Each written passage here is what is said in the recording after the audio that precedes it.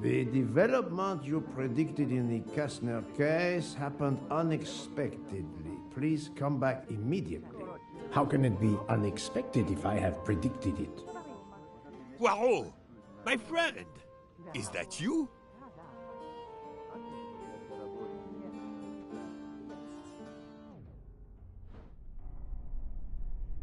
Over here, Poirot!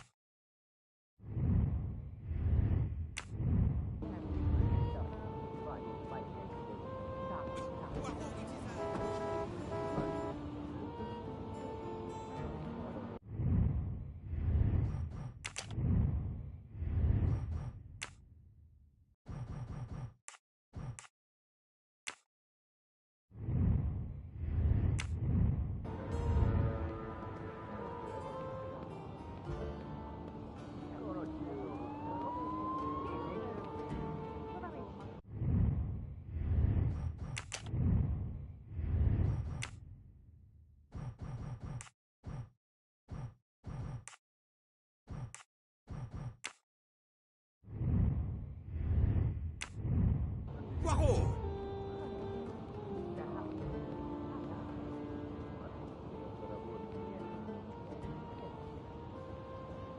Poirot, it is I, Book!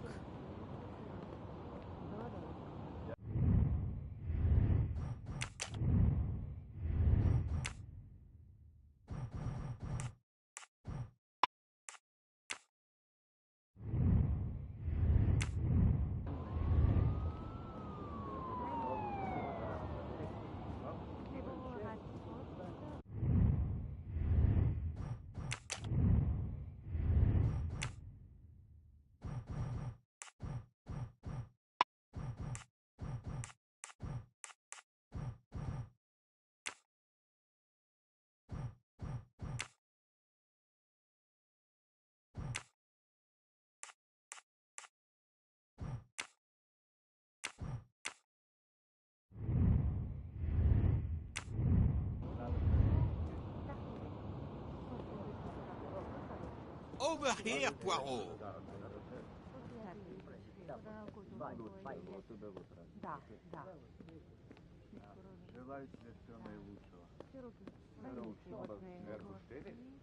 Poirot, it is I, Book! The Hotel Tocatlian is a perfect prelude for my journey. Poirot! The Hotel Tocatlian is...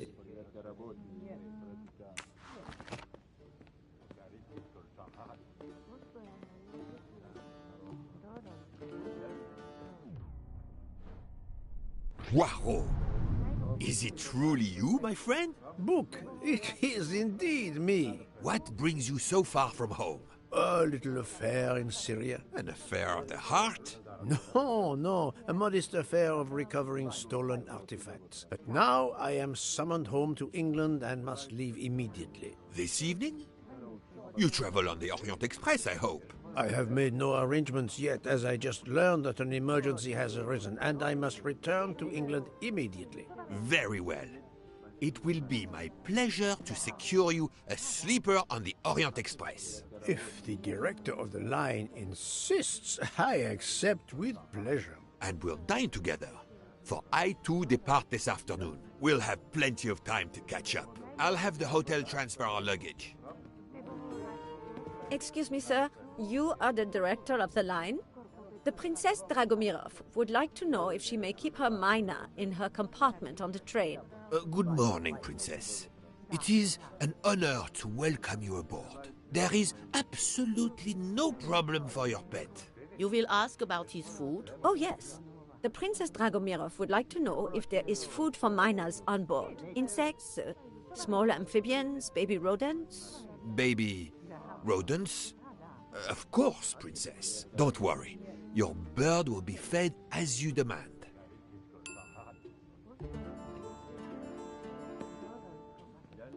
You there, desk clerk.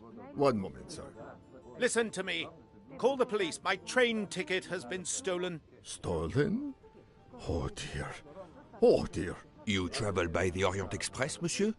Arbuthnot. Captain Archibald Arbuthnot, formerly British Army, now retired. And yes, I'm taking the Orient Express to Paris. But what business is that of yours? My name is Book. I am the director of the line at your service. And perhaps this gentleman could assist you. He is Hercule Poirot. But I must make that train. A train ticket. Yesterday I recovered artifacts worth several millions. Please, my friend. It's not just any ticket. It's an Orient Express ticket. Very well, I will investigate. Thank you, Poirot. I will arrange a car to Circacci station for us.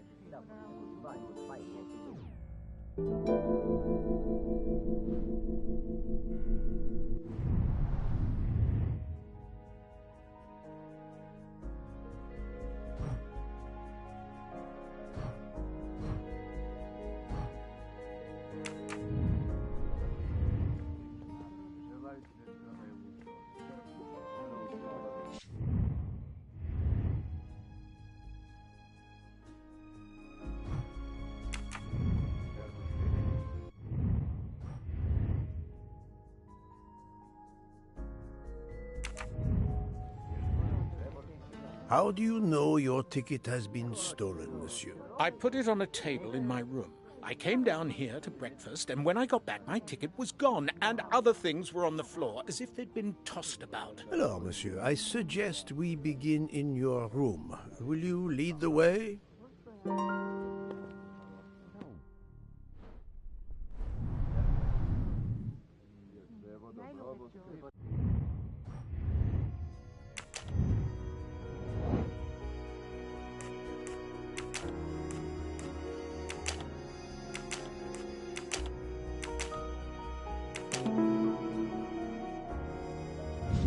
That's the right answer.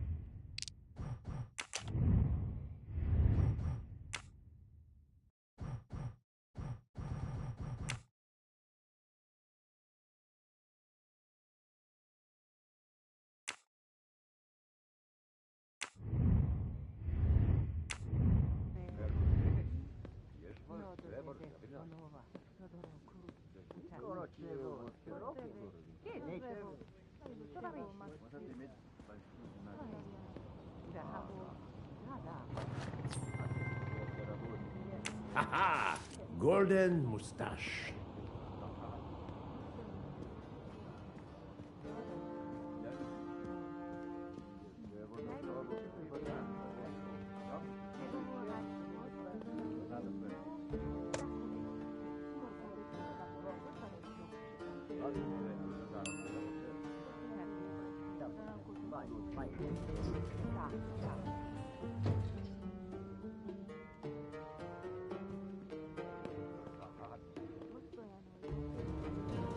floor, Captain Arbuthnot? 4th floor. Oh, one mystery solved.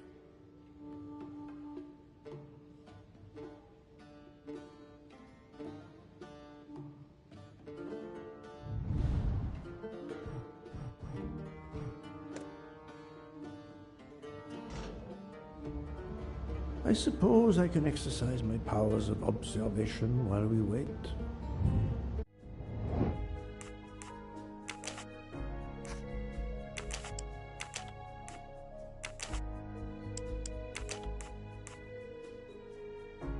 Arbuthnot. Captain Archibald Arbuthnot, formerly British Army, now retired. And yes, I'm taking the Orient Express to Paris. But what business is that of yours?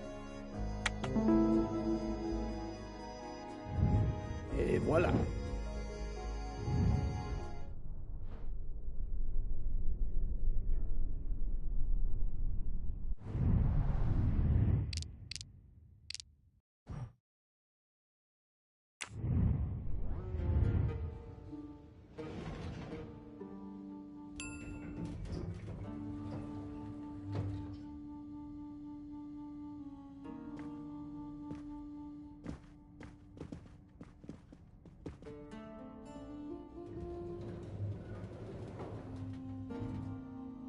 My room's along here, 411.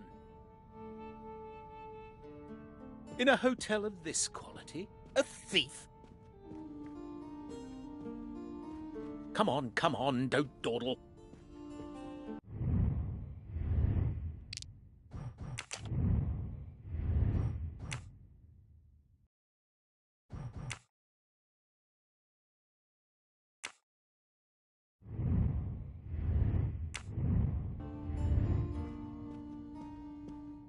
It'll be a disaster if I miss that train.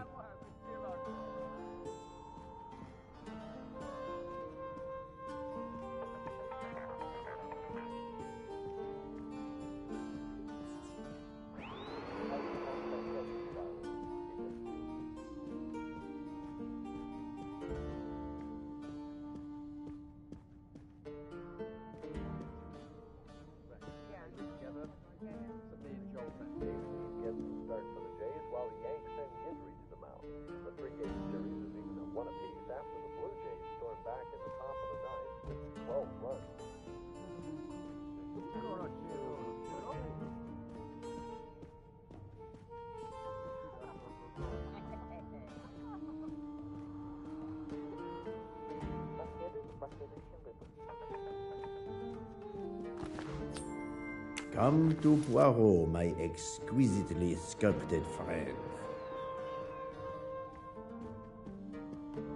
You have locked the door, monsieur? Naturally. This is a foreign country. You have the key card? Of course. We will enter.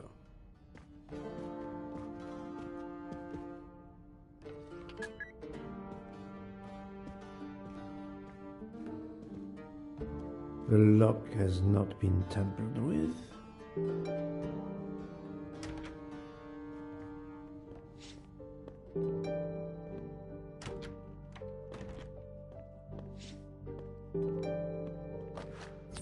You can never have too many of these.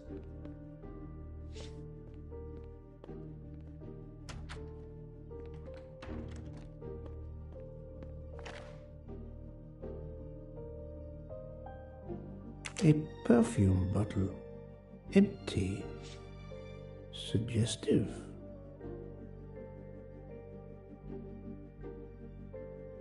A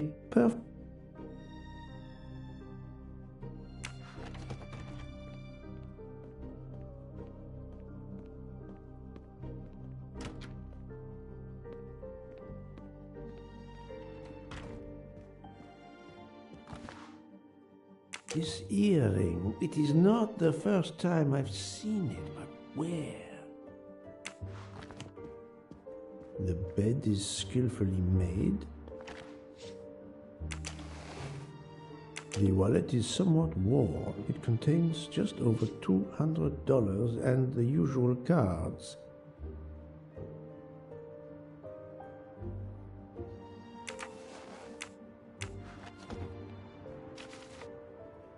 A stamped reservation for the Bosphorus ferry.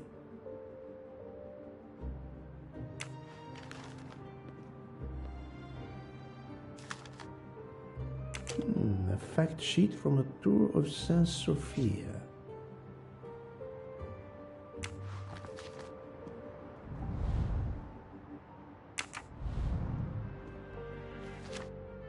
A list of travel expenses. But how did these papers end up on the floor?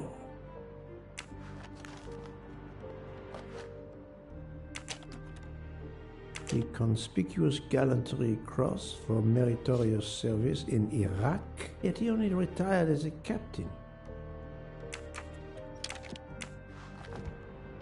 4 floors. It's impossible for a thief to have exited through the window.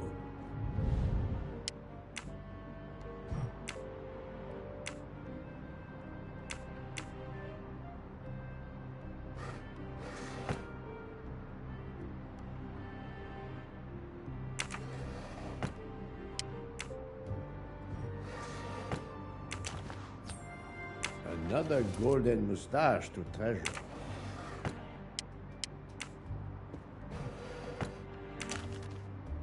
A brochure for this fascinating city.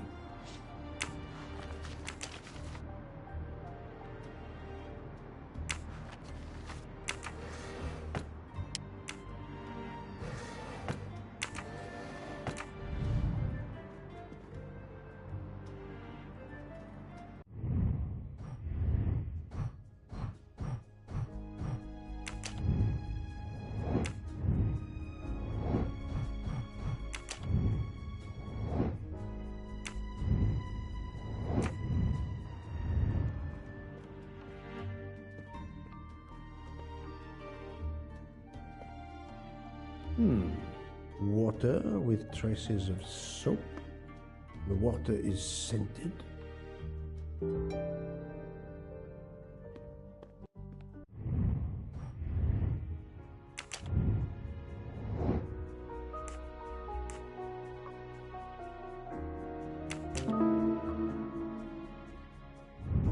I'm right again. That happens to me.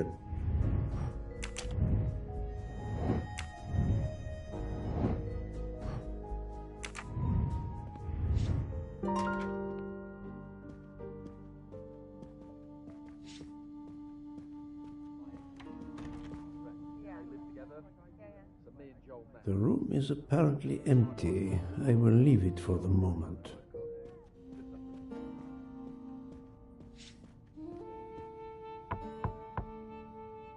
Go away, please. A brief word, sir. I will give you 2 brief words. Go away. Monsieur. I've been traveling all night from New York. Must I call the management? Pardon, monsieur. I do not believe we have awakened a thief.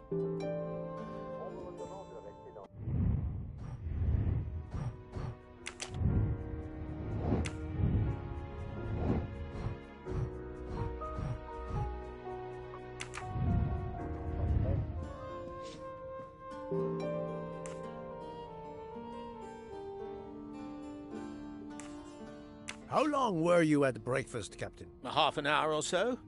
Just a roll and some coffee. Did you leave the window open? No. That must be how the thief escaped. I think not. Unless the thief had wings. The bed is very neatly made, but the corners are not military style. The price we paid for this hotel? I'm not going to make my own bloody bed. Interesting pronoun, that. We. Why was there an earring in your room? An earring? A previous guest, I suspect. I don't wear them.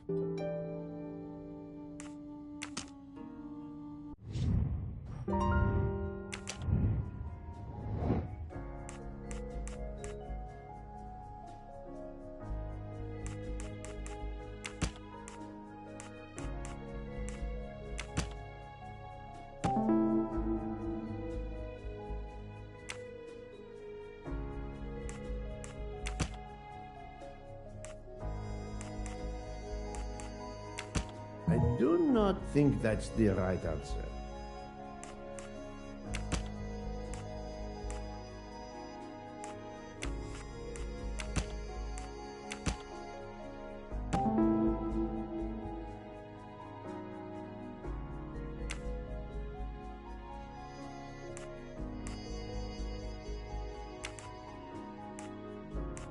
The wind probably blew the papers on the floor as it came in through the window. Moreover, the door is closed, and I found an earring on the bedside table.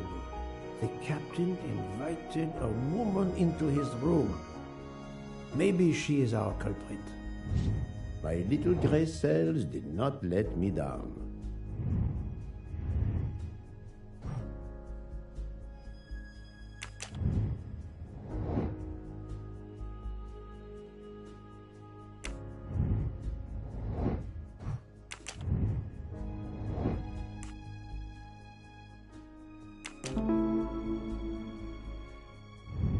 That's the right answer.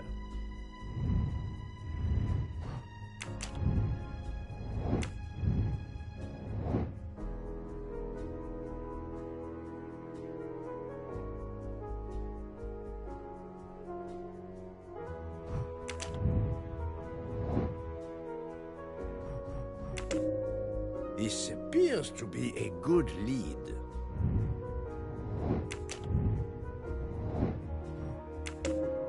This is the most likely answer.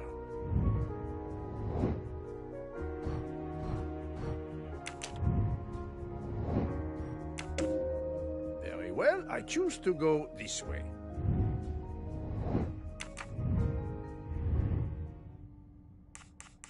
Captain Arbuthnot, I have examined your room. Much was revealed, possibly more than you expected. Rest assured we will soon find your ticket. It's about bloody time.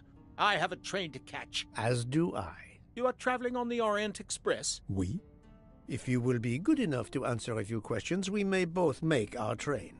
Ask away. Please give me an account of your movements yesterday. I spent most of my day in Istanbul, sightseeing. I returned to the hotel as the sun was setting. The desk clerk can confirm I was alone when I picked up my key. I spent the night alone. I had no visitors in my room.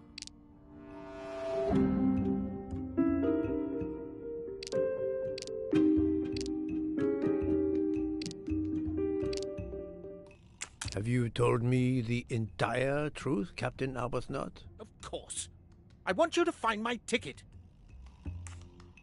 Can you explain the earring I found on the bedside table? An earring? Yes. Forgive me, Mr. Poirot. I had some business correspondence that wanted answering. The hotel provides help for business travelers. They sent up a secretary. I dictated a letter, and she mailed it for me. I hadn't noticed that she had lost an earring. And when did you invite this secretary? This woman may be the thief we are looking for. That was yesterday evening. My ticket was still there when I went down to breakfast. She can't have taken it. I see. Never mind. It is easily checked. And there was no other person in your room? No, I swear there wasn't. Ah, well, never mind. If it is not her, there is only one option left. Fine. Please finish your job quickly. I'll be downstairs in the lobby.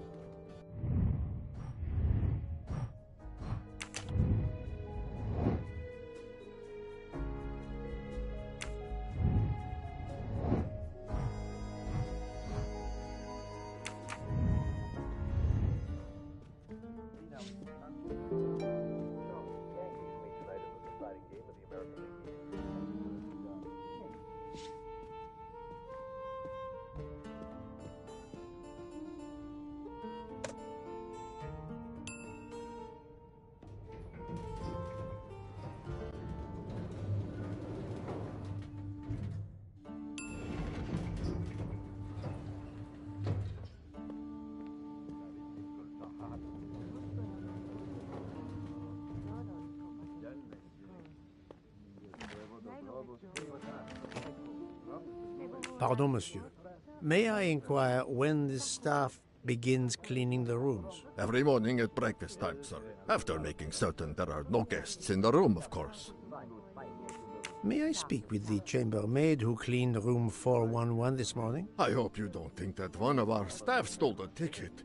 No. Do not distress yourself. We seek only information. I will summon her at once. Oh, I'd ask her to bring her laundry cart.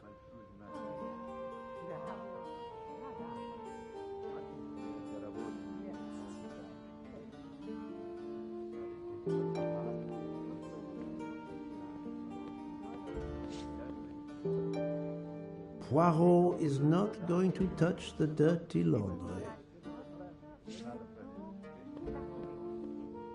Do not be frightened, mademoiselle.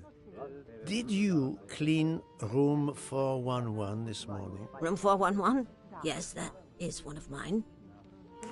Did you see a ticket on the desk when you entered the room? I'm sorry, I didn't notice a ticket. There was a wallet, but of course I did not touch it. Did you open the window? Yes, we always air the rooms. Oh, but I forgot to close the window. While I was making the bed, the person from next door was pounding on the wall. I wondered if he needed assistance. I tossed the dirty sheets in my cart, quickly finished mopping, and went to see, but it was nothing. But I'm afraid I left the window open. I'm so sorry. A window left open, papers scattered on the floor. The chambermaid cleaning the room. I believe I can now visualize what happened.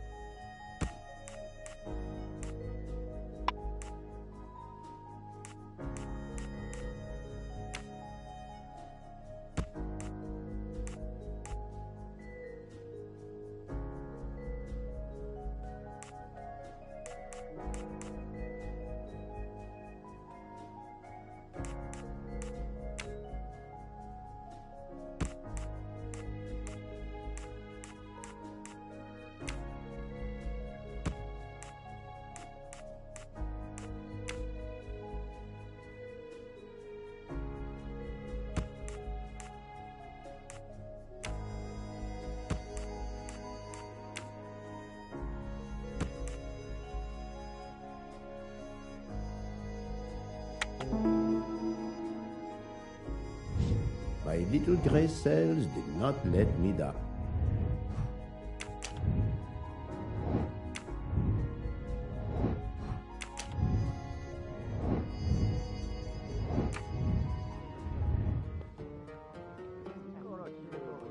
Poirot.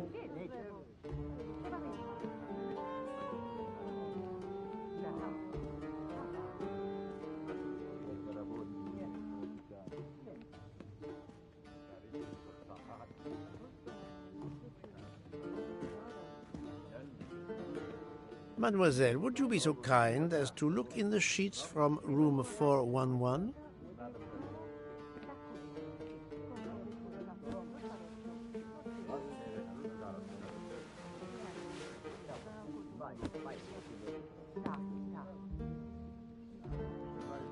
And so the missing train ticket completes its strange journey.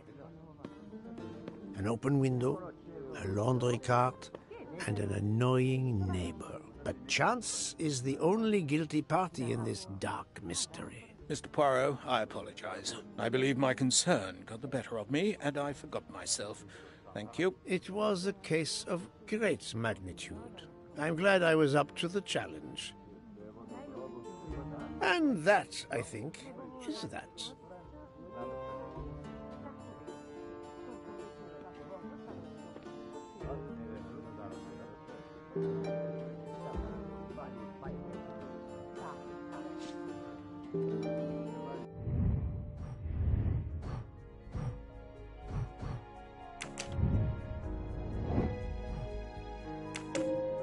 According to the information I have, This is a solid choice.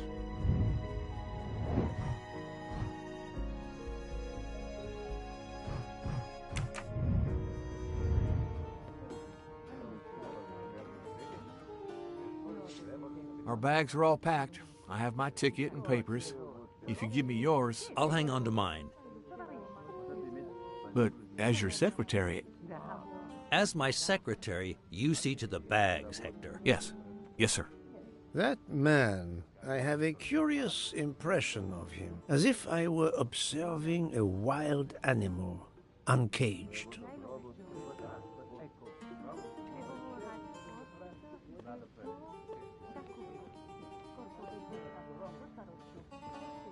We must leave for the station. Our bags are in the taxi. Did you find the ticket? It was a case most difficult, but somehow Hercule Poirot managed. I knew you could do it. Now we can sit back and enjoy a relaxing train ride.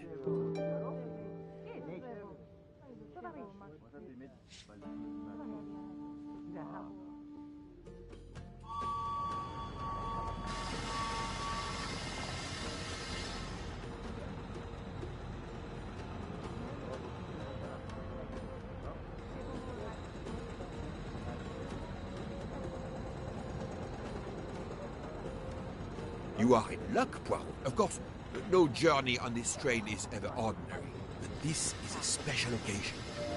To celebrate the 140 years of the Orient Express, the engine will be none other than the splendid Pacific 231G558. There she is, Poirot. The most celebrated train in history. Oh, my eyes fill with tears of pride. It is time we were aboard, my friend. Follow me. The wagon-lit conductor, Pierre Michel, will direct you to your compartment. Lead the way, Book. It was built in France in 1922 by the Compagnie Batignolles-Châtillon. At the time of its purchase by the SNCF in 1938, it could reach speeds up to 130 kilometers per hour. Wait until you see. It is like traveling back in time. Today, the train is limited to 100 kilometers per hour. I assure you, that will be more than fast enough to get you to Paris in time for your connection to London. In the meantime, you will bask in the magic that is the Orient Express.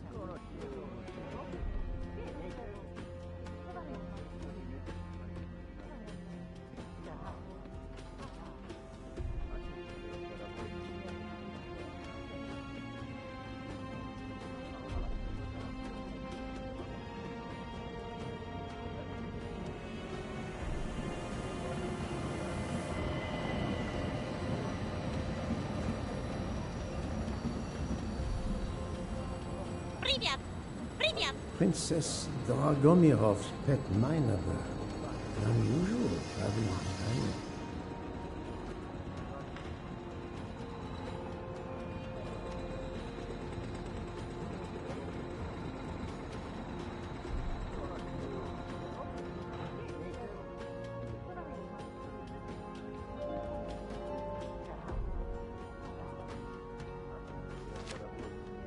A moment to savor, to see the famous locomotive after so many years.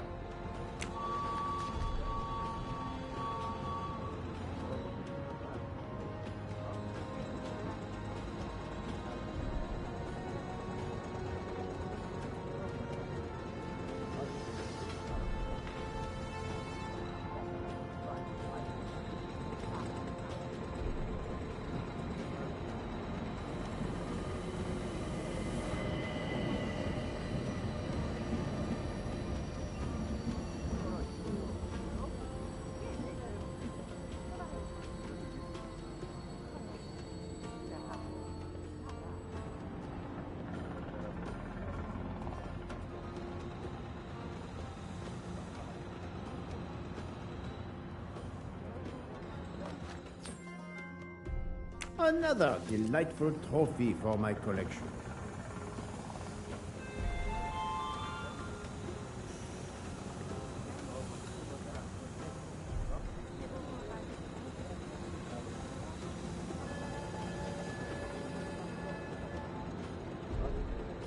luggage is not stacked well. I am resisting the temptation of lining it up properly.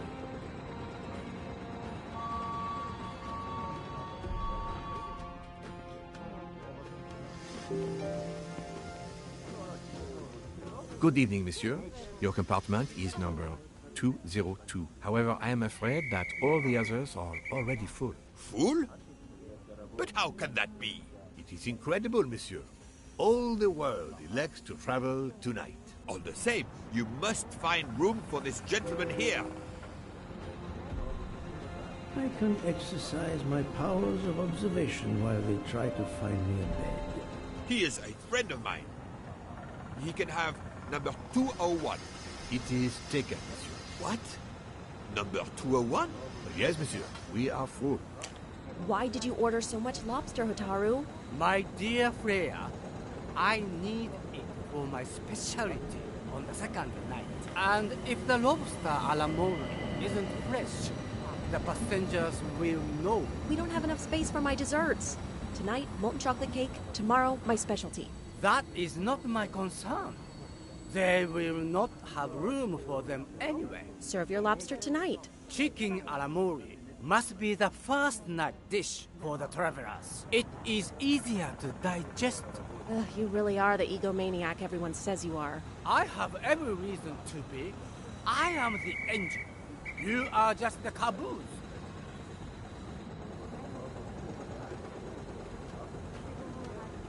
Darling, we have to get aboard. I know.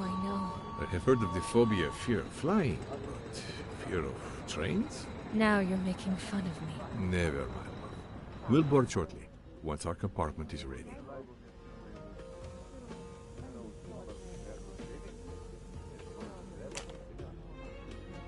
Notice the young woman from the hotel. She again wishes to watch the old man with his little friend, but not to be seen herself.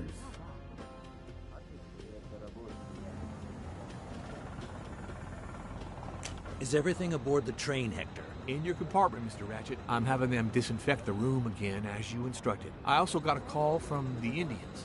The sale is going through as you expected. There was never any doubt. No other phone calls, Hector? From Geneva or Venice? No, sir. Who were you expecting? Never you mind. Check our tickets. We're not going in until everything is confirmed. The young man seems quite agreeable, but the older man is something quite different.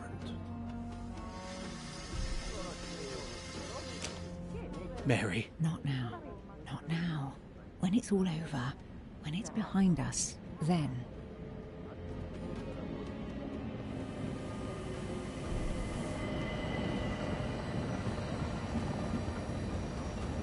Poirot, I am mortified. The 140th anniversary, perhaps, but such a plague of passengers.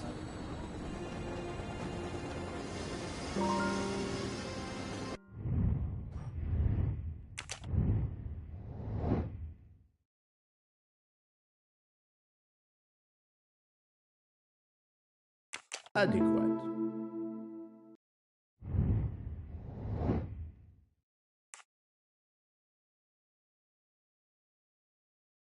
Darling, we have to get aboard. I know. I have heard of the phobia of fear of flying, but fear of train? Great. Mary. Not now. Not now. When it's all over, when it's behind us, then. Good.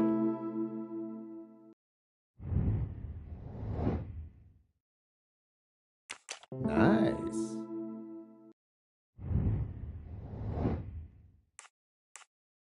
Good job. That was easy.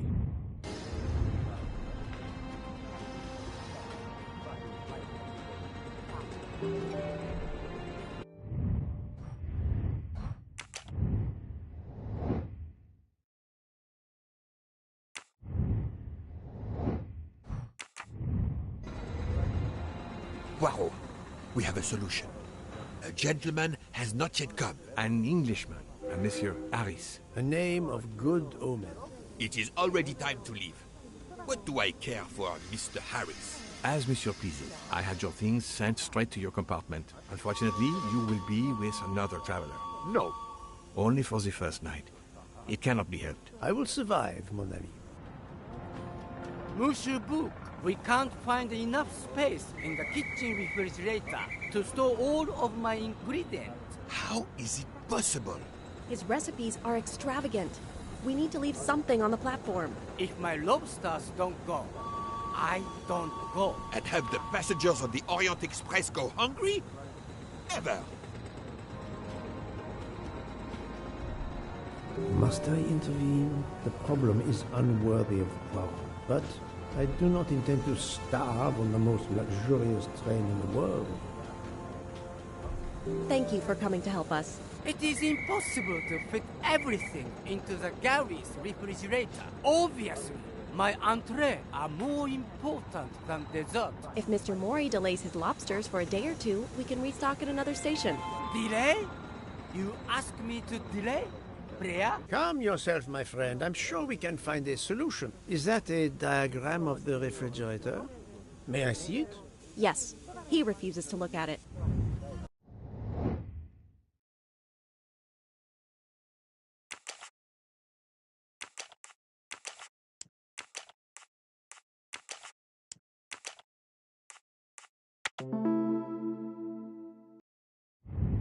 I'm right again.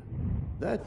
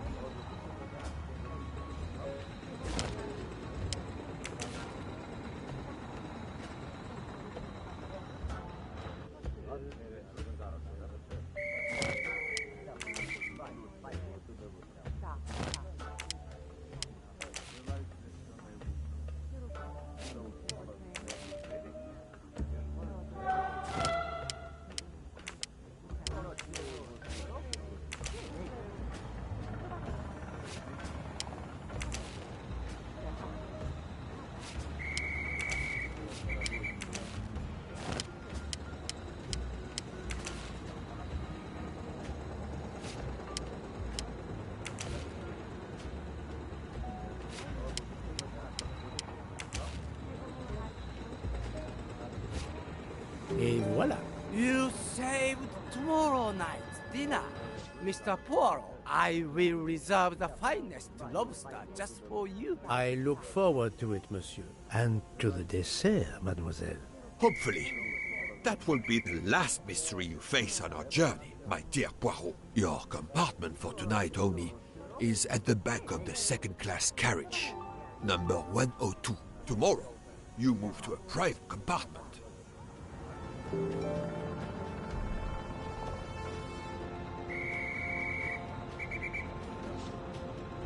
Sirkiji railway station is a splendid...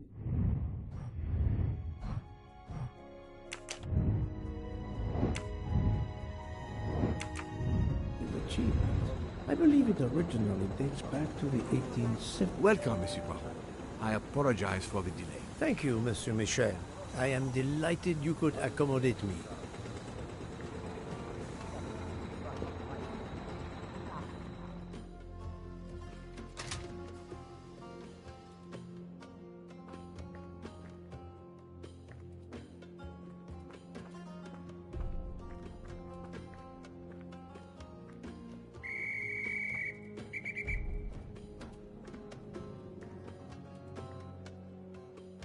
These first-class rooms are very spacious and luxurious.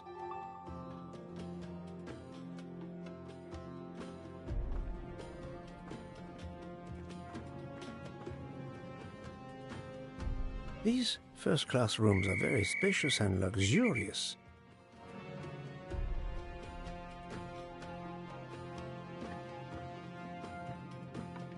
Wrong compartment. I need to find number 10... Pardon me? Oh, my apologies. Wrong compartment. I need to find number 102. Wrong compartment.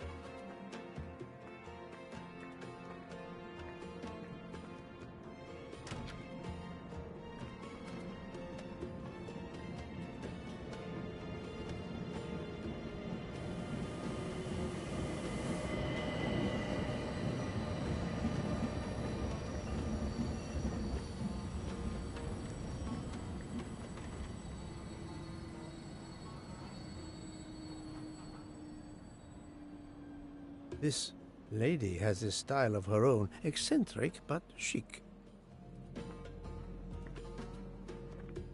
Wrong compartment. Wrong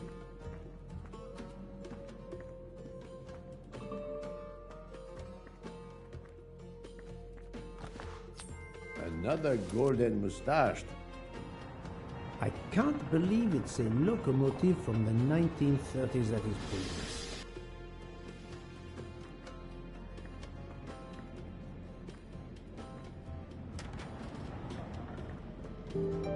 Excuse me, I think you made a mistake. You are Mr. Harris? No, my name is McQueen. There is no other berth on the train, monsieur. All is arranged. Yours is the upper berth. We start in 1 minute. The train's remarkably full. En voiture! Listen, sir, if you'd rather have the lower berth, easier and all that, well, that's all right by me. No, you are too amiable. It is for one night only, at Belgrade. Oh, I see. You're getting out of Belgrade. Not exactly.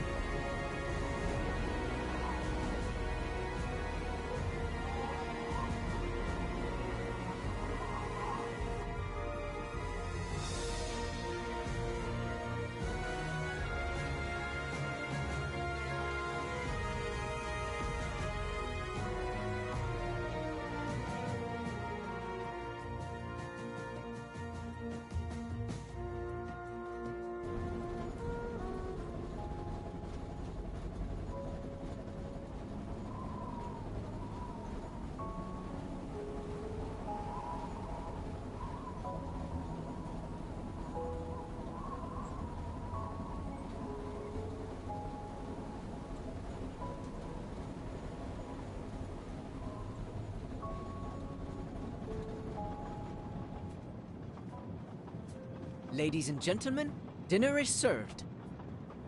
You may join the rest of the passengers in the dining car.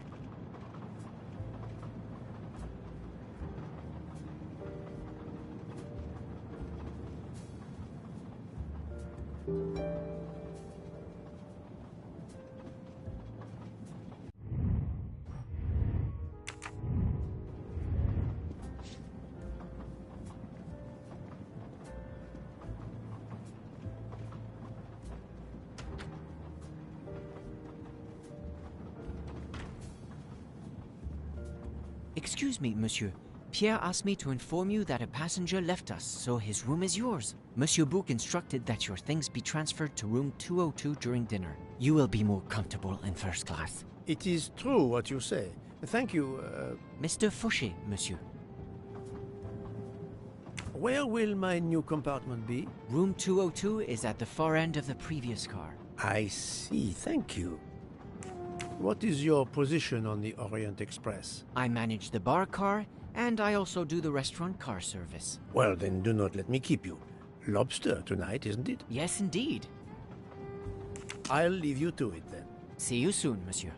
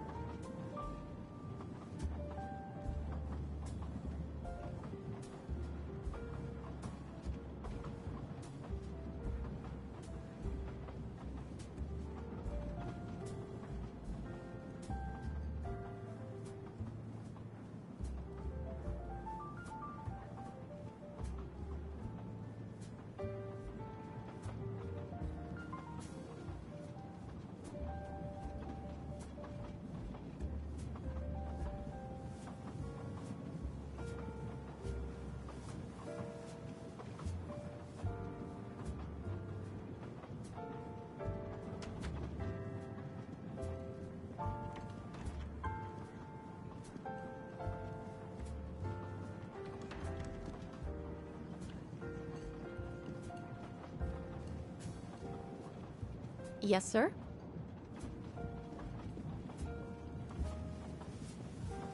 Please, my friend, join me. I have taken the liberty of ordering you your lobster. Thank you. It appears our fellow passengers are all gathered here again tonight. Ah. If I had but the pen of a Balzac, I would depict the scene. Oh, it is an idea, that. Ah, you agree. It has not been done, I think, and yet it lends itself to romance, my friend. All around us are people of all classes, of all nationalities, of all ages. For 3 days, these people, these strangers to one another, are brought together. They sleep and eat under one roof. They cannot get away from each other. At the end of the journey, they part. They go their several ways, never perhaps to see each other again. Certainly it interests us, inviting us to watch and wonder about their lives. Ah, I know you, my friend. Even now, your mind, it is at work. Let us test it. For example, what do you make of those two?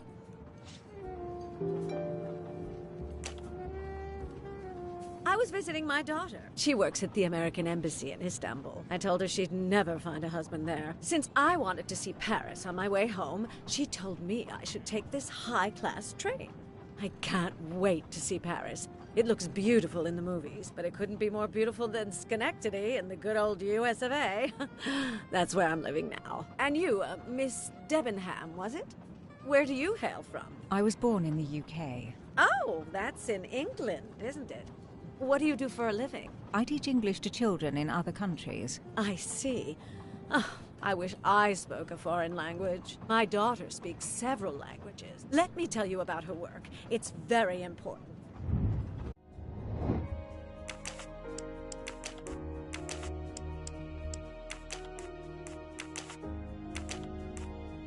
I must admit I'm not right this time.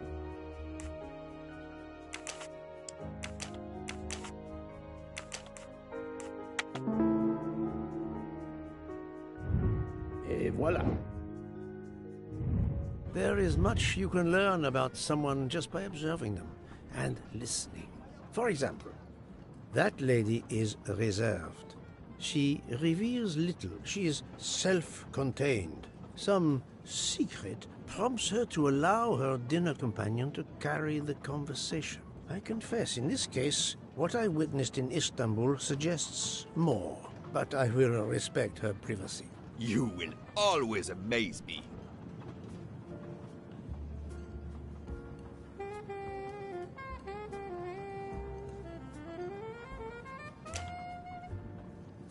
Mamma mia, you can feel the power of engine.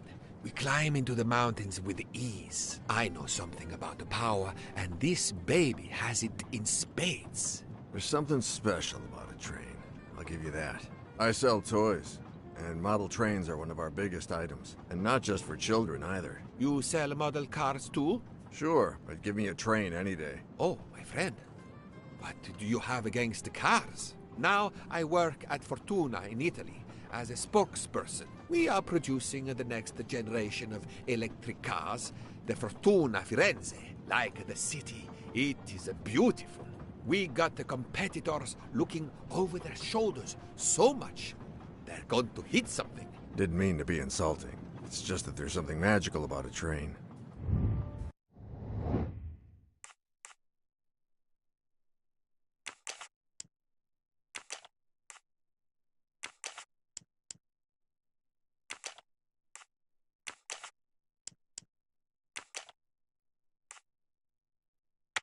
No, not good.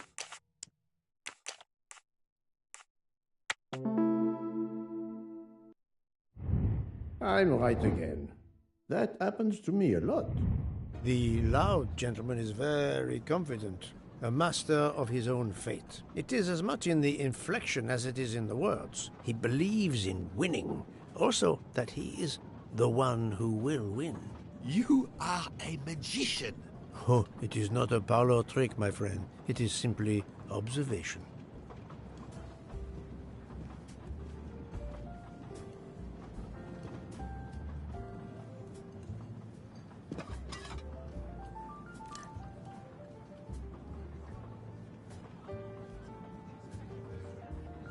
My friend, this is one of the best desserts I have ever eaten. You have always had the sweet tooth. But this, it is a masterpiece. I can't understand how the dessert can be so good. I would love to know what the recipe is.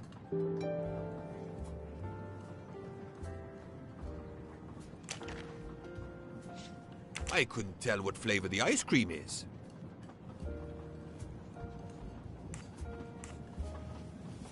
Given the color, I think it's vanilla ice cream. Of course.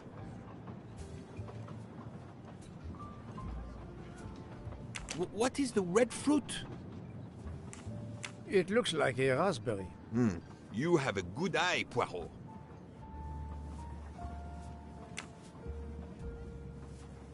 The biscuit is the foundation of the dessert. All else is built upon it.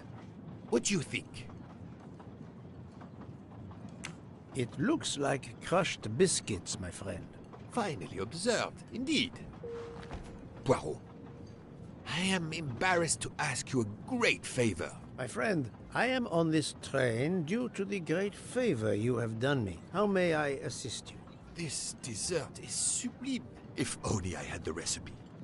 Unfortunately, the pastry chef, Miss Nielsen, she will guard her secrets. But you, my friend, I am sure you could make her confess. You wish me to persuade the pastry chef to give up her recipe? You who are the expert at interrogation. Book, it is a dessert. It is the pinnacle of desserts. You, my friend, who, as you say, are on this train, I blush to remind you. Fine, you win. Again, what wouldn't I do for you, my friend? Oh, thank you, Poirot. Good luck.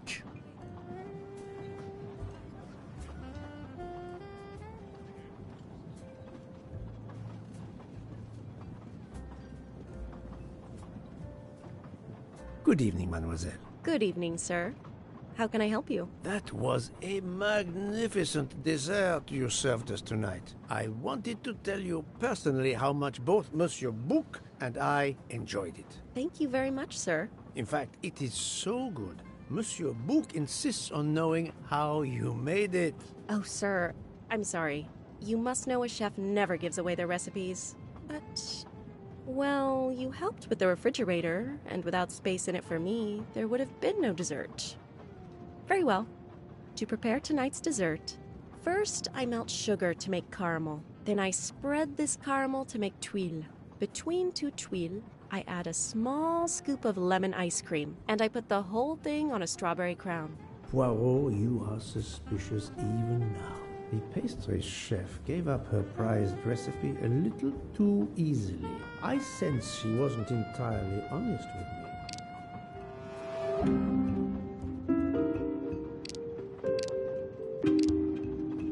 Thank you for sharing your recipe with me, but I doubt those are strawberries you're using. Oops. You have a good eye, Monsieur Poirot. Very well. What fruit do you think I used? You used raspberries, not strawberries. I'm not fooled. You're right. Mr. Bouc, he couldn't tell the difference. Let's move on to the bottom part of the dessert. My favorite part of the dessert. First, I melted some butter. I crumbled pieces of chocolate into the butter. Then I placed the mix in a circular mold. Finally, I let the whole thing cool down to let it harden.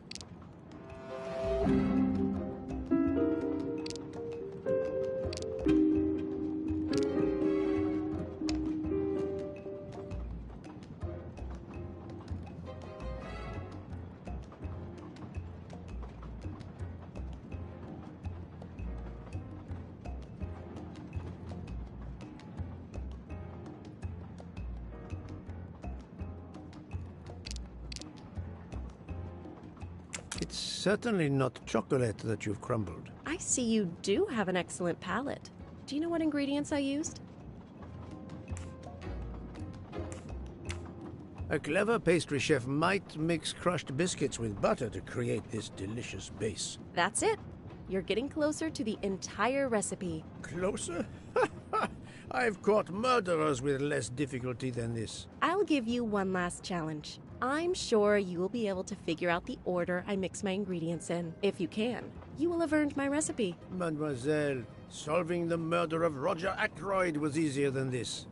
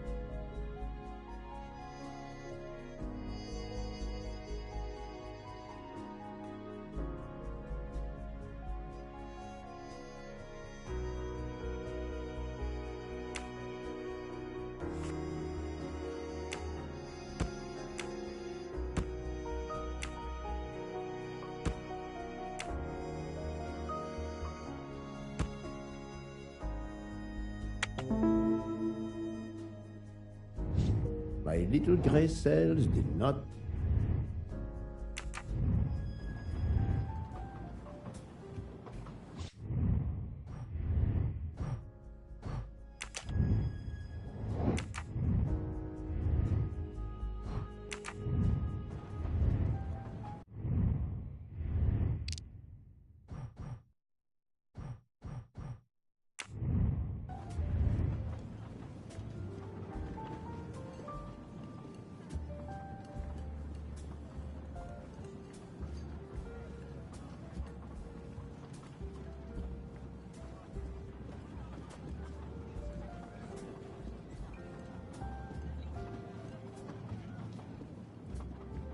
As promised, my recipe is yours. Give me 5 minutes to write it down for you. Thank you. I am in your debt.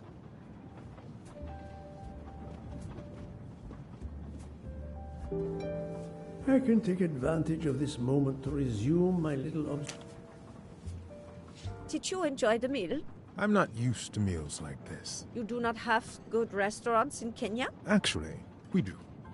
This is in the 1930s. I did not mean to offend. You didn't like the meal? The lobster, it was undercooked, and the potatoes were too dry. I expect, being Princess Dragamirov's assistant, you must be used to eating well. Cooking is an art. You do not need to wear the chef's hat to be an artist. What is your favorite dish? Currywurst. It is a specialty of mine. Did you enjoy the meal? I'm not used to meals like this. You do not have good restaurants in Kenya? Actually, we do. This is in the 1930s. I did not mean to offend. You didn't like the meal? The lobster, it was undercooked, and the potatoes were too dry. I expect, being Princess Dragamirov's assistant, you must be used to eating well. Cooking is an art. You do not need to wear the chef's hat to be an artist. What is your favorite dish? Currywurst. It is a specialty of mine. I do not think that's the right answer. That's the right answer.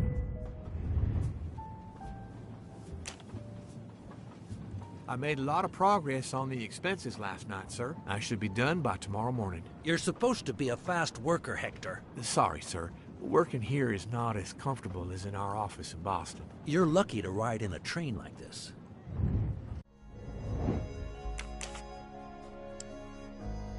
I made a lot of progress on the expenses last night, sir. I should be done by tomorrow morning. You're supposed to be a fast worker, Hector. Sorry, sir.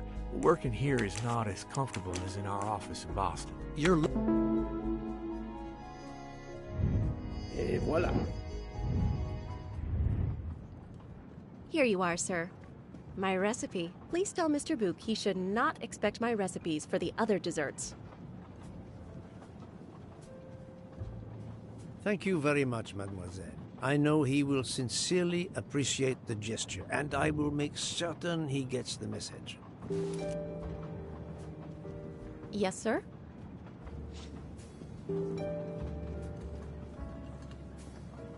Poirot, you were gone such a long time. It proved more challenging than I expected. This is wonderful. Did it require the use of your little grey cells? More the exercise of my little taste buds. Thank you so much, my friend. Eat your dessert. You've earned it.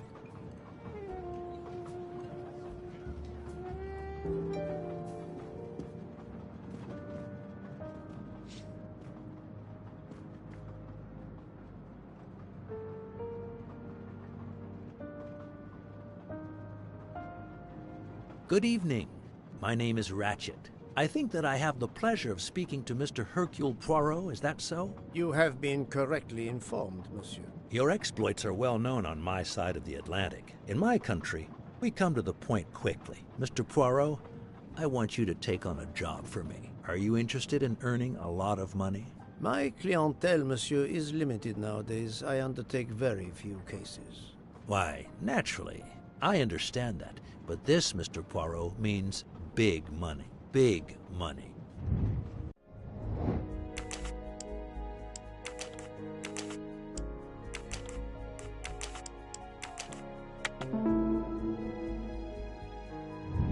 That's the right answer. What is it you wish me to do for you, Monsieur Ratchet? Mr. Poirot, I am a rich man. A very rich man. Men in that position have enemies. I have an enemy. Monsieur, in my experience, when a man is in a position to have, as you say, enemies, then it does not usually resolve itself into one enemy only. Yes, I appreciate that point. Enemy or enemies, it doesn't matter. What does matter is my safety. My life has been threatened, Mr. Poirot. Now, I'm a man who can take pretty good care of himself. But as I look at it, a little insurance wouldn't hurt. And remember, big money. I regret, monsieur, that I cannot oblige you. What's wrong with my proposition? If you will forgive me for being personal, I do not like your face, Mr. Ratchet. Now, if you wouldn't mind, I'd like to finish my coffee peacefully.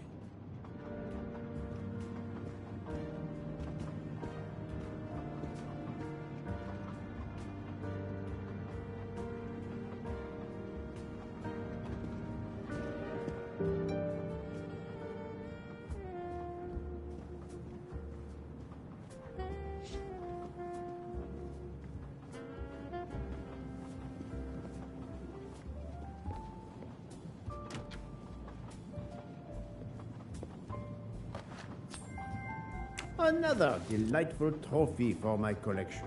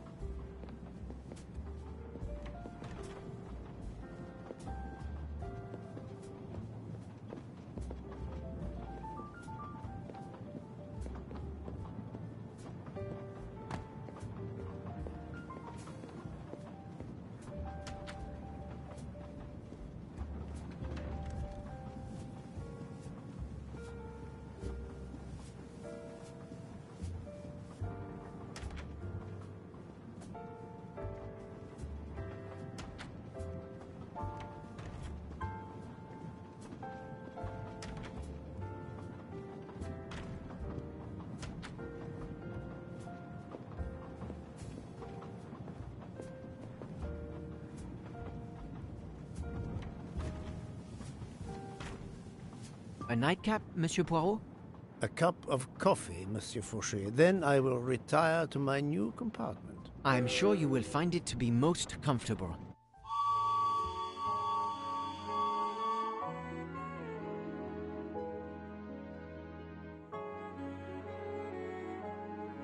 We have stopped?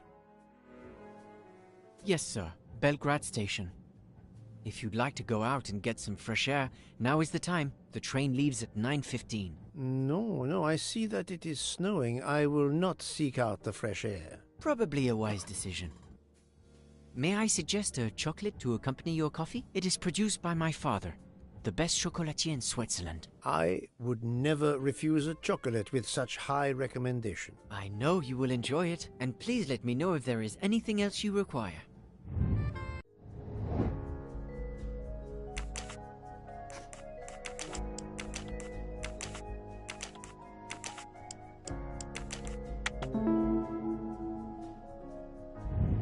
Et voilà. Everything was perfect. Thank you very much. My pleasure. Is there anything you require, monsieur? No, merci.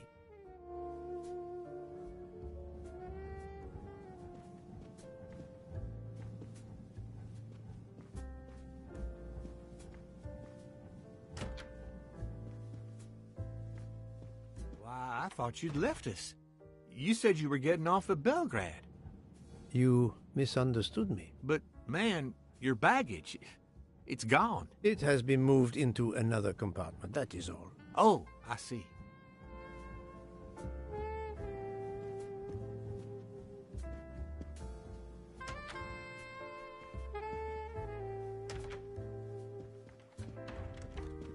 I wish you a good night, Monsieur Poirot. Good night.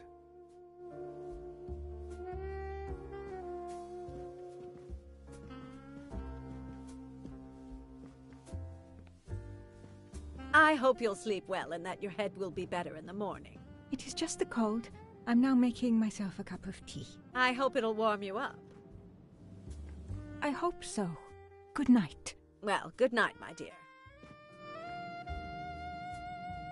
What a brave girl. On the other hand, that man there in the next cabin, Monsieur Ratchet, he scares the hell out of me. There's something wrong about that man. My daughter always says I'm very intuitive. When Mama gets a hunch, she's dead right. That's what my daughter says. And I've got a hunch about that man. He's next door to me, and I don't like it. I put my bags against the communicating door last night. I thought I heard him trying the handle. Well, whoever you are, I'm going right to bed to read. Good night. Good night, madam. Whoever I am?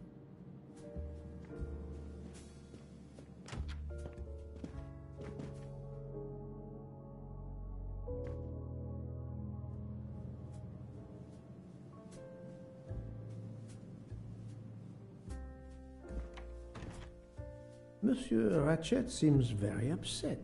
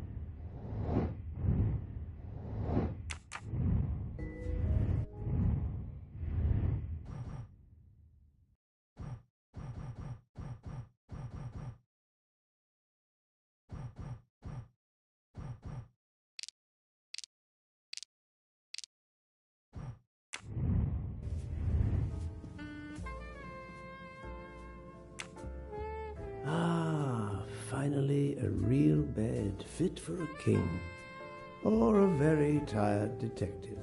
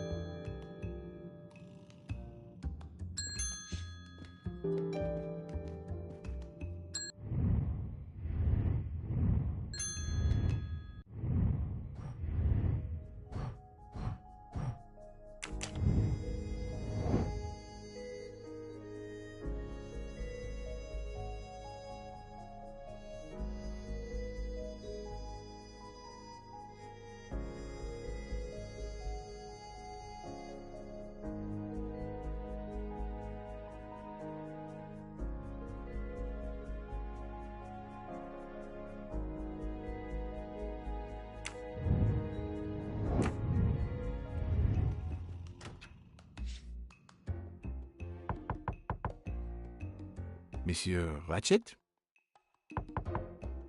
Ce n'est rien, je me suis trompé.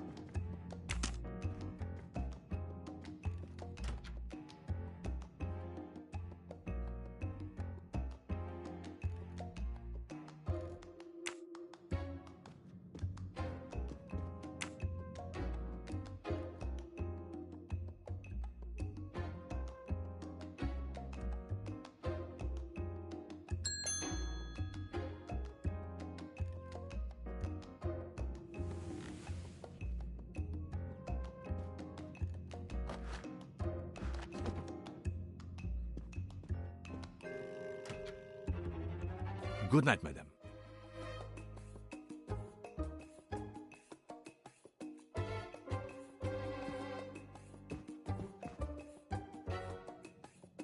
The American lady? Yes, don't worry. You'll know how Mrs. Hubbard is. Imagine to yourself the time I have had with her. She insists, but insists, that there is a man in her compartment. Just imagine it, monsieur.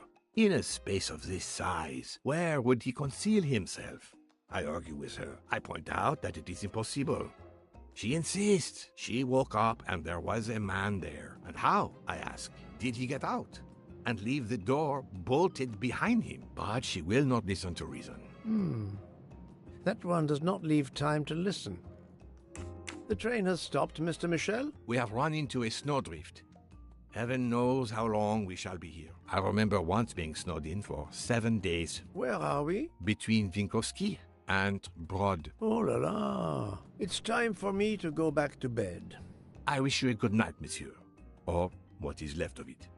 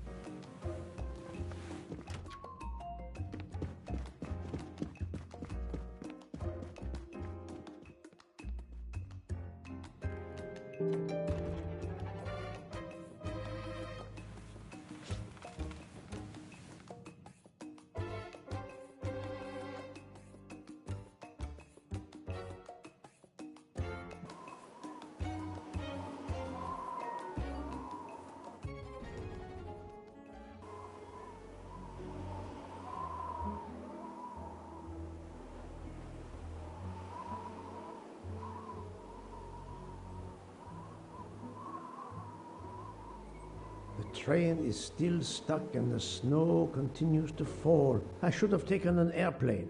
Well, I must make the best of it and join the other passengers for breakfast.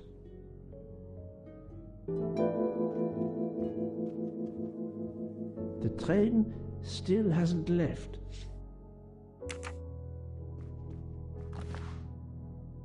The mustache comb to tame unruly knots.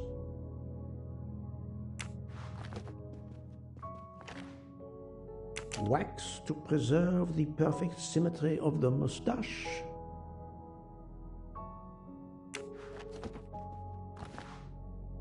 The finest of curling irons for the mustache.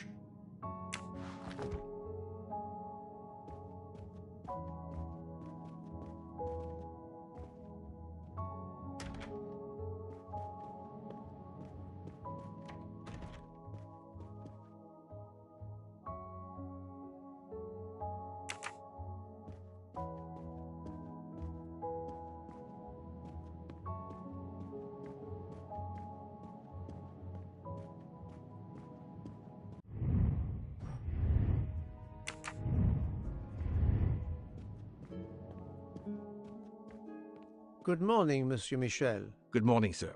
Please enjoy our special breakfast in our restaurant.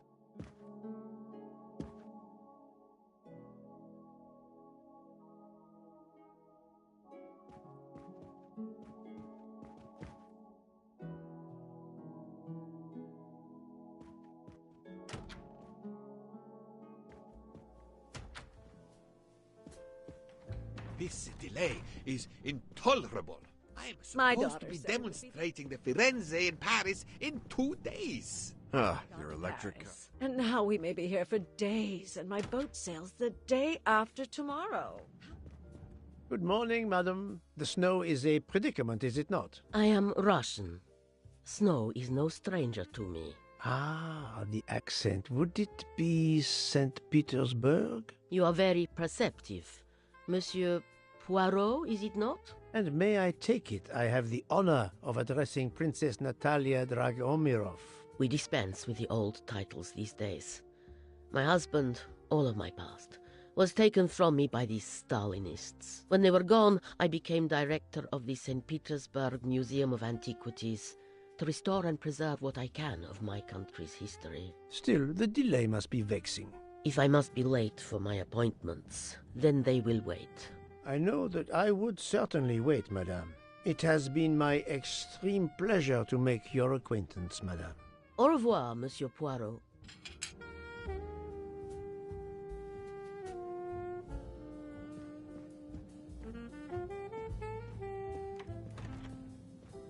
A beautiful piano. What a luxury.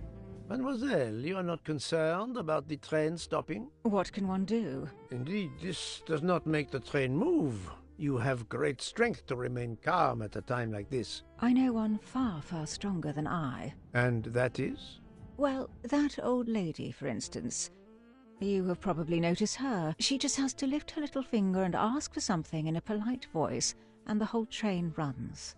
It runs also for my friend Monsieur Bouc. But that is because he is a director of the line, not because he has a masterful character. You don't have to have a strong will when you have power.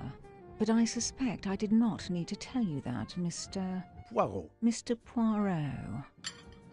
Good morning, Mr. Fauché. You have early customers, I see. Yes, I am stuck serving here as well at breakfast. Everyone is impatient. They keep complaining that the train is not moving. As if I could get out and push it. It's too early for me to order a boxcar. That is the appropriate drink, I believe.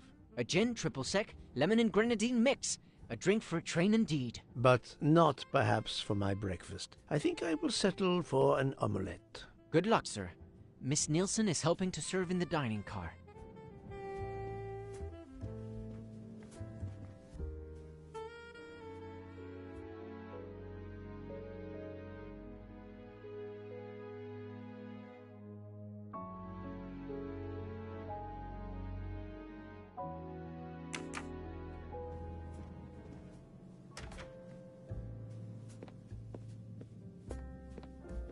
The Orient Express bar is certainly well stocked.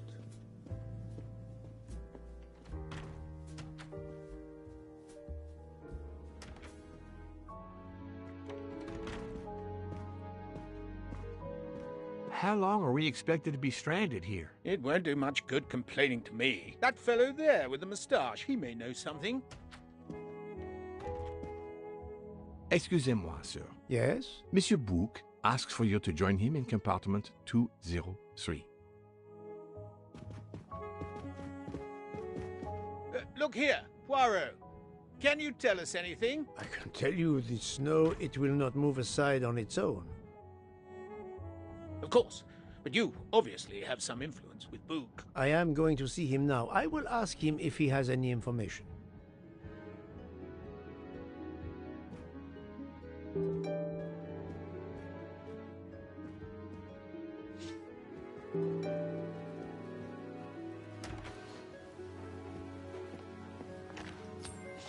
You can never have too many of these.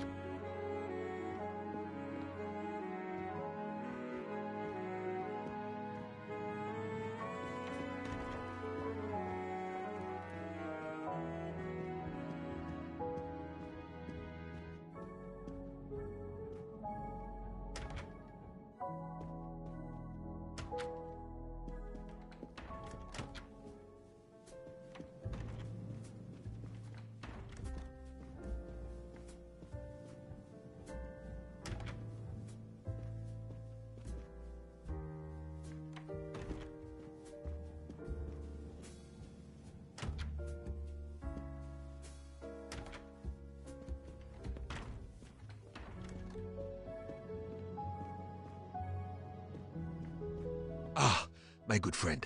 Come in. We have need of you. What has occurred? A passenger lies dead in his bed. Stabbed. A passenger? Which passenger? In there. He's an American. A man called Ratchet. It was his valet masterman who was worried that Mr. Ratchet was not awake yet. Pierre Michel, the conductor, decided to break in and found the body. I see. Well, my friend, I think it is best not to touch anything and wait for the police to arrive. Oh, I tried to call the police, but there is no cell tower for many kilometers. We could be stuck in the snow for hours. The murderer is with us. On the train, now! The sooner we catch him, the sooner we'll be out of danger. Dr. Constantine is already examining the body. Mon ami, this is not a missing train ticket. We must follow procedure. We must wait for the police to secure the crime scene. Please, Poirot. I will take full responsibility. Bouc, you ask. Well, if we cannot contact the outside world, then... Oh, you are going to drive me crazy. In truth, this problem intrigues me. I was reflecting not half an hour ago that many hours of boredom lay ahead whilst we are stuck here. And now, a problem lies ready to my hand. You accept, then? C'est entendu. You place the matter in my hands.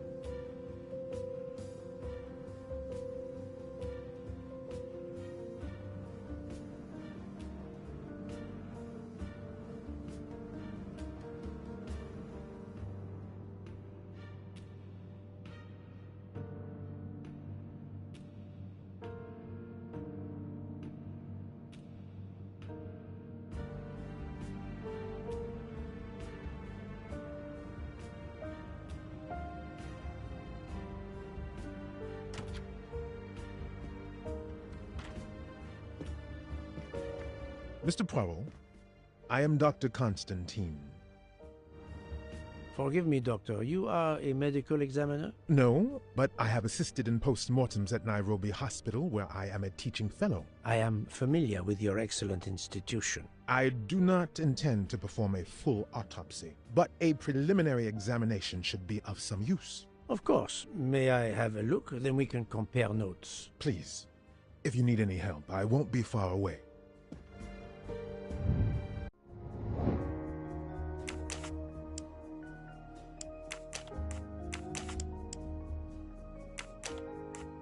I do not think that's the right answer. I must admit I'm not right this time.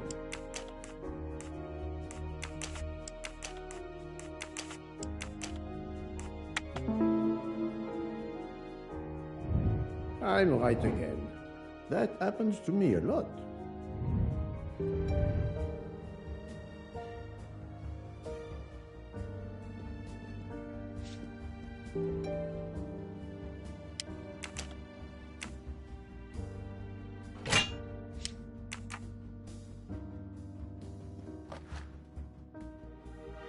A box of sleeping pills. I'll take photos.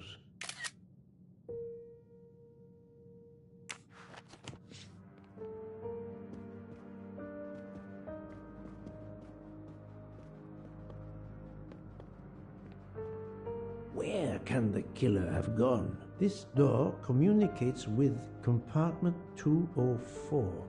The latch is open on this side.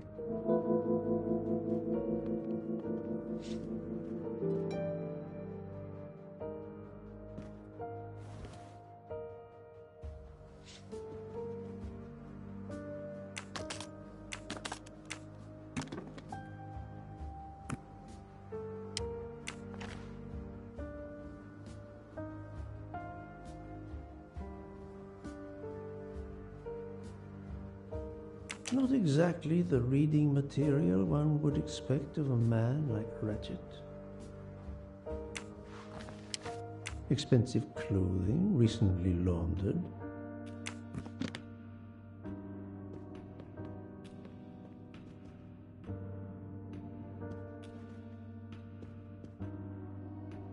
The chain lock is broken. Monsieur Michel told me that he broke the chain on the door to get into the room.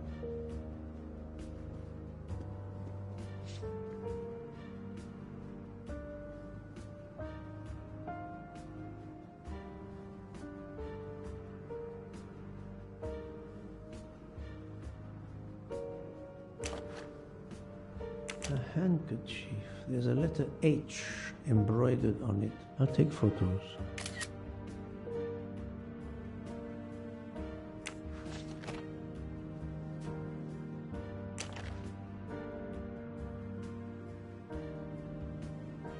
Did it belong to Ratchet?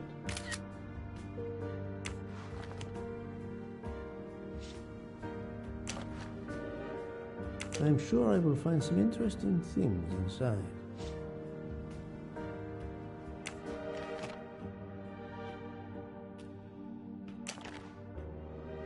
This phone was deliberately smashed.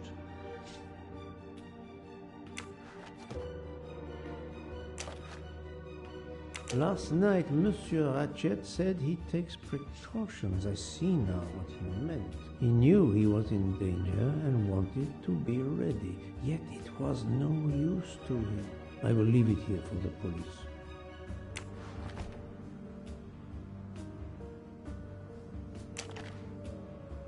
The watch is broken. The hands are stopped at 1:15 a.m. One would expect that to be the time when the attack occurred.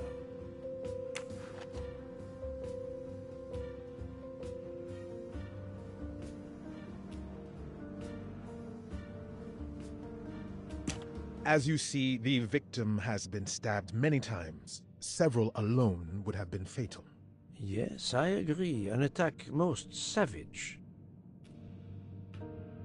I will, of course, prepare a complete report on my findings. Thank you.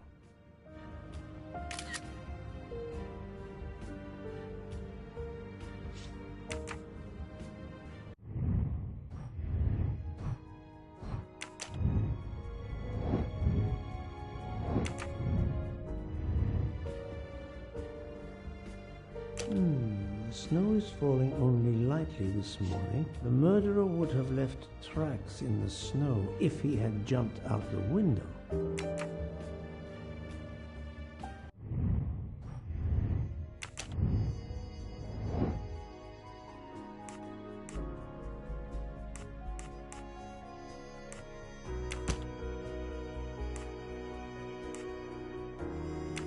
No, not good.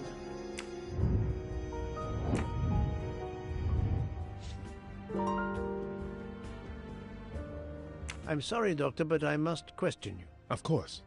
I must be considered under suspicion like everyone else. May I know your movements last night? I share compartment 101 with Mr. Book.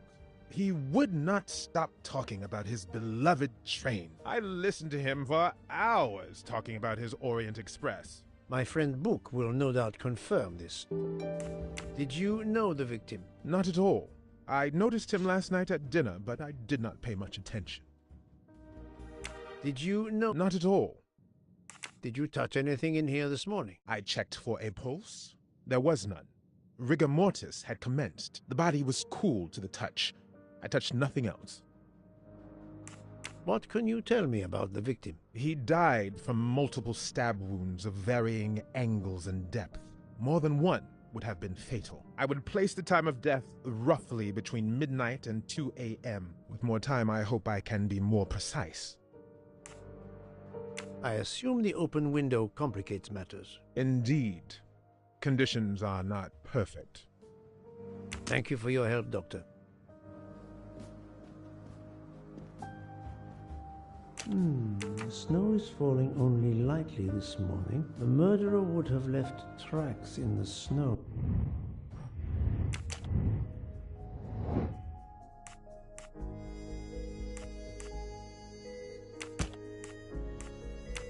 This is wrong, but I'm never far from the truth.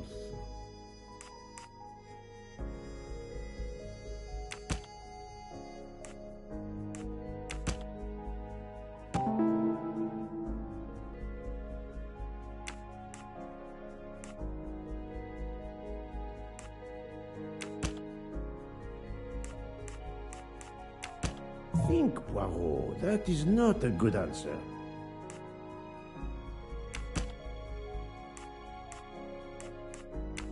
I do not think that's the right answer.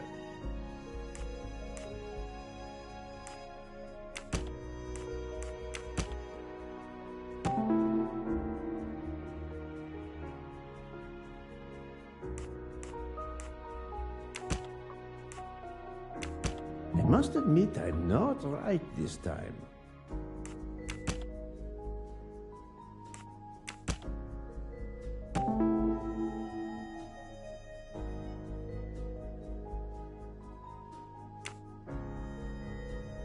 So, the murderer must have exited through Madame Hubbard's room.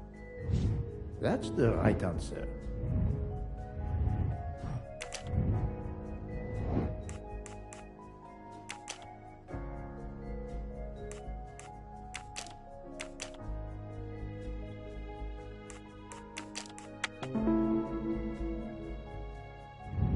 I'm right again.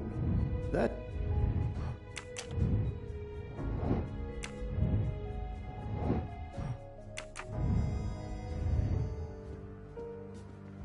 The chain lock is Monsieur Michel. I shouldn't leave until I have finished inspecting the crime scene.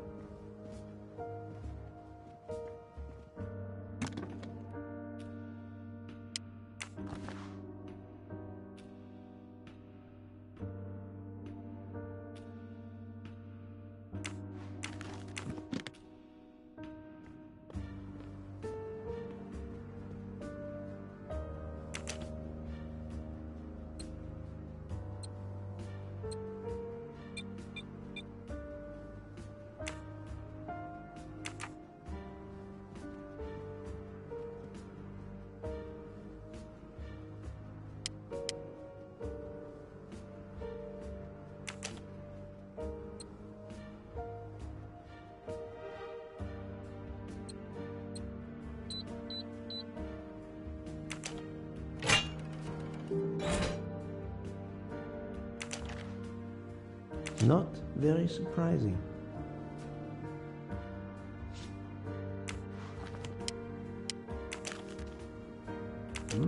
Unusual letter, this.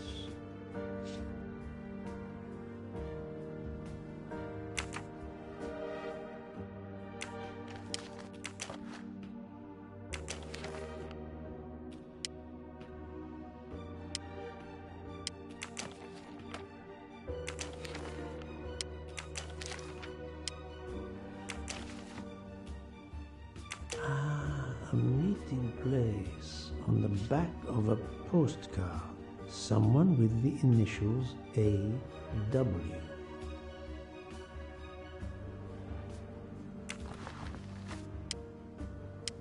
Ratchet had an appointment he will never keep.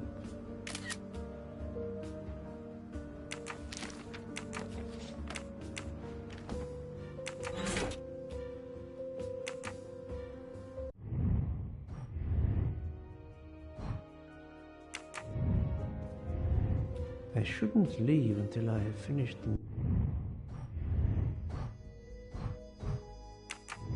inspecting the crime scene. This door communicates.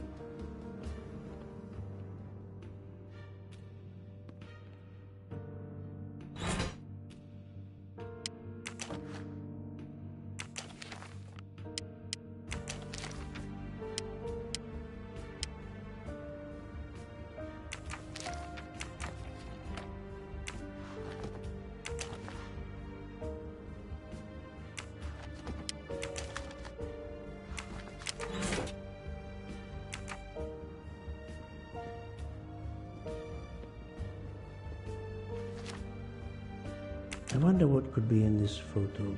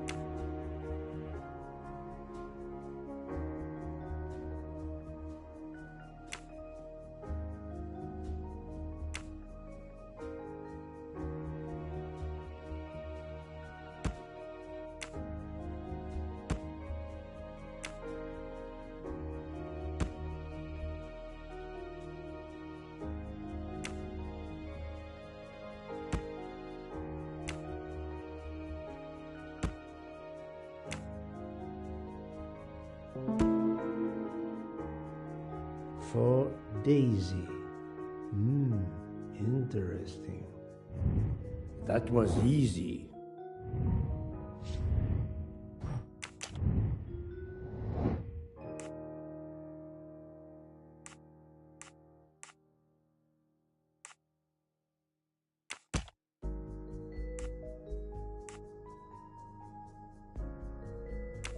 I must admit I'm not right this time.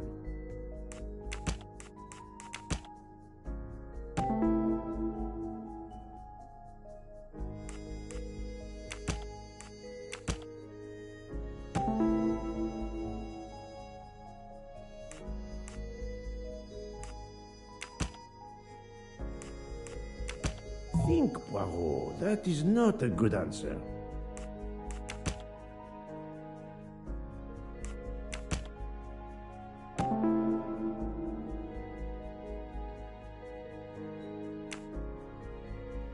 I can't imagine Ratchet taking a sleeping pill if he feared for his life. That was easy.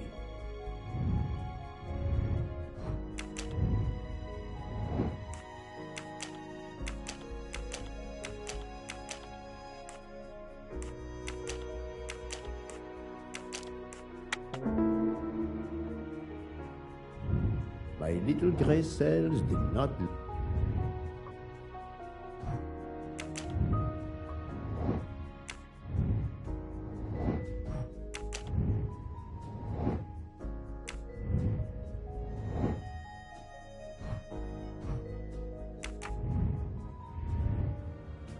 I think I've seen everything I need at the moment. I'm counting on you to finish your analysis. I'll have a more detailed report for you as soon as I can.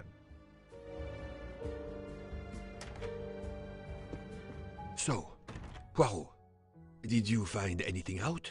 It's a bit early for the handcuffs, my friend. Even for Hercule Poirot.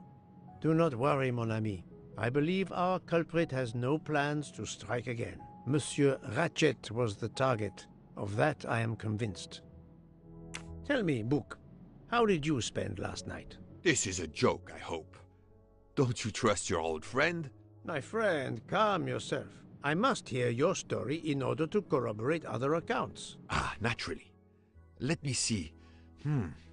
I went to my compartment after dinner. Dr. Constantine was already there. We talked about his career. He's a Cambridge man, you know. After university, he returned to his country and has done much good there. He was so interested in the Orient Express. I told him all the anecdotes I know. I'm not certain when we fell asleep, but it was very late. Here is what I have found out.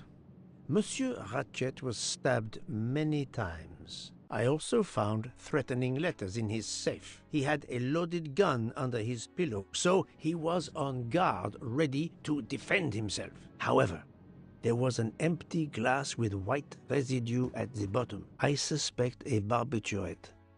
Perhaps he was forced to take it. In any case, I am certain he was unconscious, unable to defend himself. I also found several other items at the crime scene, possibly related to the murder.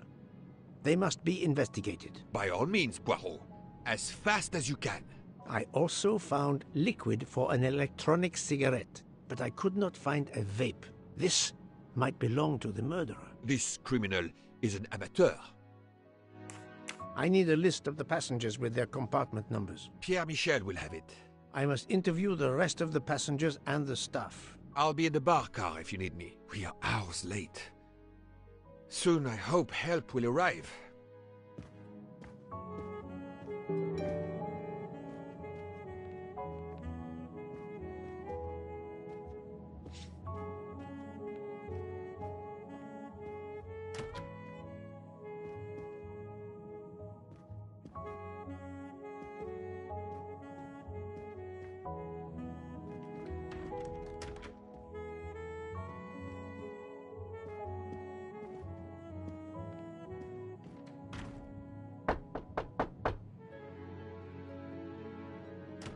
Good morning, madam. I am Hercule Poirot. Caroline Hubbard. What can I do for you, Mr. Poirot? I am the bearer of unfortunate news. It's obvious with all the commotion that something has happened. Madame Hubbard, I am afraid your neighbor, Monsieur Ratchet, was murdered last night. Oh my God! I knew it! I knew it! I would like to ask you some questions, but first, may I inspect your room? Of course, yes, you must.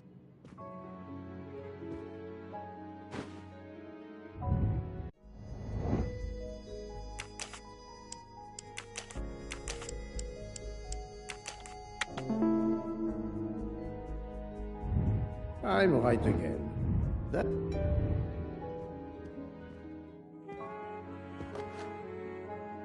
Here is a jacket button. It bears the logo of the Orient Express.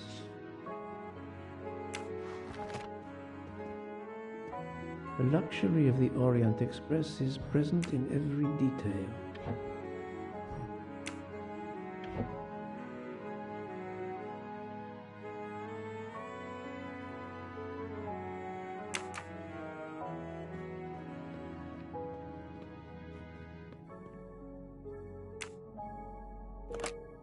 This door connects to Monsieur Ratchet's compartment.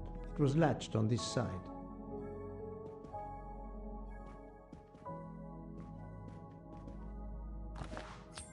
Ha-ha! Golden moustache. Madame, please tell me about last night. The murderer was right here in my compartment. I woke up. All in the dark it was. I was just so scared I couldn't scream. I pressed the call button. I pressed and pressed. I heard footsteps running in the corridor, then a knock on my door. "Come in," I screamed. And I switched on the lights at the same time. And would you believe it? There wasn't a soul there. You think he went back into the other compartment? How do I know where he went? I had my eyes shut tight. The conductor came in. I told the man what had happened, and he didn't seem to believe me. I asked him to search the room, but he found nothing. I told the conductor to look at the door between the compartments, and sure enough, it wasn't bolted. Well, I soon saw to that. I told him to bolt it, then and there. How is it you didn't bolt the door between the two compartments? But I had. Well, as a matter of fact, I asked that Swedish lady, Olsen, Greta, if it was bolted, and she said it was. How was it you could not see for yourself? I was already in bed, and my toiletry bag was hanging on the hook of the door. I couldn't see the latch from where I was. What time was it when you asked her to do this for you? Oh, it must have been around 10:30 or 10:45 p.m. She'd come along to see if I had an aspirin. But instead of opening my door, she opened Mr. Ratchet's door by mistake. He said something quite rude, like, "Not a chance, lady, you're too old." It shocked her. She came in. I told her where to find the aspirin, and she got it out of my toiletry bag. Poor girl, she didn't have a good night. The same could be said for Monsieur Ratchet. It appears Mademoiselle Olsen may be the last person to see Ratchet alive.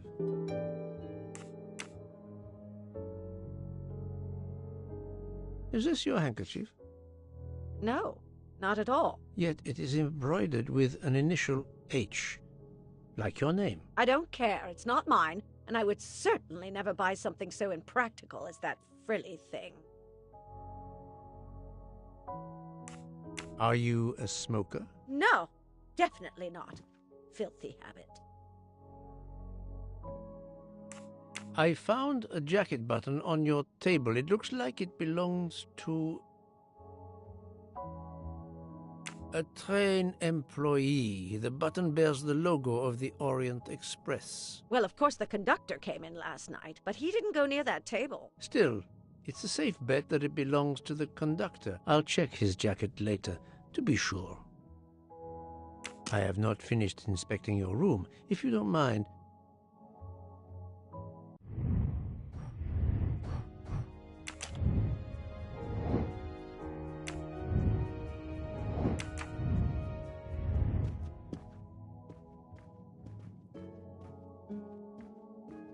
let's see if Mrs. Hubbard was telling the truth about the latch of the connecting door.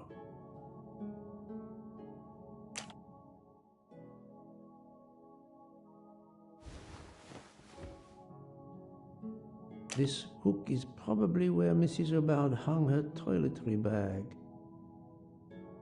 This hook...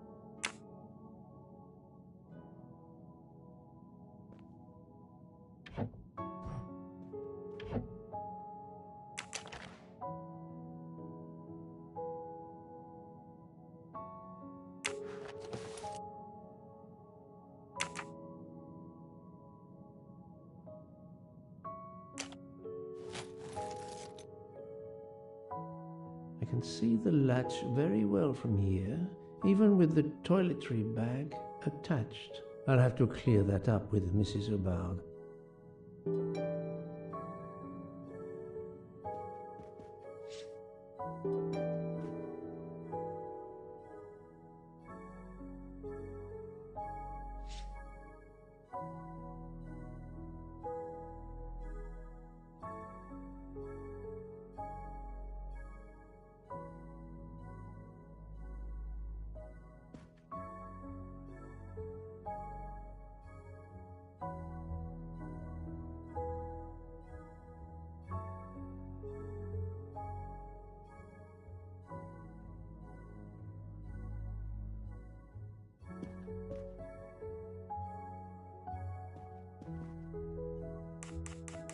Mrs. Hubbard, you told me that the door connecting the two compartments was closed, correct? Yes, it was, as I told you.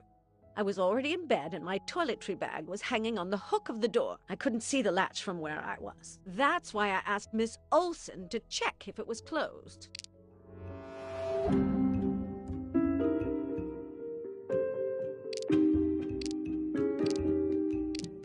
Are you sure everything you've told me is accurate, Madame Hubbard? Of course.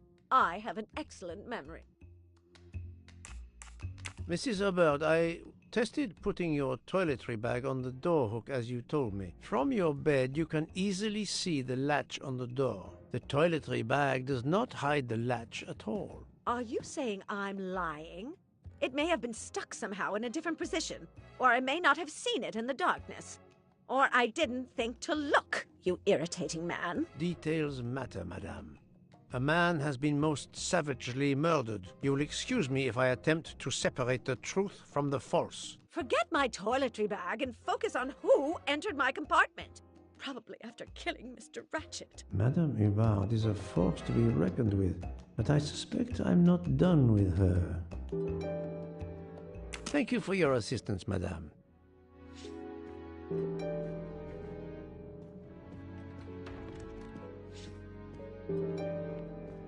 Monsieur Michel, I must ask you a few questions if you don't mind. I will do everything I can to help. First of all, tell me about yourself. Very well. My name, as you know, is Pierre Michel. I am from Calais. I've been with the company for over 15 years. Thank you.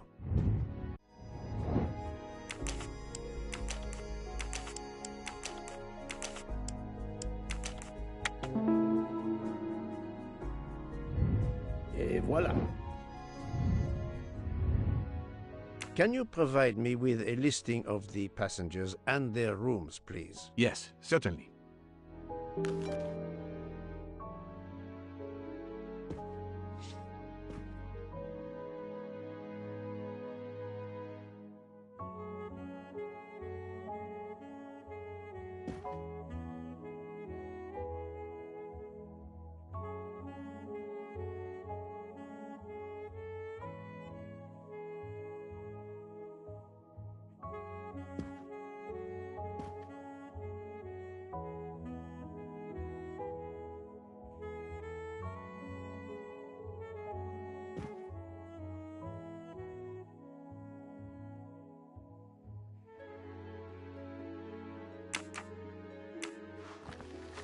Are you a smoker? Indeed. Do you smoke e-cigarettes? No. Tobacco only.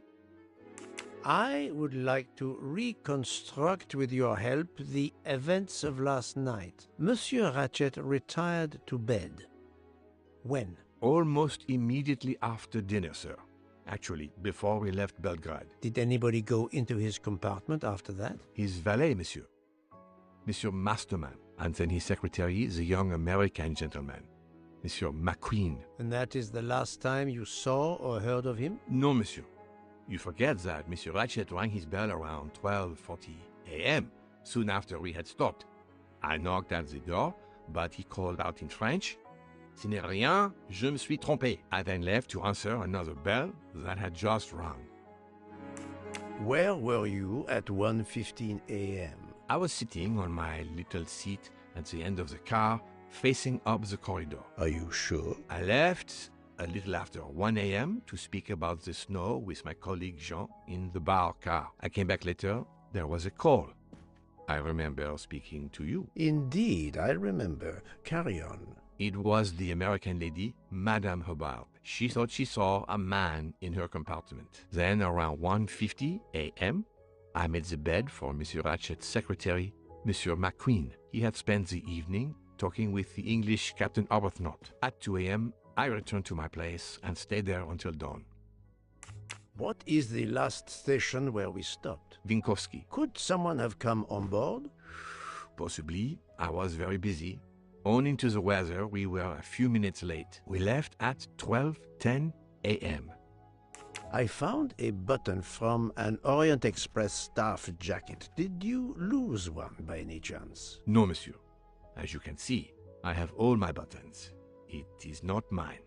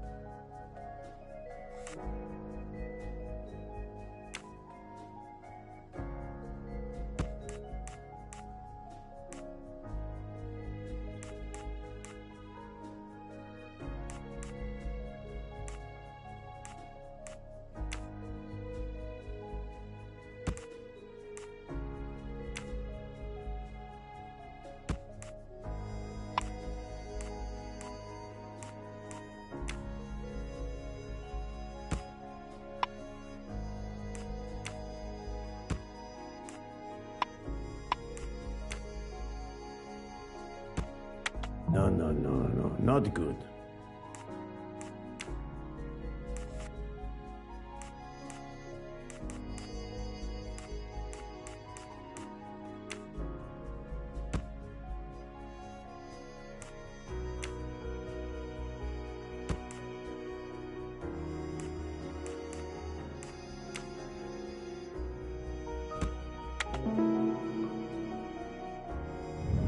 My little grey cells did not...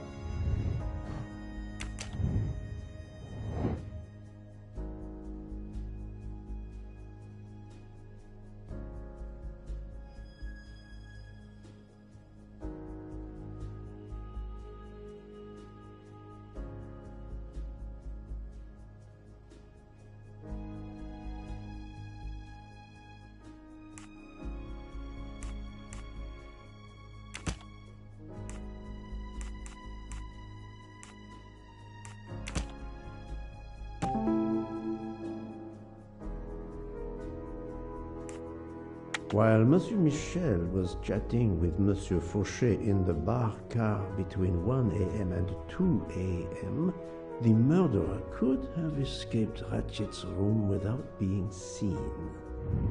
That's the right answer.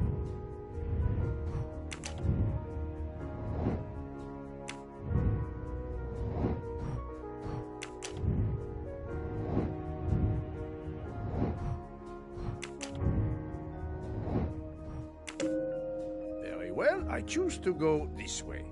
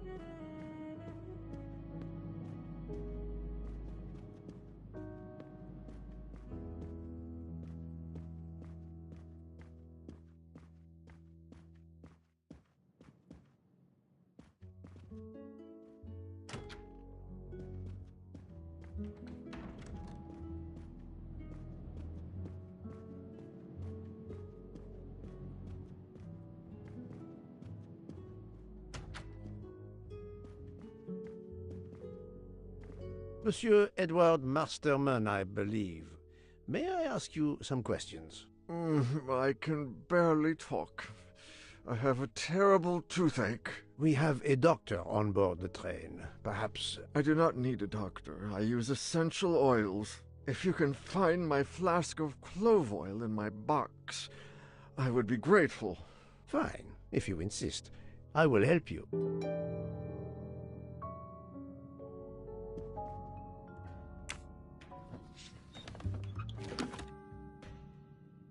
By the smell, I think that the jojoba oil spilled on the other bottles, leaving their labels illegible.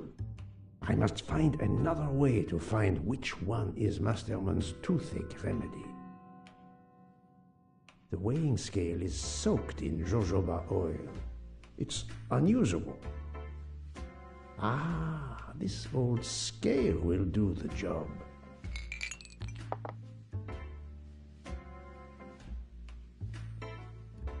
To start, I must first arrange the vials from the lightest to the heaviest.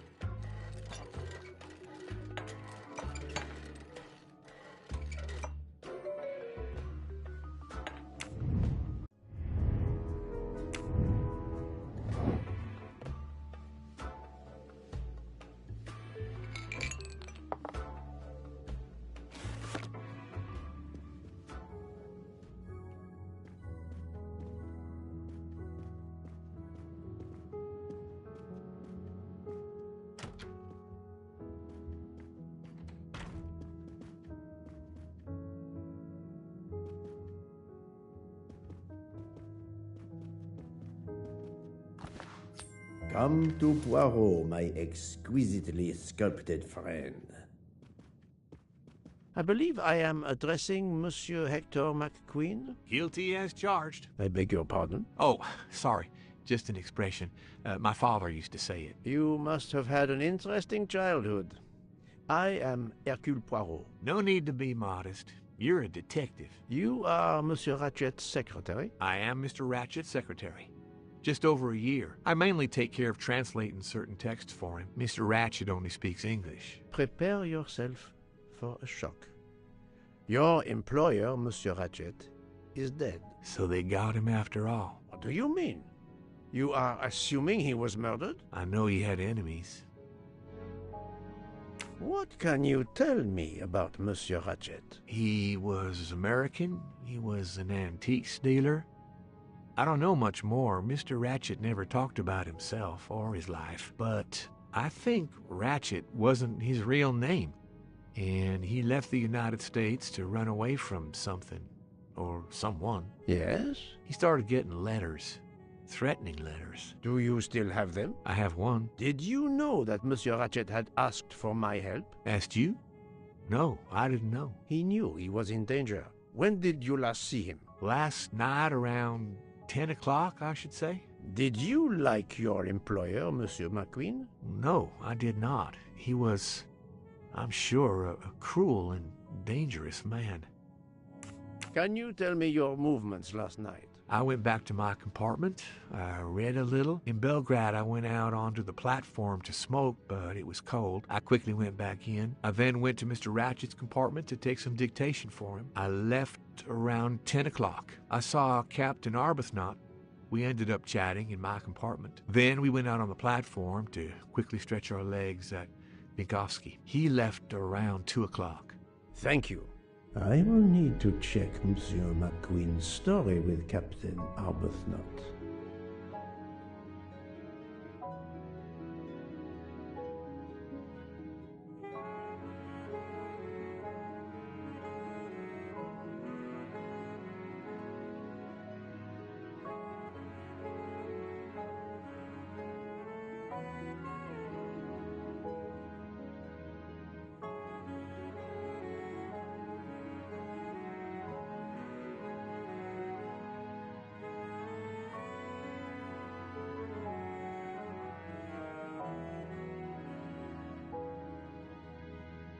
I found a diary in Monsieur Ratchet's safe. Did you know about it? I kept a business appointment book, but I know he had a personal diary as well. That looks like it. Are you a smoker? Yes, I smoke cigarettes. I've tried to quit, but no luck. Can you give me this letter, please? Of course. Here it is.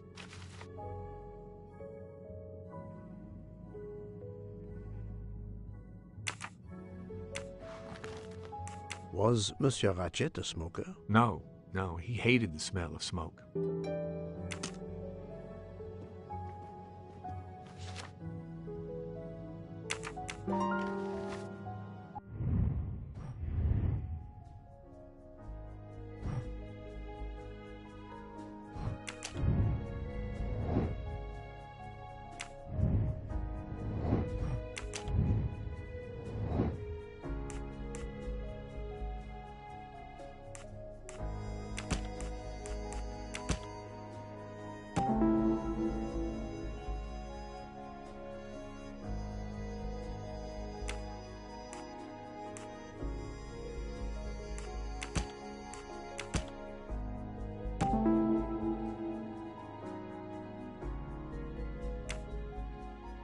The murderer may have impersonated Ratchet by calling Monsieur Michel to make it seem that Ratchet was still alive at 12:37 a.m.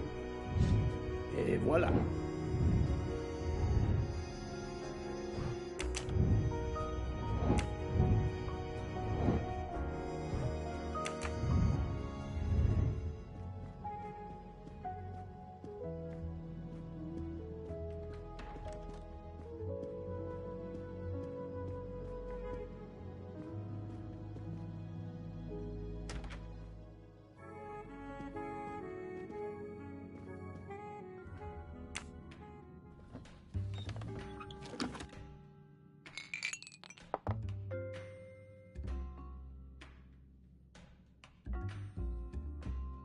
To start, I must first arrange the vials from the lightest to the heaviest.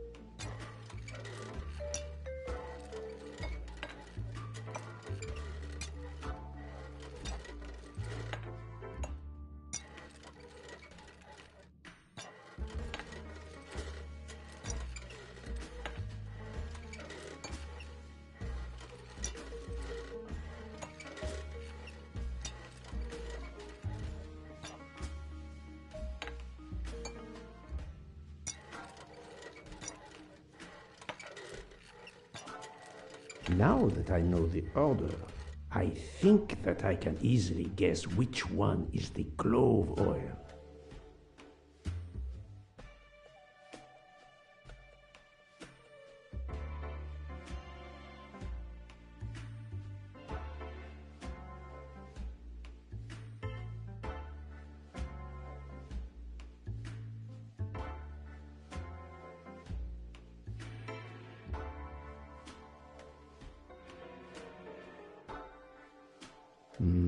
I don't think this is the remedy. Here is Monsieur Masterman's remedy.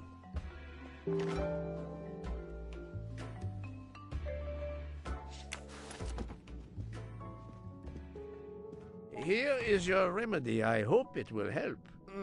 Thank you very much, sir.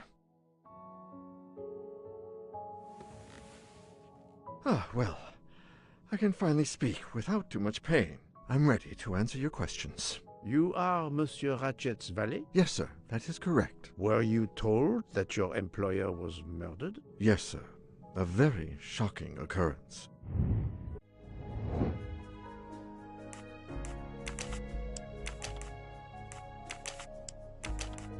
I do not think that... This is wrong. You are Monsieur Ratchet. I must admit that...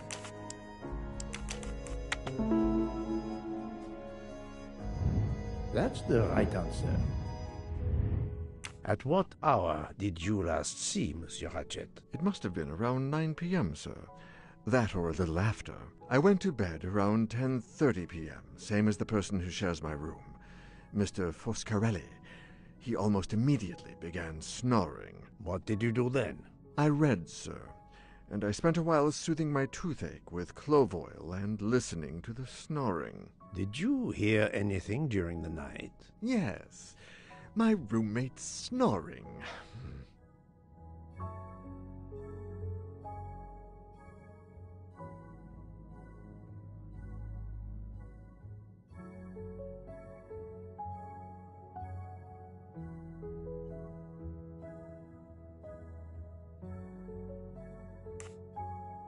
Are you a smoker? Yes, sir. I have a cigarette now and then to relax. Tell me about your employer, Monsieur Ratchet. I've been working for him for 9 months. I should not wish to speak ill of the dead, but he was not a gentleman, sir. Did you know that he had enemies? Yes, sir. I heard him discussing some threatening letters, sir, with Mr. McQueen. Did he mention these letters to you? He had been reading a letter when I came in. He asked me if I was the one who put it in his compartment. I told him that I had done no such thing, and he should report it to the police at the next station. How did he respond? He laughed, sir. You're joking. I do not joke, sir. Forgive me, I can see you do not. Was he taking sleeping pills? Always when traveling by train, sir. He said he couldn't sleep otherwise. Last night he asked me to give him 2. I did so, along with a glass of water. He dissolved them in the water. Did you see him drink the water? No, sir. I left right after I gave him the pills. Was Monsieur Ratchet a smoker? No. He finds smokers disgusting. Can you tell me again why you gave sleeping pills to Monsieur Ratchet? Yes, I gave him the pills because when he takes the train, he has trouble sleeping. The letter must have worried him. He specifically asked me to prepare the sleeping pills. I didn't see him drink the water with the pills in it.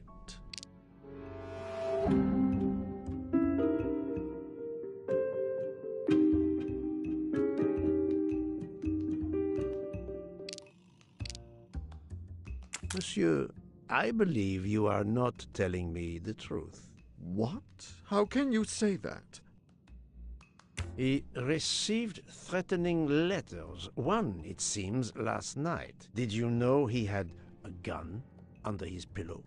And even asked for my help to watch over him? I find it strange that he asked you for sleeping pills when he was afraid for his life and prepared to defend himself. I'm sure I don't know. Maybe to calm his nerves, maybe out of habit. It makes no sense. Wait, please. Isn't it possible that Mr. Ratchet asked me to prepare the pills, but didn't plan to drink them for some reason? It is possible. But I am a student of character, monsieur, and the Monsieur Ratchet you describe is not the man I met. If you'll excuse me, my toothache is getting worse again. I'm afraid this time you must prepare your own clove oil.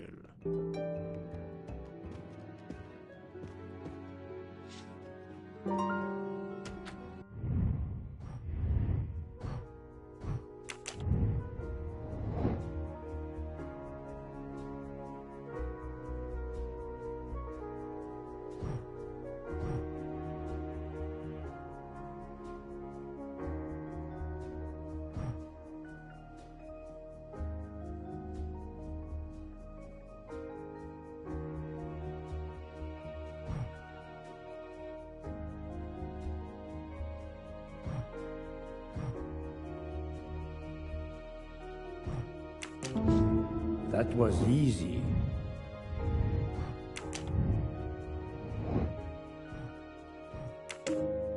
This is the most likely answer.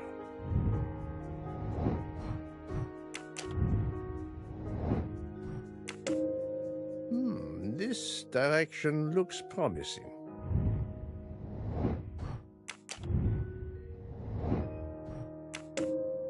Very well, I choose to go this way.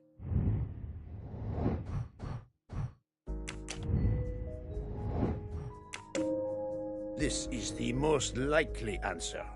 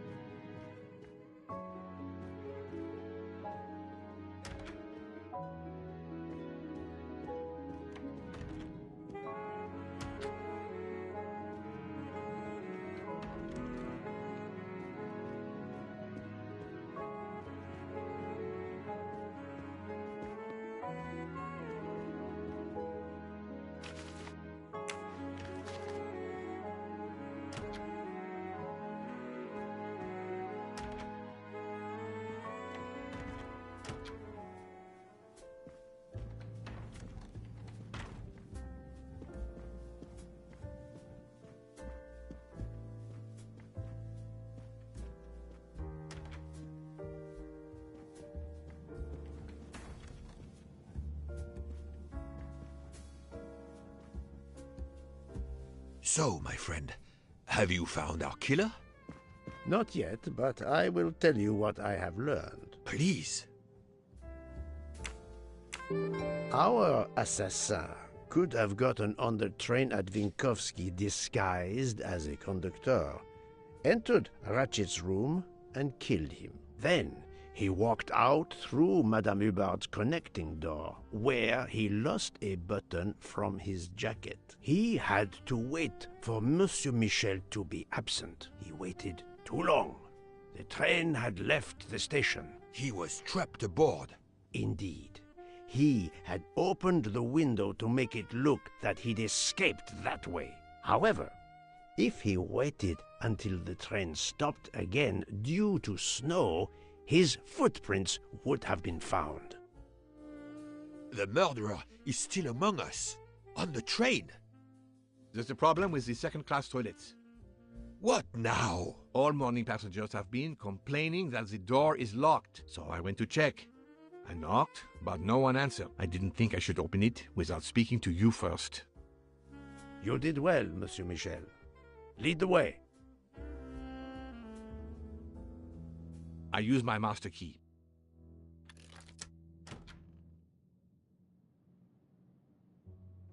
But who is she? Is she alive? She is breathing. Then if she isn't dead, isn't she our murderer? That, my friend, is what we must find out.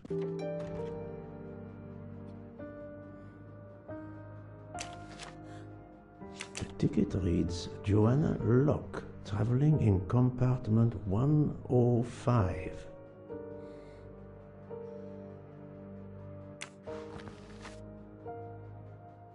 Miss, can you hear me?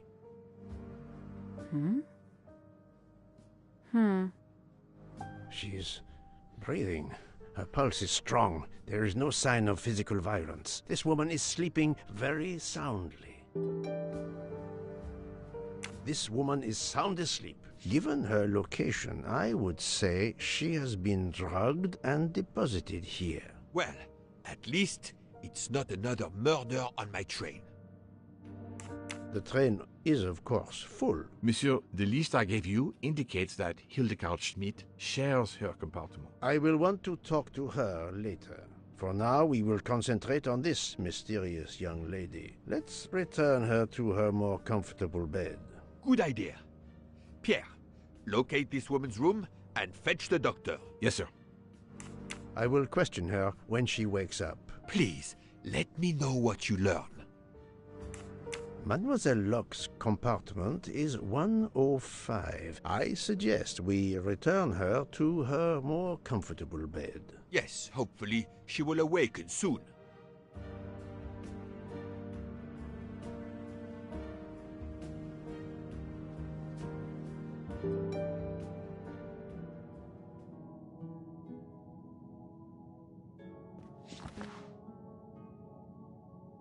A cup of tea with white residue at the bottom.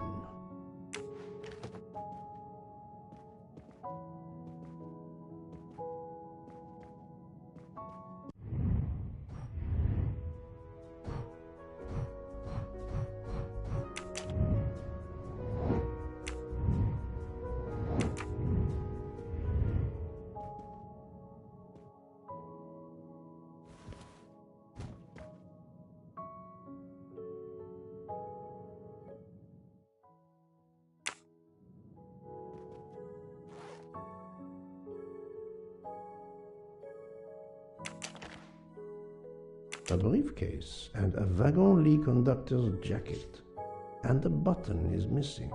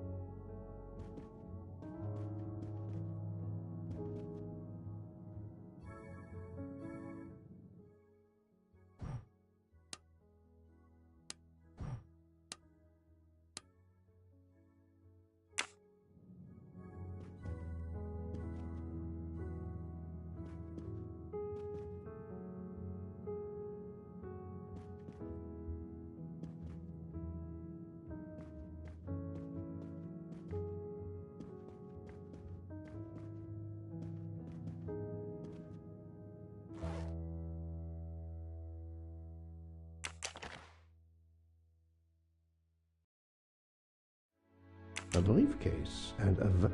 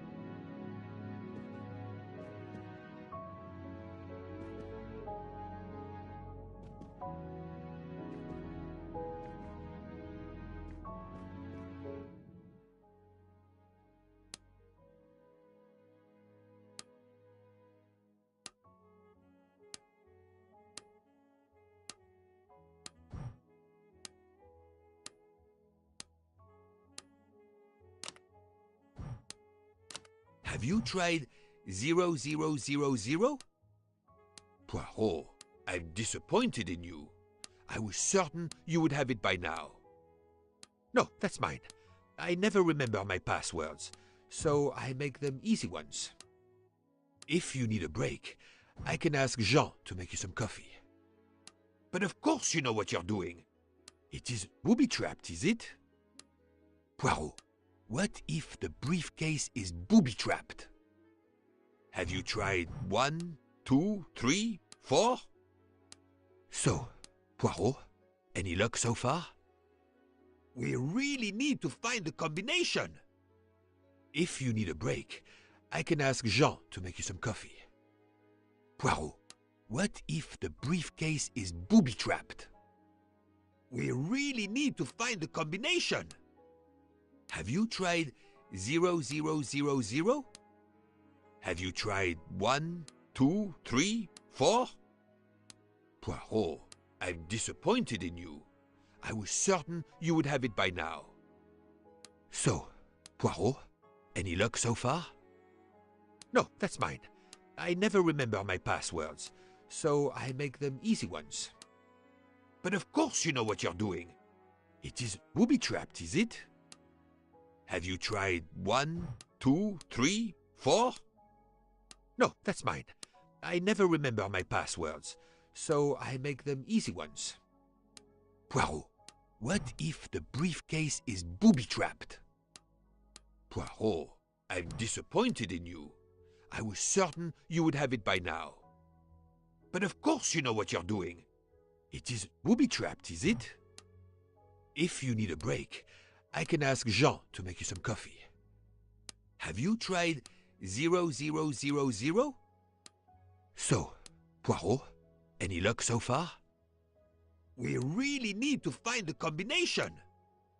Poirot, what if the briefcase is booby-trapped? But of course you know what you're doing. It is booby-trapped, is it? If you need a break, I can ask Jean to make you some coffee. Poirot, I'm disappointed in you. I was certain you would have it by now. So, Poirot, any luck so far? Have you tried 0000? We really need to find the combination. No, that's mine. I never remember my passwords, so I make them easy ones. Have you tried 1, 2, 3, 4? Poirot, what if the briefcase is booby-trapped? We really need to find the combination. No, that's mine. I never remember my passwords, so I make them easy ones. Have you tried 0000? If you need a break, I can ask Jean to make you some coffee. But of course you know what you're doing. It is booby-trapped, is it? Book, silent like a mouse, please. I'm sorry. You're right. I'll be quiet now. You need to concentrate. I will not utter another word. Not one. Book, there will be another murder on the Orient Express in a moment.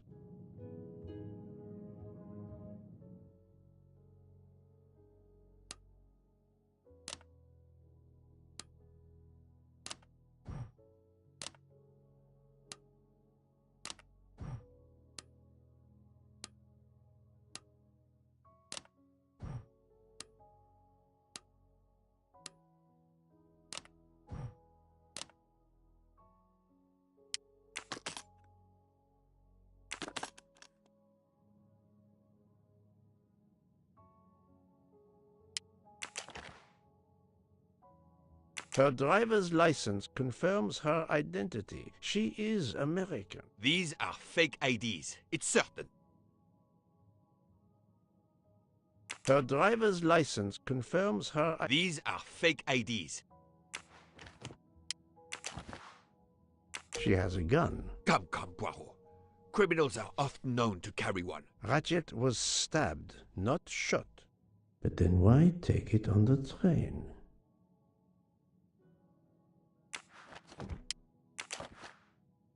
This badge says that Joanna Locke is an American detective with the Berkshire Police Department in Massachusetts. An American police officer? Oh.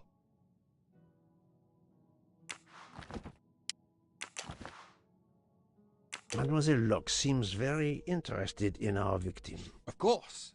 She has studied her target. Possibly.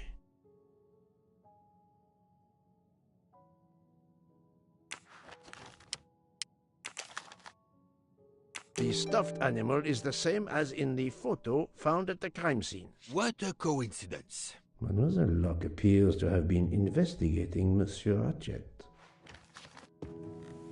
Look, she's waking up.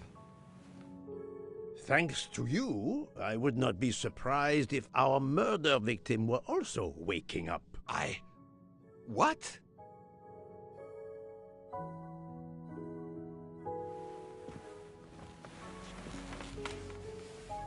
Oh, my head. What's all the yelling about? Who are you? Give me a good reason why you should not be in handcuffs. I can give you a reason, Book. Whose handcuffs will we use? I have none. Do you? Well, You are Joanna Locke, mademoiselle? Yes, Joanna Locke. I'm a detective. Berkshire, Massachusetts Police. I have found your credentials, mademoiselle. And I know who you are, Mr. Poirot. Then, if the introductions are complete, perhaps the explanations may begin. I'll try. It's simple, really. I'm on the trail of a murderer.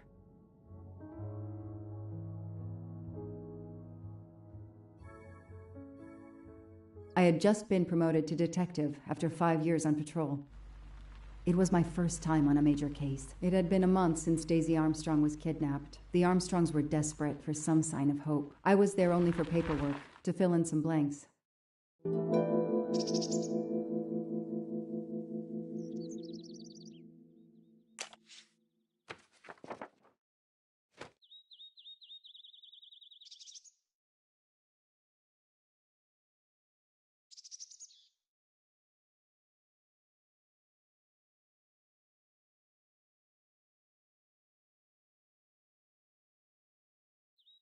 The investigation is now part of a pile of investigations, and my captain sent me here just to dot some I's and cross some T's.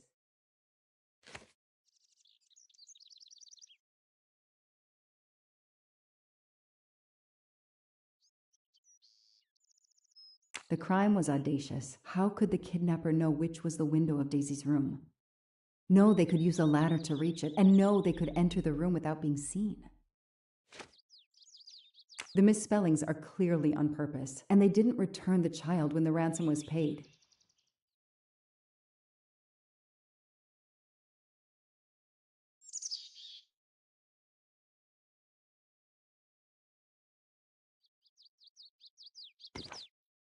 How could the child be taken with so many people in the house?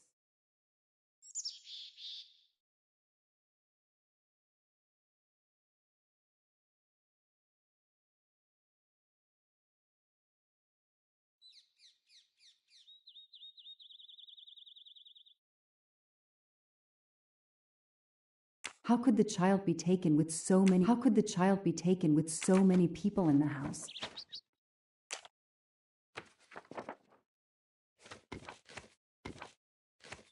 I can't imagine the pain her parents felt when they realized Daisy was gone. How are they going to feel when they realize I have no answers for them? Only more questions.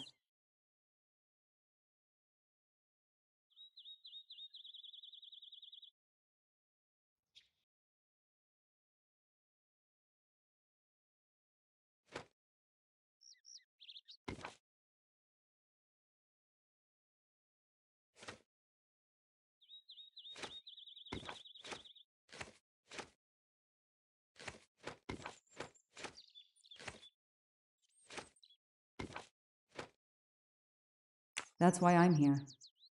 A damn computer glitch. Or somebody pushed delete instead of save. Whatever happened, we lost the nanny's deposition. So my entire contribution to the investigation is to take it again.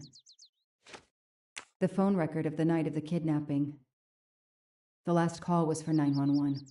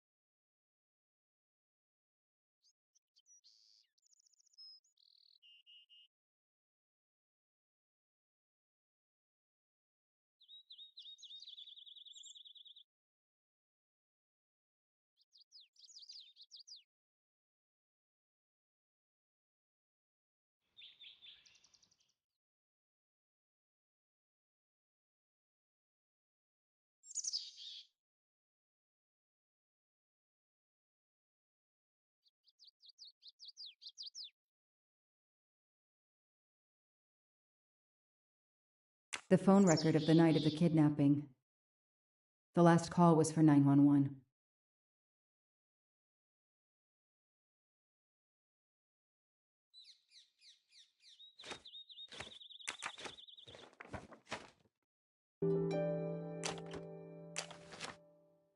A topographical map, often more important than a road map in these mountains.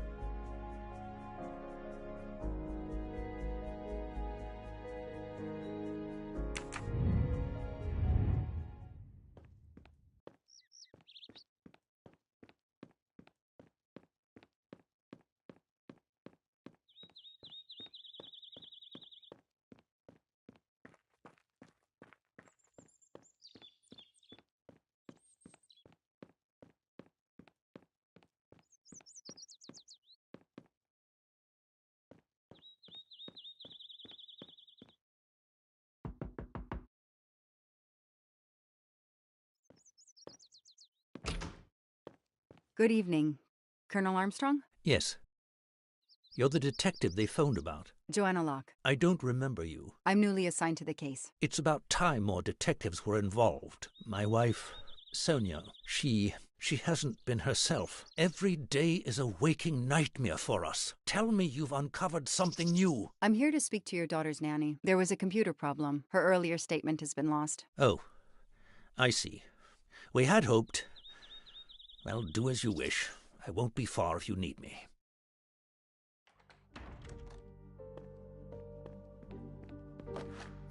I've earned a gold mustache.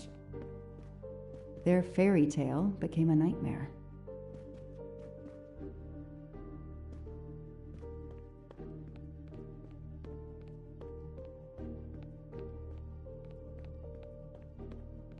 Sympathy and support for the Armstrong family during this difficult time. What a dear child. Sympathy and support for the Armstrong family during this difficult time. Thoughtful, but never enough.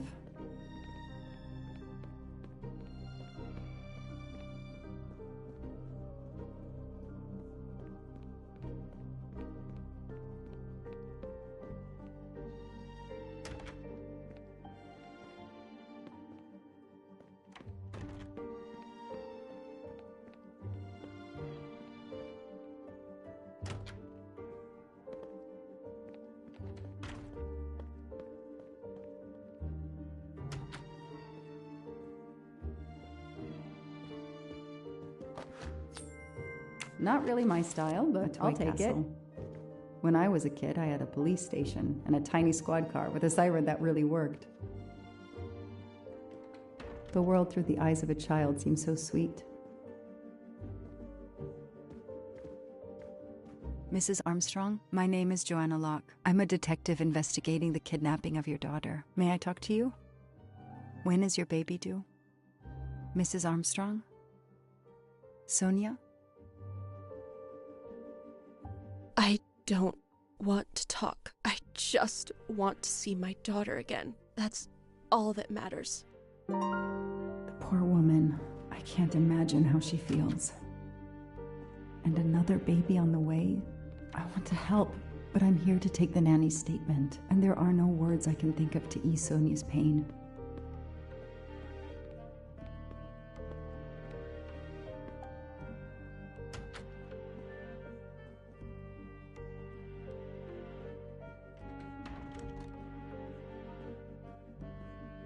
A toy train. Now here I am on a real one. Lyon, in France.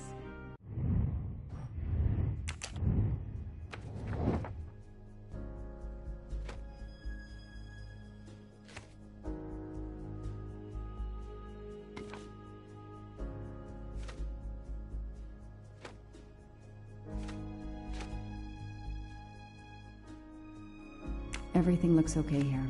Nothing shocks me here. Nothing shocks me. Nothing shocks me here. Everything looks okay. Everything looks okay. Score. 1 for the good guys.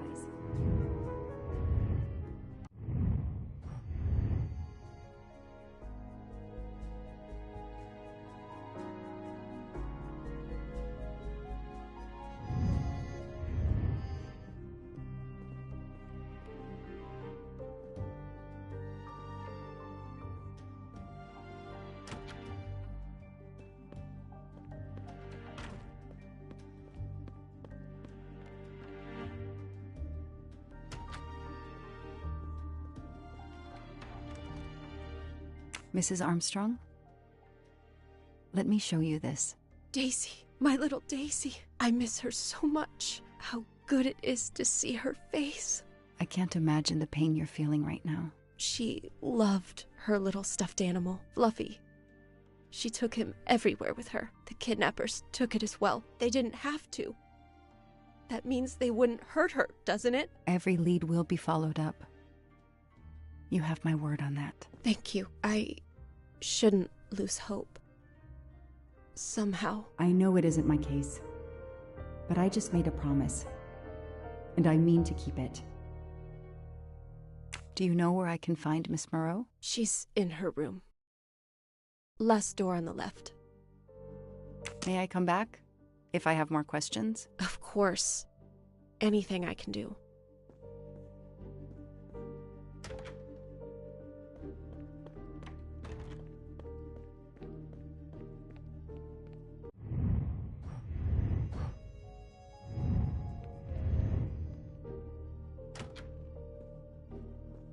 Hello, are you Suzanne Moreau, Daisy's nanny? Yes? I'm Joanna Locke, a detective working on Daisy's case. Is there any news? I'm afraid not. How can I help you? I'm really sorry. I'm afraid I have to take your statement again concerning the evening of Daisy's disappearance. There was a computer problem. Your statement was accidentally deleted. Of course. I want to help any way I can. Tell me about that night in your own words. The Armstrongs had a party to raise money for a museum, I think. Mrs. Armstrong is on her board. I was in charge of Daisy. I stayed with the little one all evening, playing with her and reading books to her. She couldn't sleep with all the noise and the comings and goings. When did you notice Daisy was missing? I was only gone 5 minutes to phone my mother. She's in the hospital. When I returned, Daisy wasn't in her bed. I thought she might have gone to look at the party, but then I saw the ransom note on her pillow. I screamed and screamed. I couldn't stop. Did you notice anything unusual before that? I was with Daisy all evening. Finally, she fell asleep. I didn't see anyone else or notice anything in particular. Do you have any idea who did this? No! I can't see who could have done such a horrible thing. The Armstrongs are such good people. Like my own family. Thank you for giving me your statement again. I'll get back to you if I have any questions. I won't be far. Okay, I have Suzanne's statement, but her answers need some checking.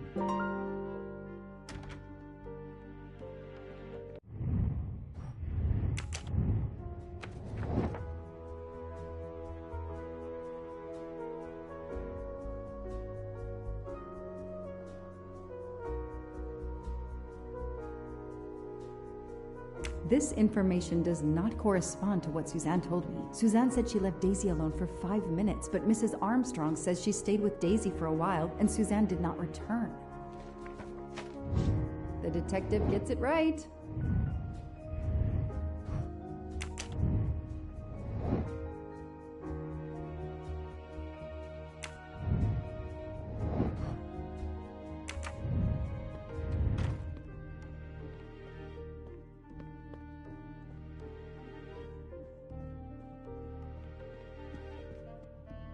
How are you doing? Are you holding up? You know, in the military, you're supposed to have the stiffest of upper lips. The Desert War taught me that soon enough. But this, it's difficult. Damned difficult. Harder on my good lady, of course. Do you know where I can find Miss Moreau? Her room is upstairs across the hall from Daisy's. She seldom leaves it. Do you know where I can find Miss... Her room is... Did you see Miss Moreau during the party? I remember seeing her at some point, but otherwise, no. I was too busy with my guests. Wear the smile, shake the proffered hand. I won't be long. Take whatever time you need.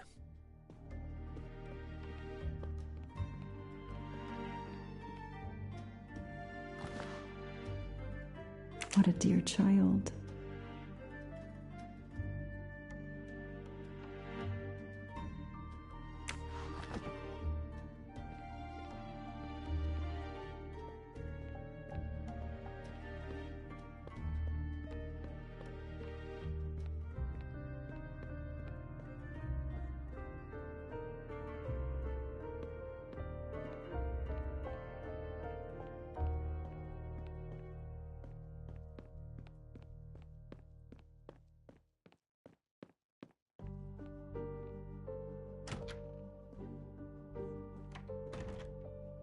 Tell me about the night Daisy was taken, especially anything about your daughter and Suzanne Moreau. Apart from seeing to our guests, I took a moment to check on Suzanne and Daisy in Daisy's room. Suzanne wasn't there, but Daisy was asleep. I sat with her for 10 minutes or so. Suzanne didn't return while I was there. But there's no reason for her to sit there all night when Daisy is asleep. I went back downstairs. Okay, the stories Sonia and Suzanne tell don't match. I should recheck my file and track Suzanne's movements.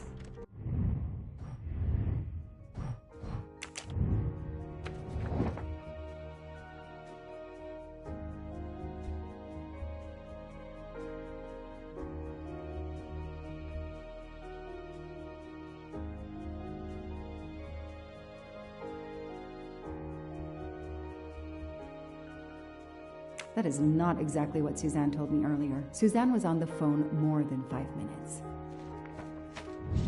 Hey, I'm a pretty good detective after all.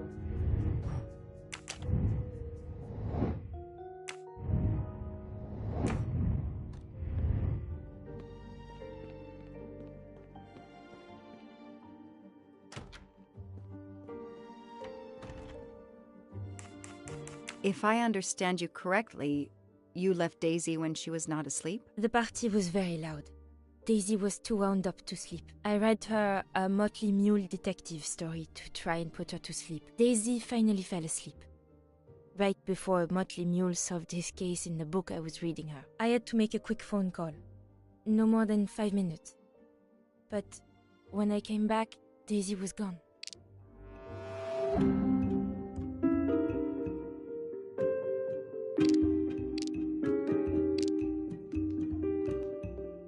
Are you sure you were only gone for 5 minutes? 5, 6, what does it matter? It was very quick.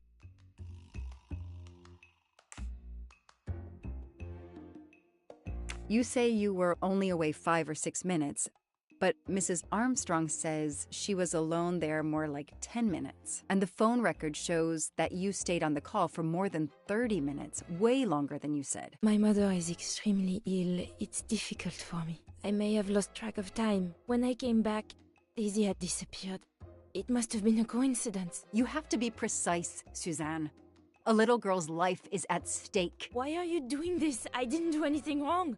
I would never hurt Daisy. I need to check Suzanne's story. She's panicking.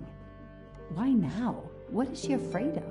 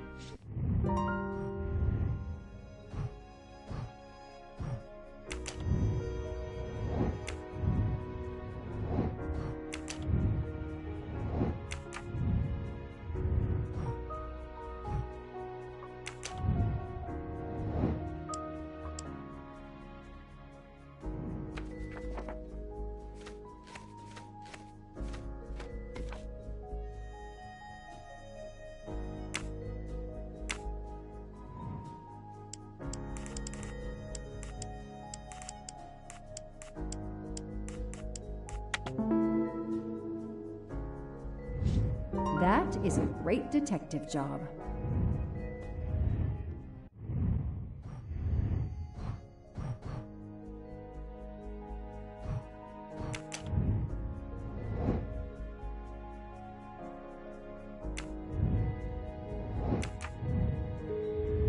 The number you have called is not in service at this time. Please hang up and dial again, or contact your service provider. The number Suzanne called is not in service? A hospital?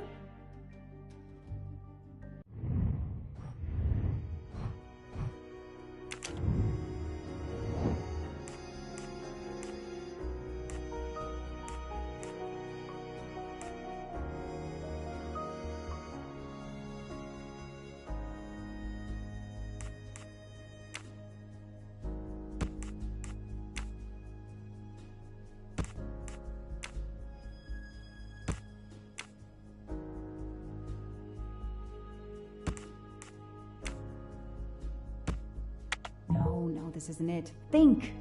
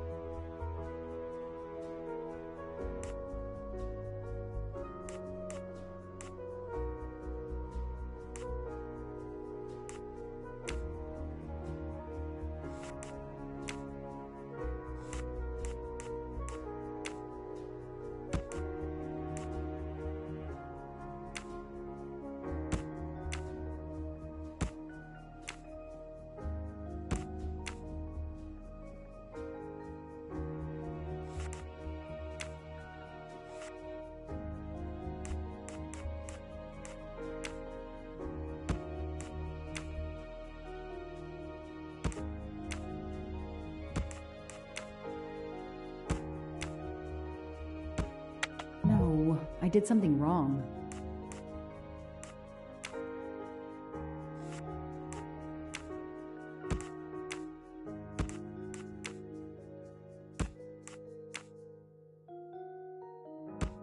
Come on, Joanna. That's a rookie mistake.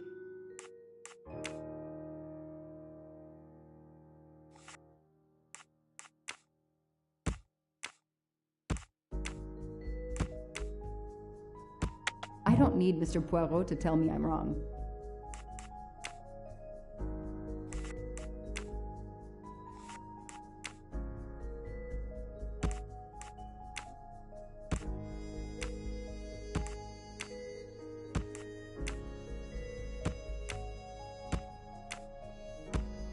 No, this isn't it. Think!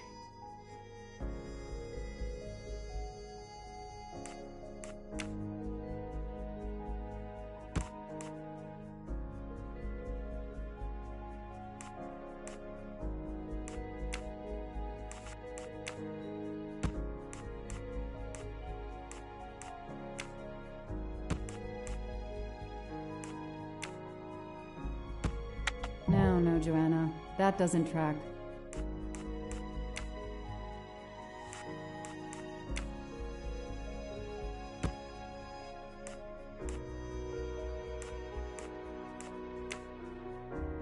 I don't need Mr. Poirot to tell me I'm wrong.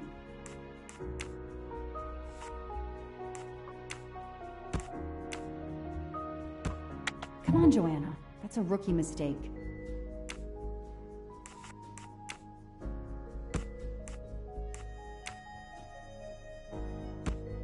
No, this isn't it. Think!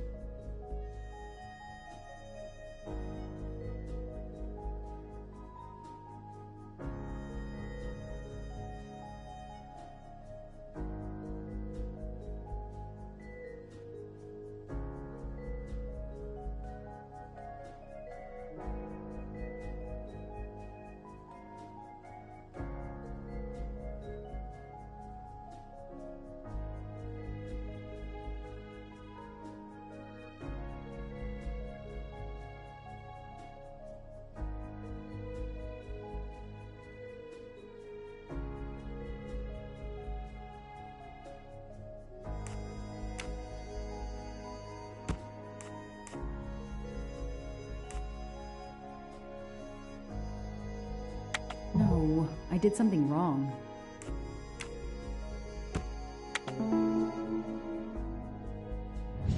The detective gets it right. The kidnapper places a ladder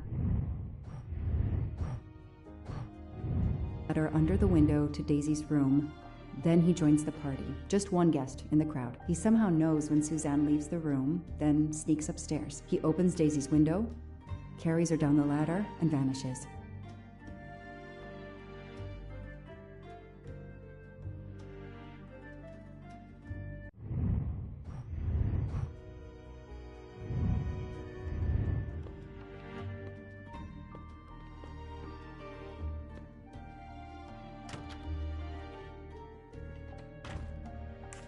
I spoke with Suzanne.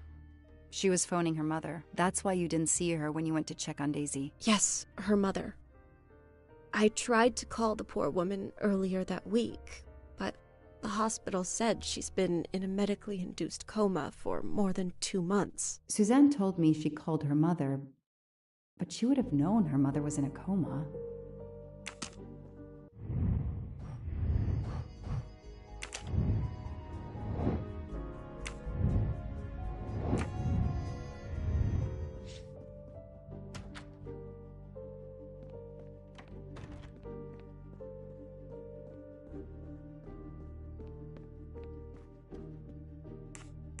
Did you see Miss Moreau during the... I remember seeing... I was to wear the... shake the... Ms. Moreau told me she called her mother. Well, why not? I believe they are very close, and the poor woman is not well. She needs some experimental treatment that isn't available yet in France. I won't be long. Take whatever time you need.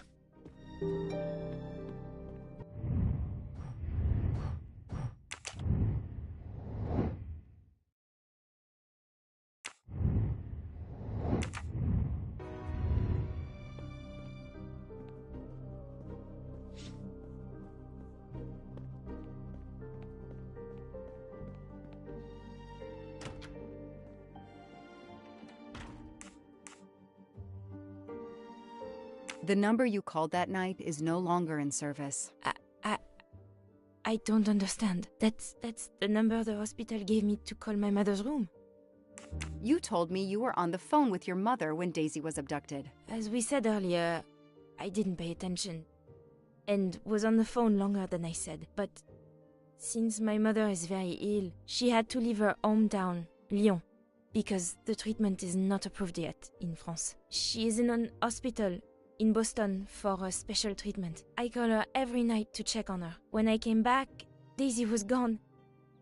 I'll never forgive myself.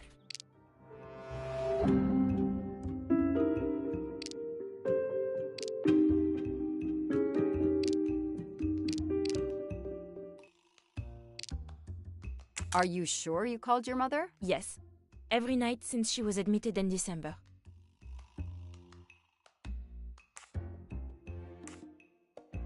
Suzanne, I think you really care for Daisy. If you do, then tell me the truth. You can't have been calling your mother while she's in a coma.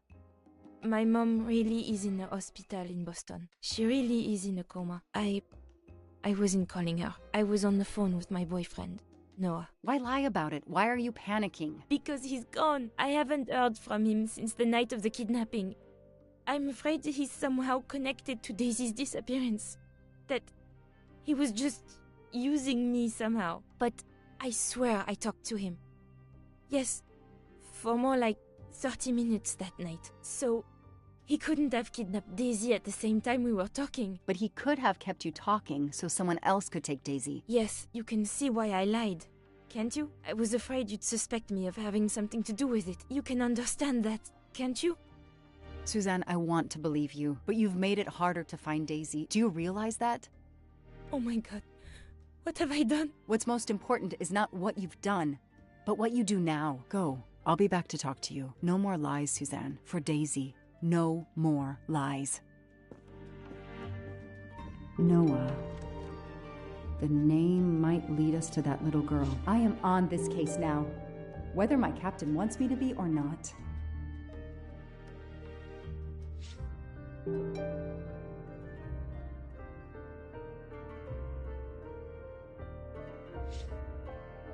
Lyon.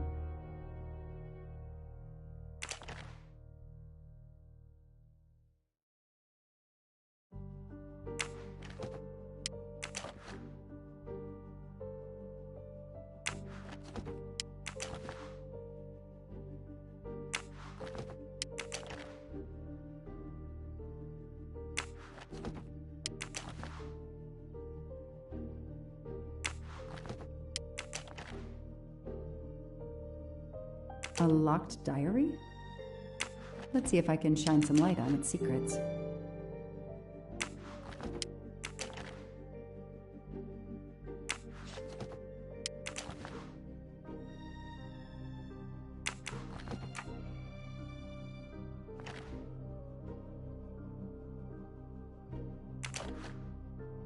A card from the florist. It's signed N.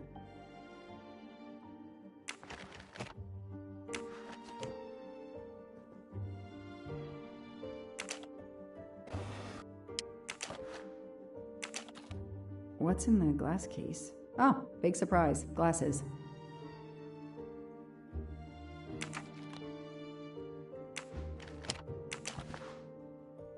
Huh. Huh.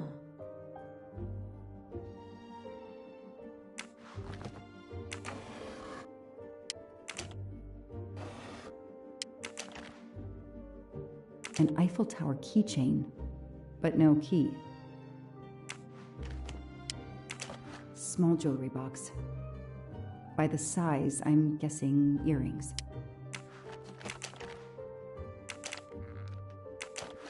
Why put a key in a jewelry box?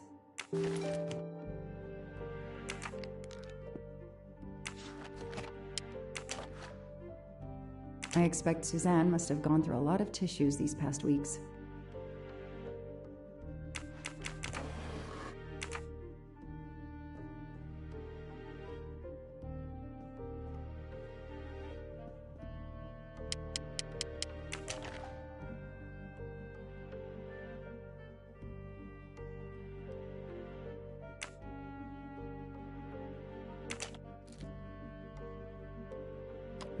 That doesn't work.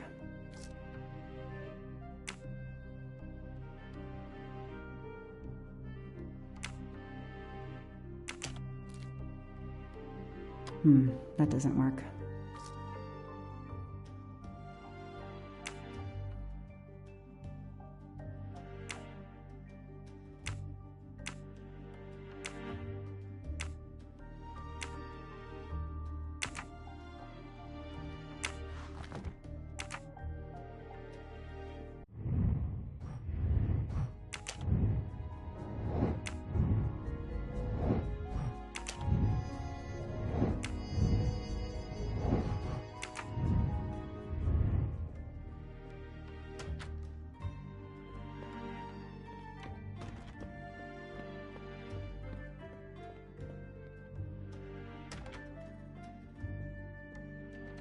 Do you know where I can... She's in her room. Can you tell me anything about Suzanne's boyfriend? I know she dated our chauffeur for a while. There was someone else she'd met recently, but I don't recall his name.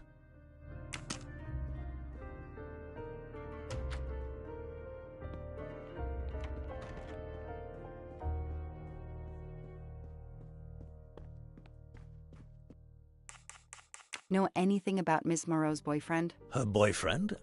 I know she went out with someone for a while there. More recently, I saw a man in a 4x4 who would pick her up on her nights off. He never got out of his car, just waited for her. She did seem to spend more time than usual on the phone these past few weeks, but she worked hard. We weren't going to begrudge her what free time she had. Since the abduction, she keeps pretty much to herself. I won't be long. Take whatever time you need.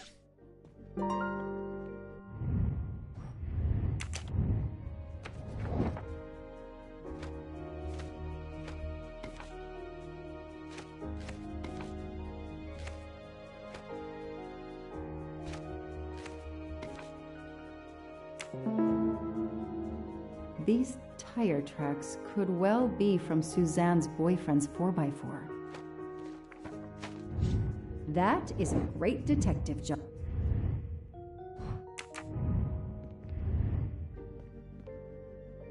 Any idea what this small key unlocks? No, I found it one day on the floor. I kept it in case someone lost it. I imagine these flowers must have been beautiful. Who gave them to you? The gardener. They're getting pretty wilted, but I hate to throw them away.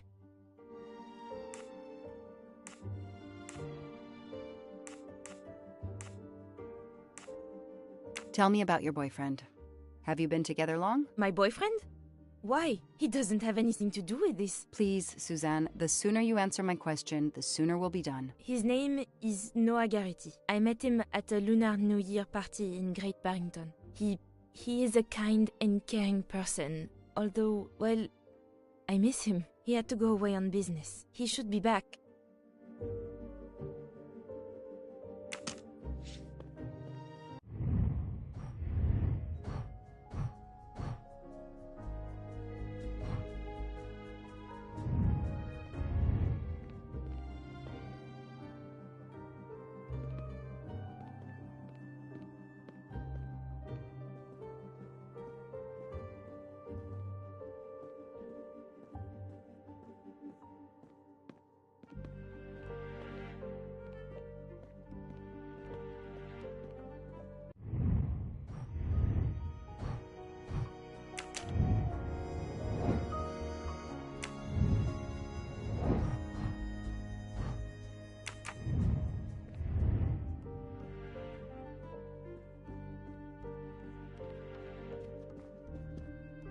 I won't be long. Take...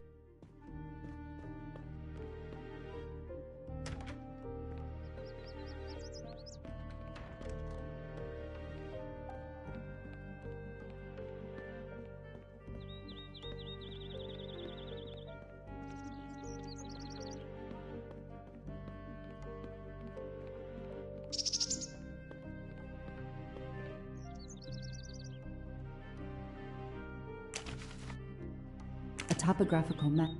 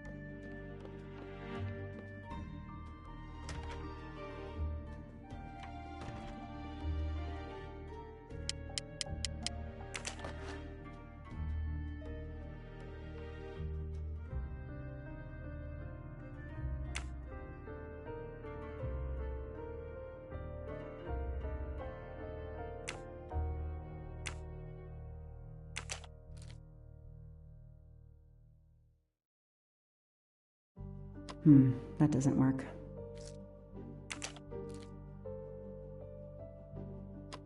That doesn't work.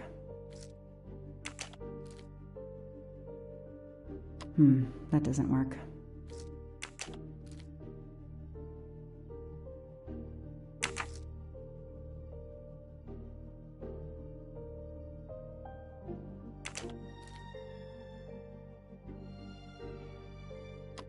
That doesn't work.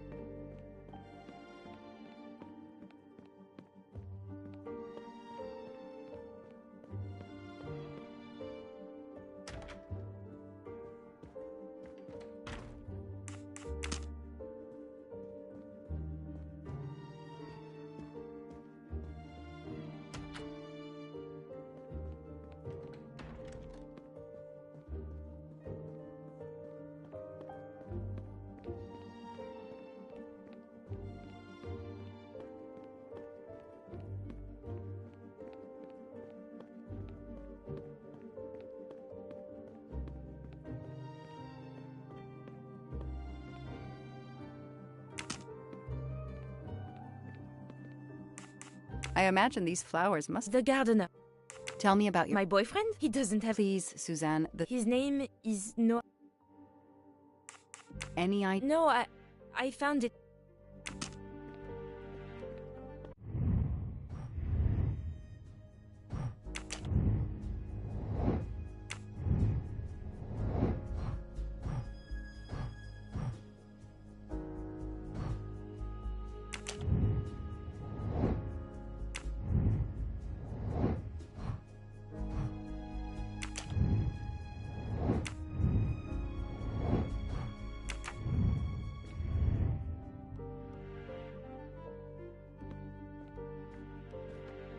I won't be long. Take whatever...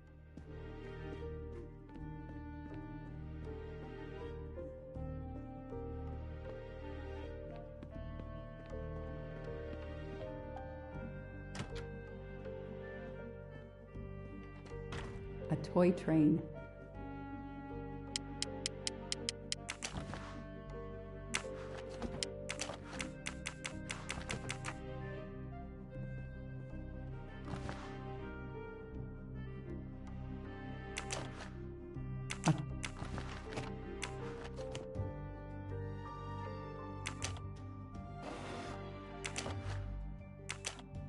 Huh.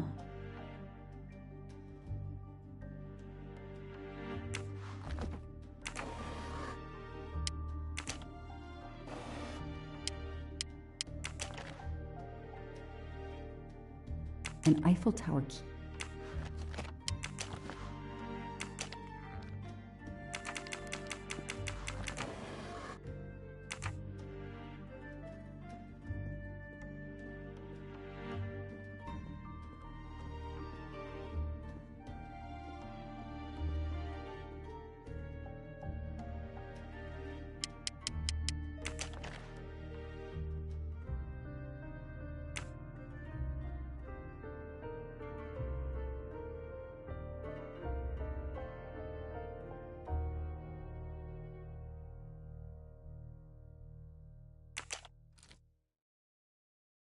Okay, Suzanne. Let's see what you haven't told me.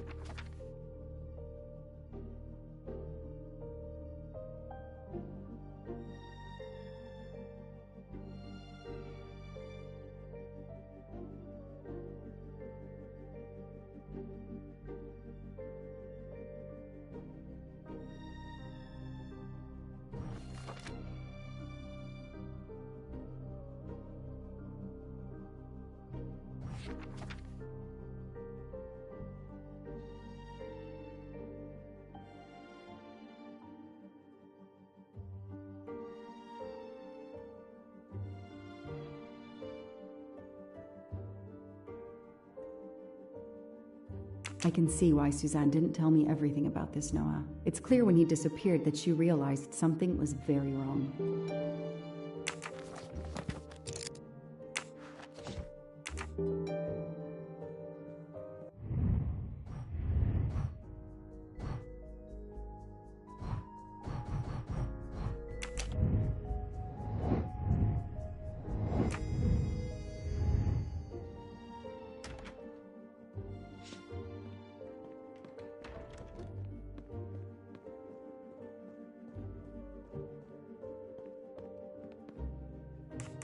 Tread marks of a four-wheel drive vehicle were found outside the garden on the night of the kidnapping. Noah drives one, doesn't he? Where is he, Suzanne? If you know anything more about him, you have to tell me. I know what you're thinking, but it's impossible.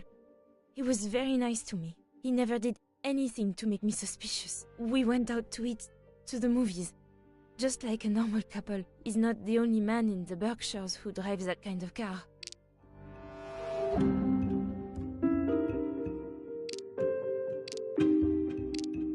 You really didn't notice anything strange about Noah until he vanished? He could get moody at times, as if he had a lot on his mind. In your diary, You say that Noah took you to a cabin in the mountains on Valentine's Day. You read my diary? I'm sorry, but we have to find Daisy. We both want that. So yes, I looked in your diary. You're right. He took me to a cabin in the woods. I waited for him in the car. He came out after a few minutes. He was very sweet and apologetic, but he never explained. We went back to the restaurant for dessert. Did you ever go back to the cabin with him? No. Never. So what made Noah drive all the way to a cabin in the middle of nowhere? He left her in the car. Why was he there? This is important. I know it is. I can use Suzanne's directions to the cabin and compare them to the map of the area I have in my car.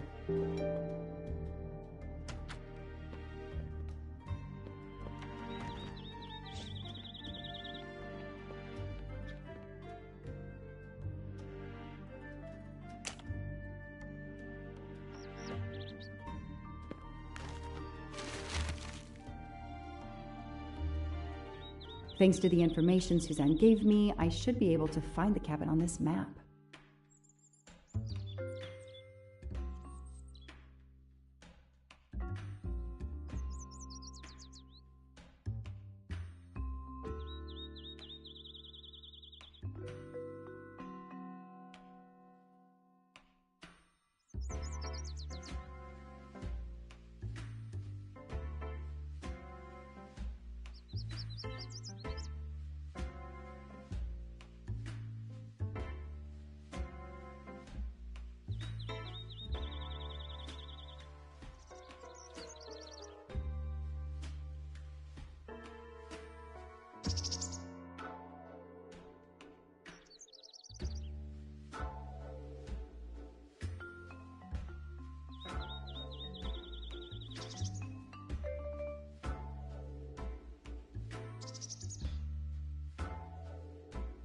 Doesn't really match.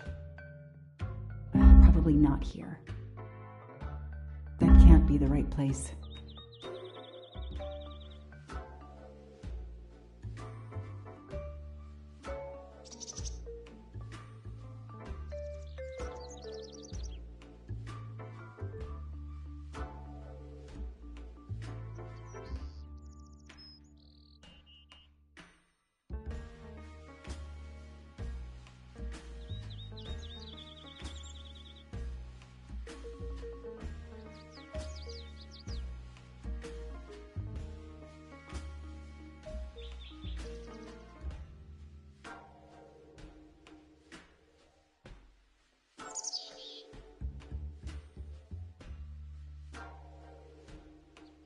Doesn't really match. Probably not here. That can't be the right place.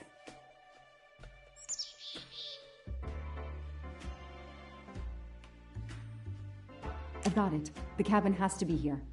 I have to find that cabin. I hope I'm not too late.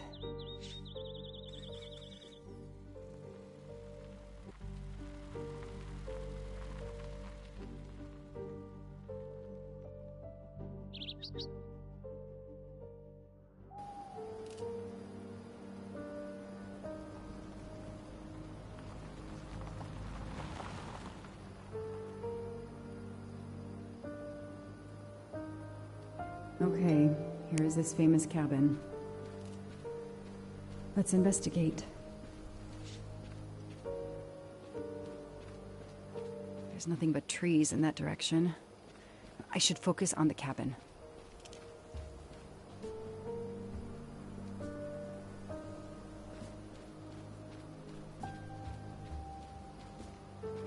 Noah brought Suzanne to this dump on Valentine's Day? What a romantic.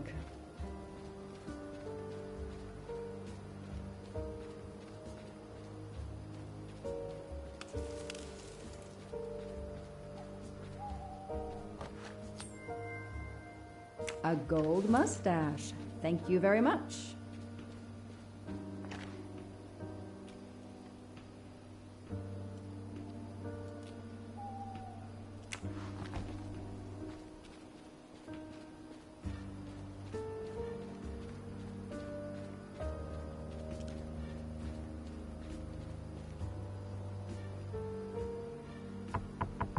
Hello?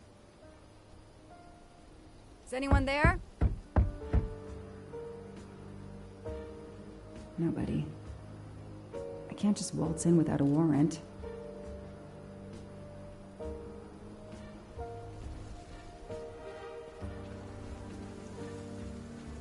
There's nothing but trees in that direction. I should focus on the cabin.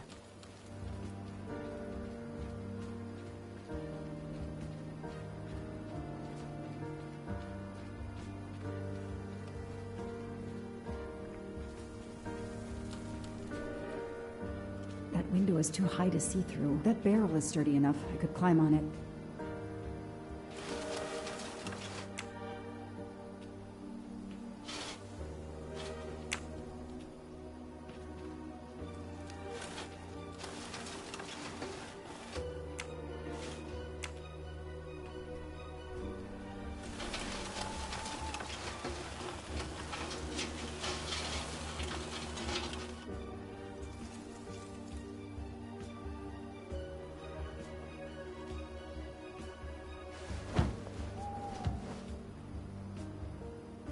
Ugh, an old hunting trophy, starting to molt.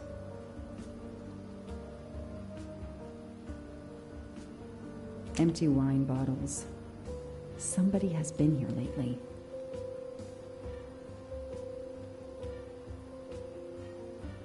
It's Daisy's plush toy. If Fluffy is here, the kidnapper has been here. I have to get inside this cabin.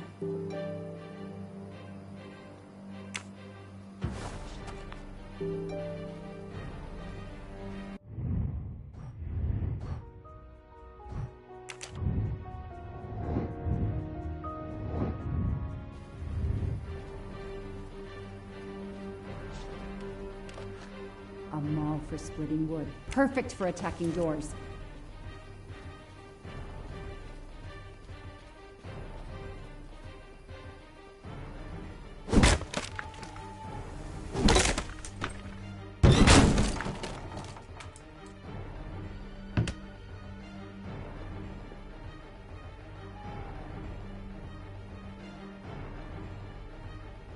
Look at that.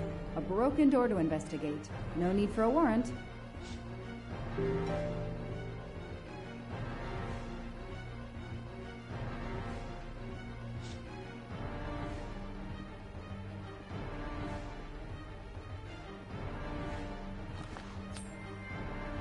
Shiny facial hair. The good news is that it's gold. It's Fluffy, no doubt about it.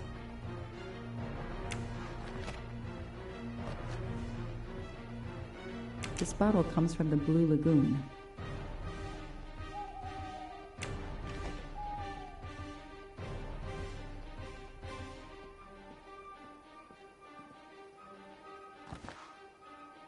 That's a woman's hairbrush. Did Suzanne actually come in here after all?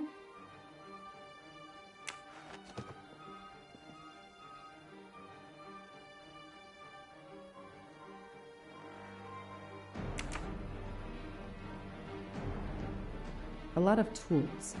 I guess somebody noticed the cabin was about to fall down. The floor is scratched and worn in this area. The sofa must have been moved a lot.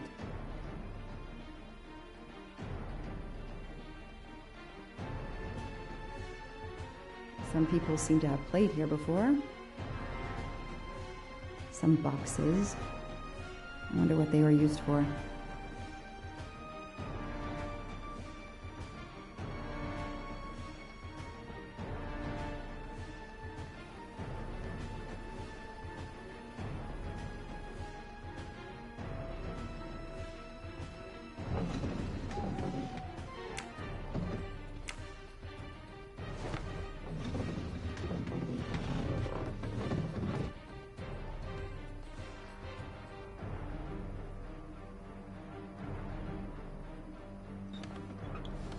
Damn, it's booby-trapped. If I move, it could go off, and that countdown tells me it wants to go off anyway.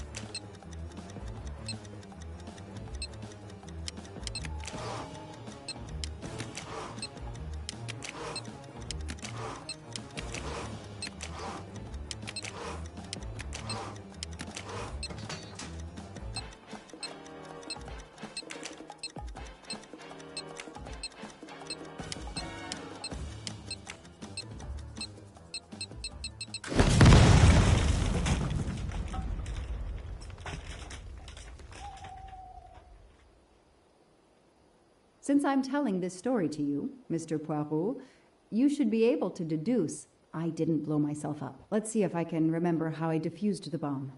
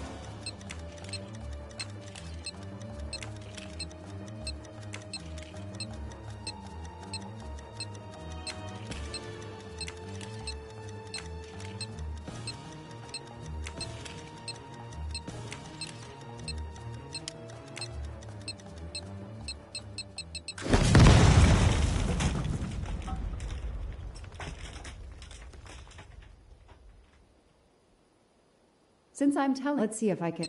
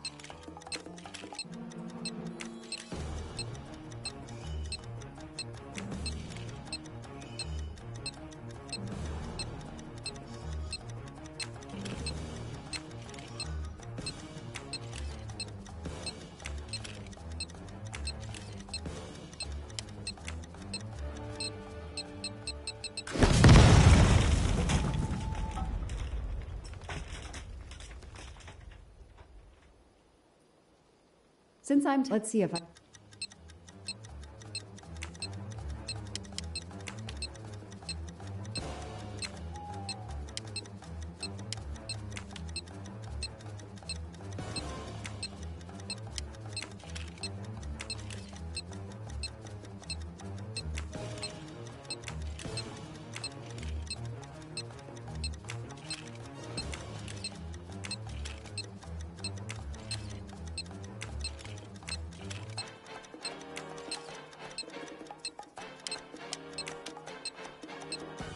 That should do it. Wow, I wonder if that's how close it was. This would have ended my investigation right here.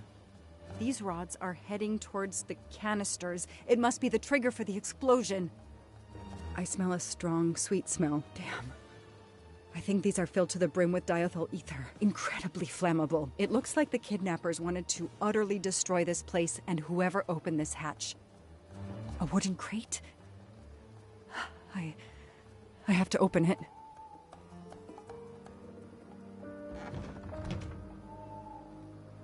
Oh no. Daisy. No. I called in my discovery of the body. Then there was nothing I could do except protect the site for forensics.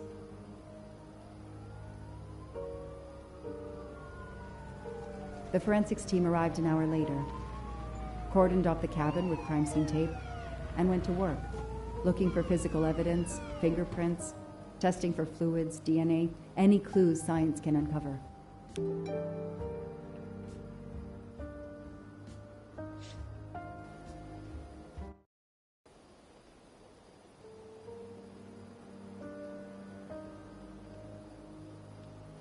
They removed Daisy's body. The autopsy would take place in the morning. But I had one more stop to make.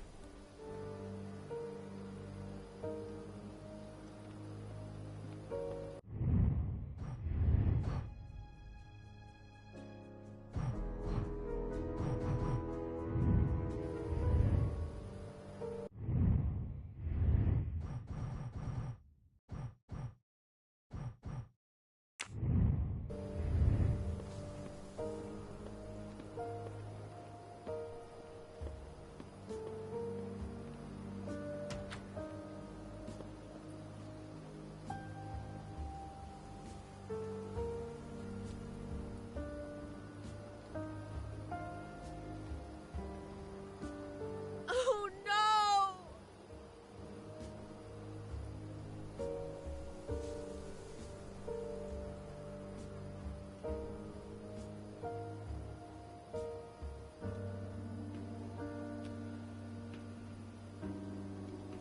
That night, I swore to find the monster who killed that child.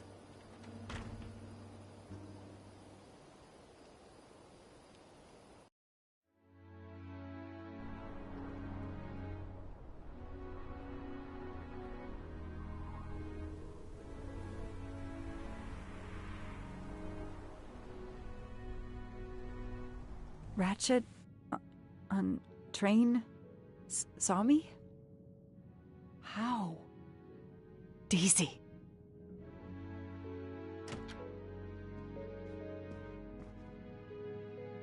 She was awake? And then she collapsed again. I take the responsibility. She was weaker than I realized. Oh.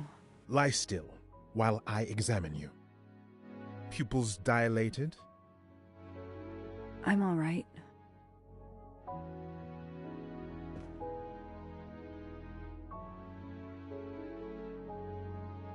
You are far from all right. You have been heavily sedated. Your pulse is very weak.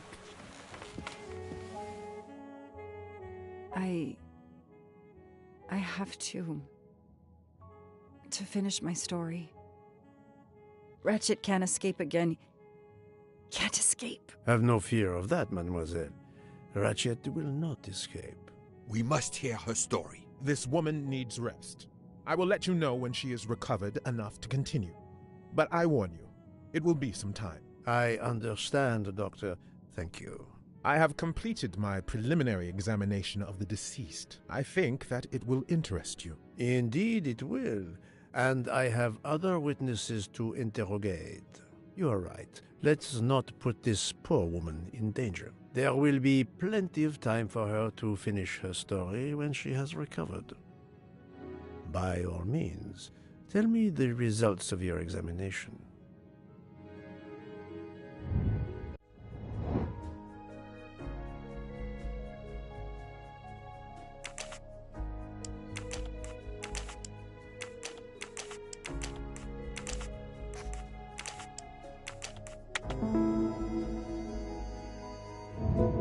That was easy.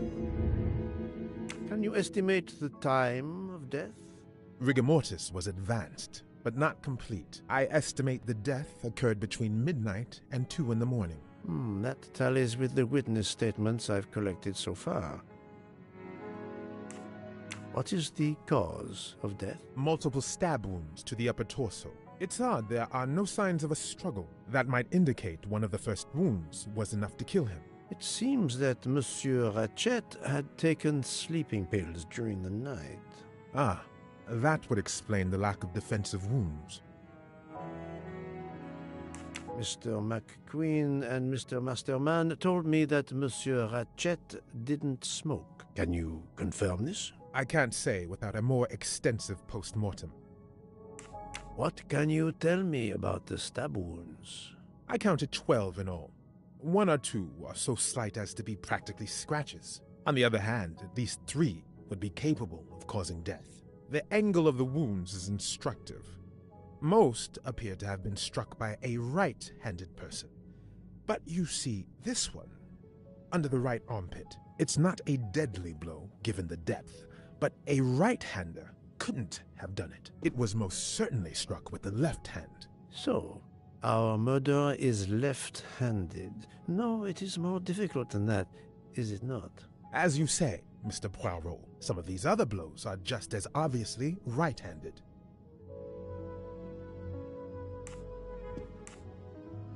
Do we have a first and second murderer, as the great Shakespeare would put it? The first murderer stabs his victim and exits left, turning off the light.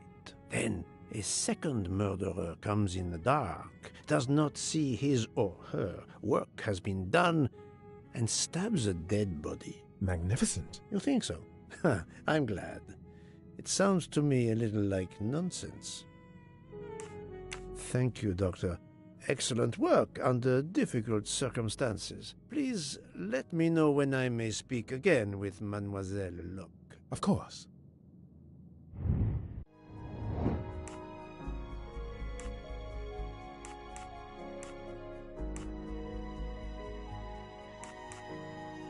Even a smoker might innocently turn me down. Yes, that's certainly a good place to start.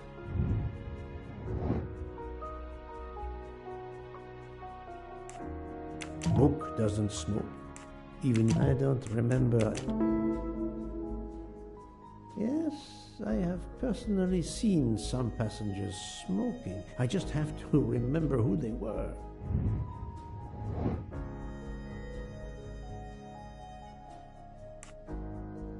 No, I have no official authority. Yes, I suppose it's likely they will give me the list of who smokes what. That's the right answer.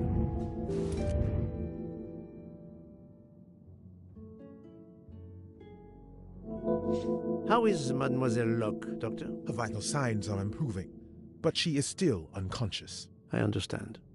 Thank you for looking after her.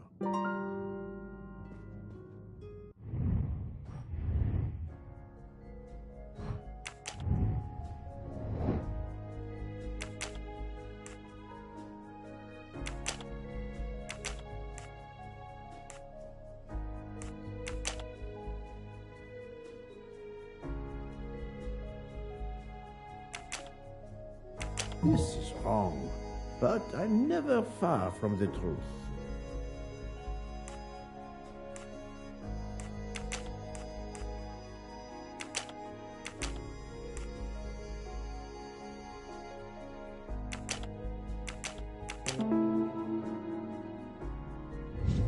Et voilà.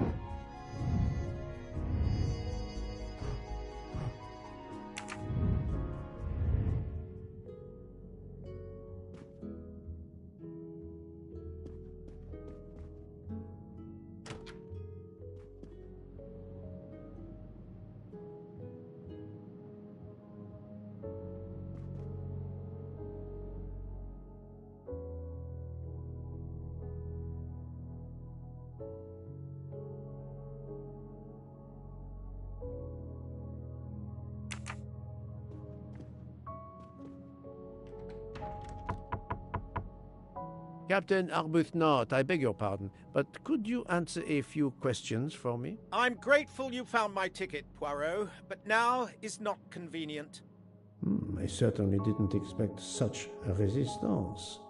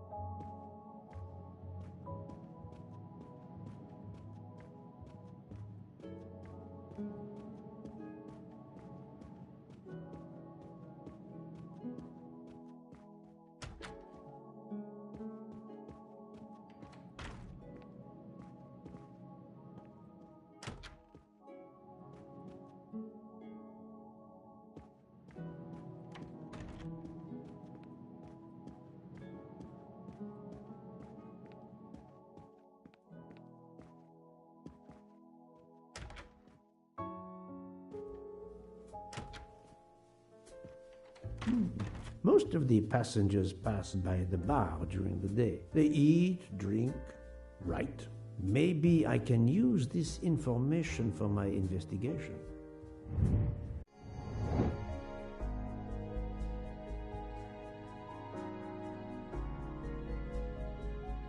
Brilliant. Yes, it could work. He appears to be an observant young man and serves the passengers regularly.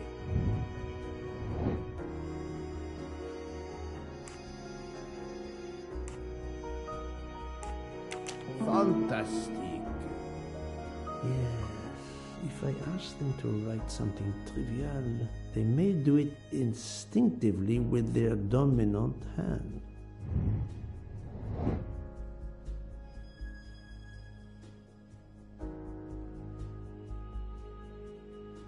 This is wrong, but I'm never far from the truth. Given all his... Nice. Yes, I will remember which people use their right or left hand. My little grey cells did not... Mademoiselle Debenham, I have a few questions for you. Of course. Let's start with your movements last night. There's little to tell. I went to bed and slept. Did you know the man who was killed? I saw him for the first time during lunch yesterday. Did you notice anything about him? Well, if I believed in auras, I might say he seemed dark. Would you mind writing your address on this paper for me? Not at all. That's it. Mademoiselle Debenham is right-handed. Do you recall what time Mademoiselle Olsen went to get some aspirin from Madame Hubbard? I remember glancing at the clock. She left our room just after 10:30 p.m. Was she away for a long time? About 5 minutes. That confirms what Madame Hubbard told me. Do you smoke by any chance? No, I never have. Do you own a scarlet nightgown? No, it isn't mine. Whose then? I don't know. What do you mean? You do not say, I have no such thing. You say, it isn't mine, meaning that you know who it belongs to, am I correct? Oh, I see. No. I woke up this morning about 5 a.m. with the feeling that the train had been standing still for a long time. I opened the door, and I saw someone in a scarlet kimono some way down the corridor. Her back was turned. It was impossible to see who it was. I understand. Thank you for your assistance, mademoiselle.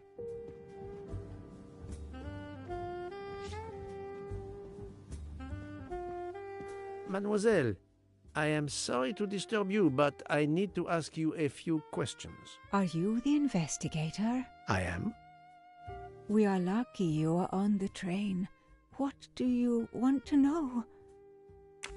I hear, mademoiselle, that you were the last person to see the murdered man alive. I do not know. It may be so. I opened the door of his compartment by mistake. I was much ashamed.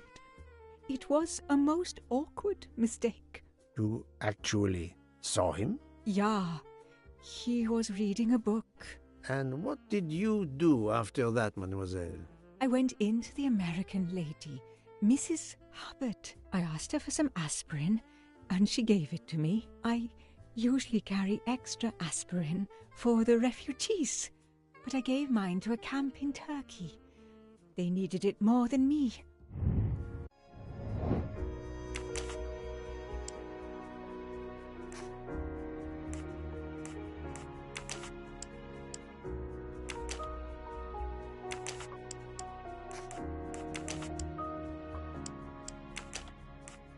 No, not good.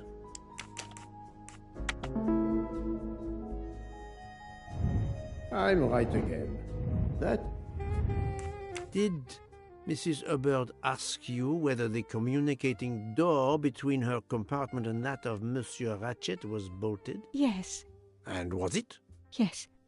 And after that, what did you do? After that, I went back to my compartment, took the aspirin, and lay down. That was around 10:50 p.m. Is there anyone else in your compartment? Yeah, a young English lady. Very nice, very amiable. After the train left Vinkovsky, did she leave the compartment? No, I am sure she did not. Why are you so sure, if you were asleep? I sleep very lightly. I am used to waking at a sound. I am sure that if she had come down from the berth above, I should have awakened. Did you yourself leave the compartment after that? Not until this morning.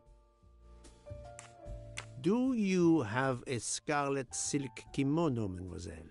No, indeed. I have a good comfortable dressing gown of Jaeger material. Do you smoke, mademoiselle? No, I can't stand the smell of tobacco.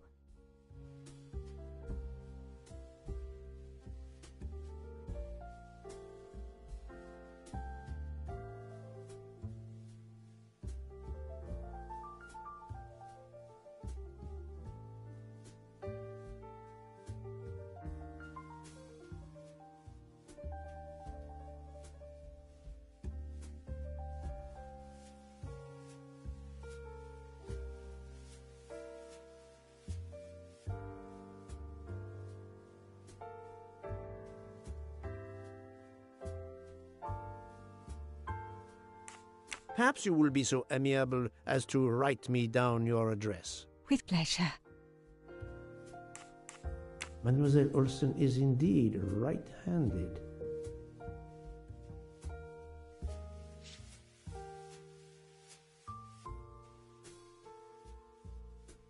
This was a very interesting conversation, mademoiselle. I thank you. If you have any other questions, I'll be in my compartment. Good luck, Mr. Poirot.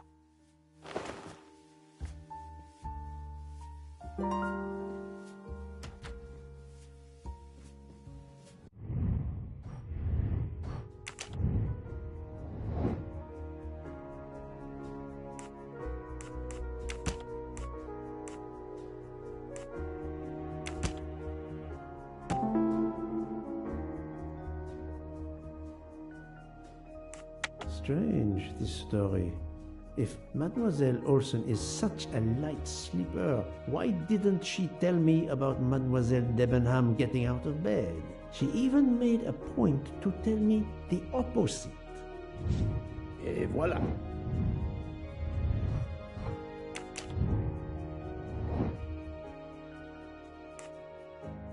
Right.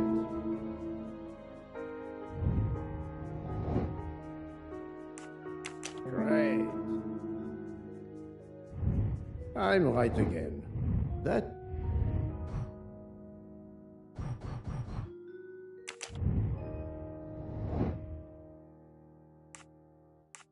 Nice.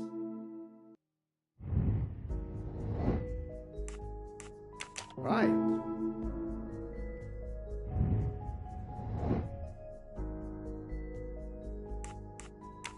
Yes.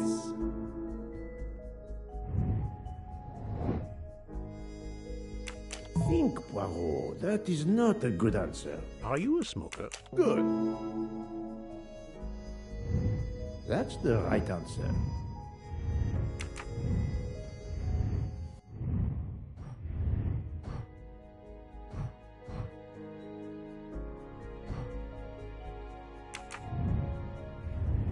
I'll observe her instead. I'll observe her instead. I'll keep an eye on them instead.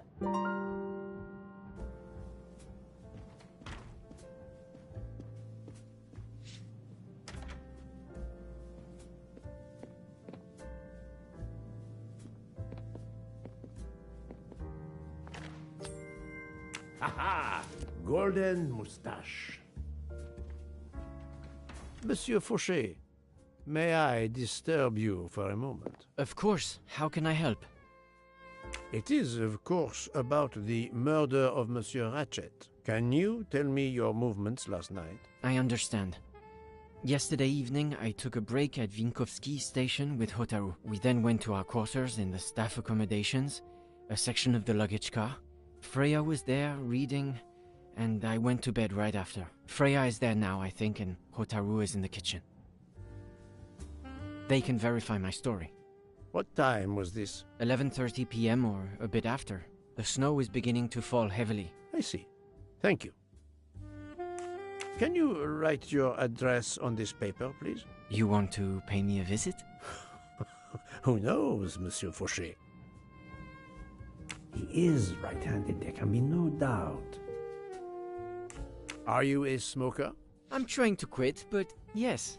I'm now down to just 1 pack of cigarettes a week. If you're looking for a heavy smoker, you should talk to Hotaru. Thank you, Monsieur Fauché. I'll come back to you if I have more questions.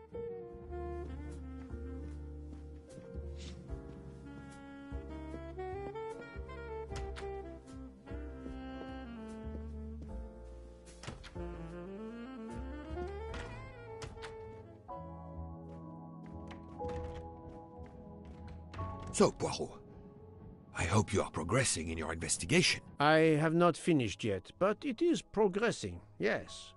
I still have many questions that must be answered. I will report to you as soon as I can. Another golden moustache to treasure.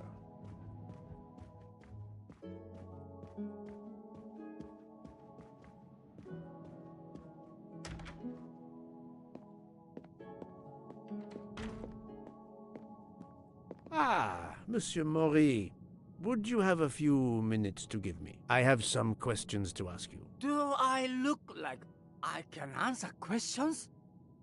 The room is spinning. My head is about to explode. You were celebrating last night? Celebrating? When Freya always wins? Ah, what am I saying? If you want my answers to your questions to make sense, help me recover. You see there, the magnet on the fridge. That is my special recipe. I call it my day after survival tonic. If you could make me my special tonic, I might survive long enough to answer your questions. Jean knows the recipe very well. He can help you with the preparation. Very well, Monsieur Maury. If I must, I must. I will make you your day after survival tonic.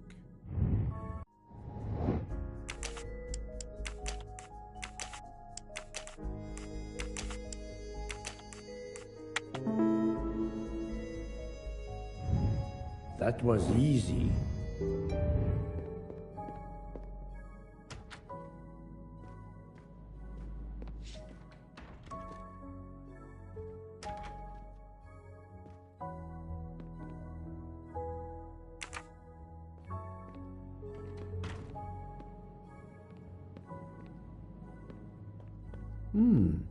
It's locked.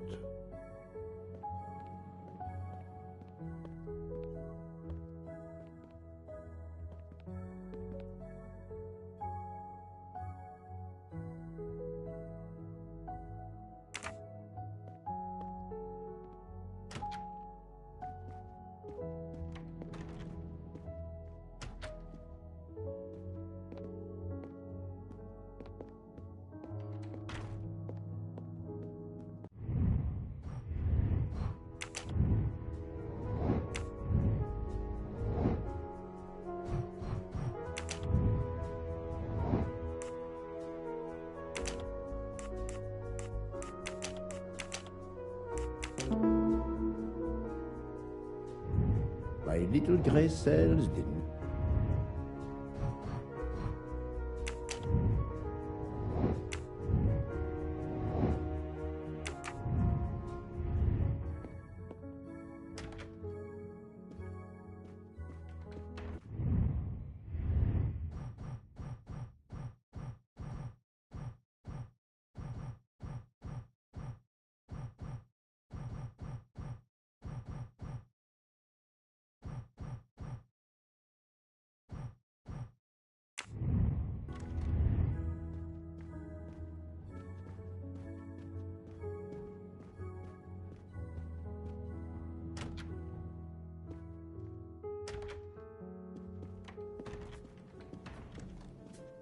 Monsieur Fauché, may... Of course. Monsieur Fauché, I need your help to prepare a cocktail. What is this phrase? This is music to my ears. What can I fix for you? A mojito? A gin and tonic? Or perhaps a martini? Shaken, not stirred? It's not for me, but for Monsieur Maury. Ah, his day after survival tonic. Unfortunately, I know it well. Bring me the ingredients and I'll prepare it for you right away.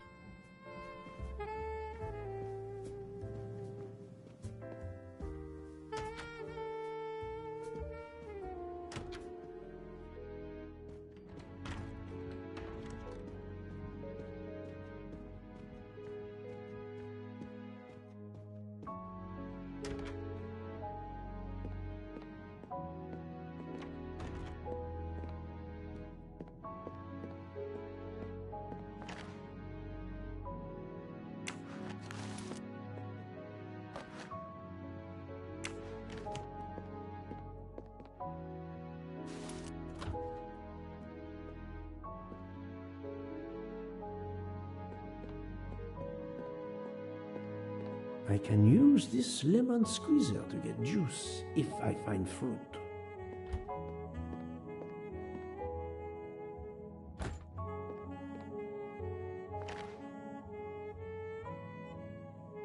I'm missing half of the tonic ingredients.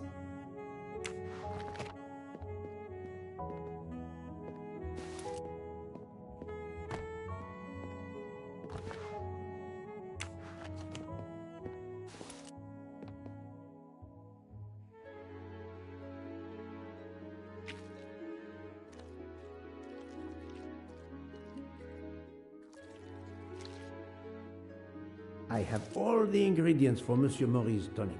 I have to go and see Monsieur Fauché so he can prepare it for me.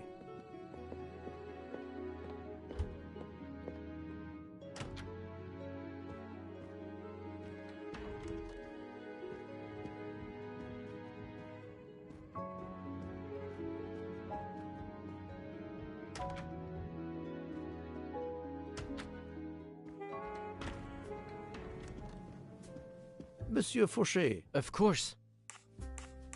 Here is everything that was listed on the magnet. Excellent. I can take it from here.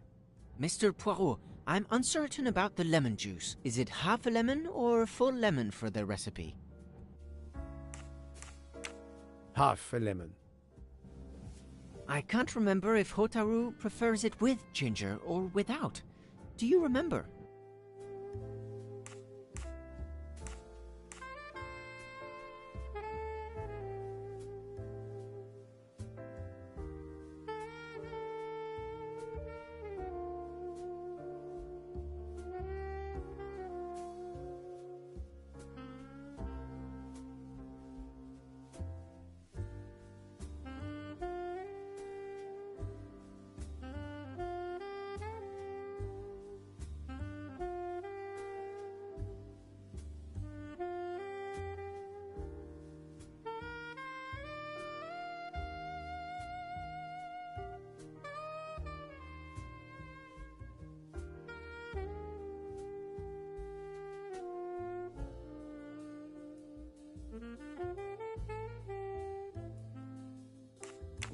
I can assure you that he will want the ginger.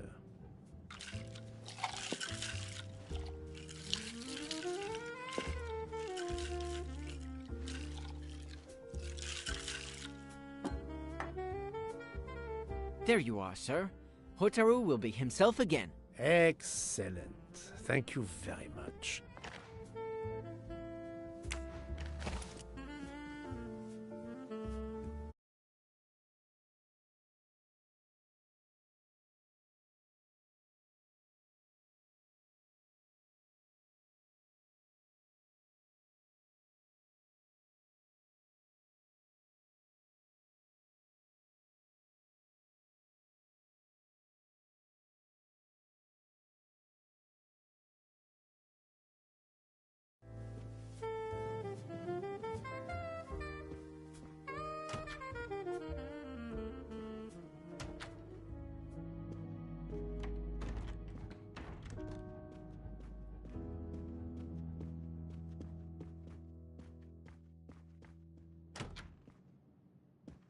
Here you go, Mr. Mori.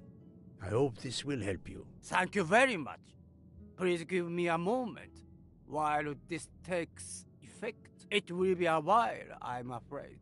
But I will not move from the kitchen. Since I have to wait, do you know where I can find Mademoiselle Nielsen? She is in the staff quarters in the luggage car. If the door is locked, John will have the key. Thank you. I will return. I hope you have a speedy recovery.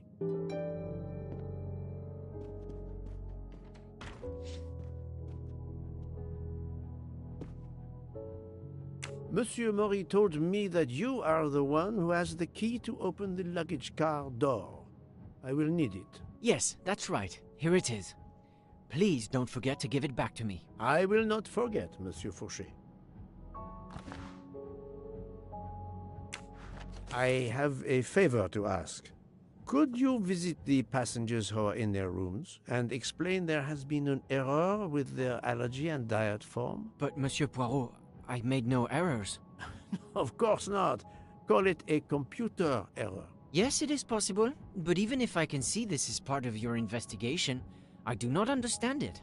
I would ask that you observe which hand each passenger uses. Ah, you wish to know if they use the right or left hand when they write? That is my intention. I will take on this mission for you. Excellent.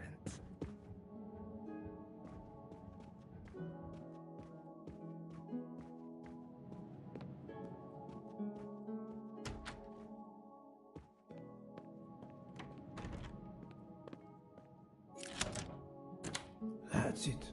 It's open now.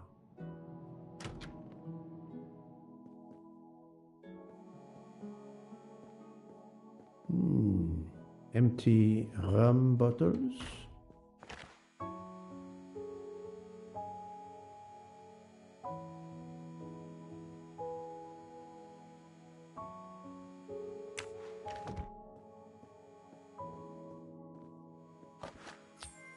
Another delightful trophy for my collection. Hello, Mademoiselle Nielsen. May I ask you a few questions? I don't have a minute. My career is ruined, and it's not my fault. But how did this terrible thing come to pass? My supplies, passenger luggage, our living space. There is so little room. I gave the cargo handlers in Istanbul strict instructions how to stack my crates containing the ingredients I need for my desserts. So as one box is used up, it can be discarded. And these fools of cargo handlers did not follow your instructions? Ignored completely.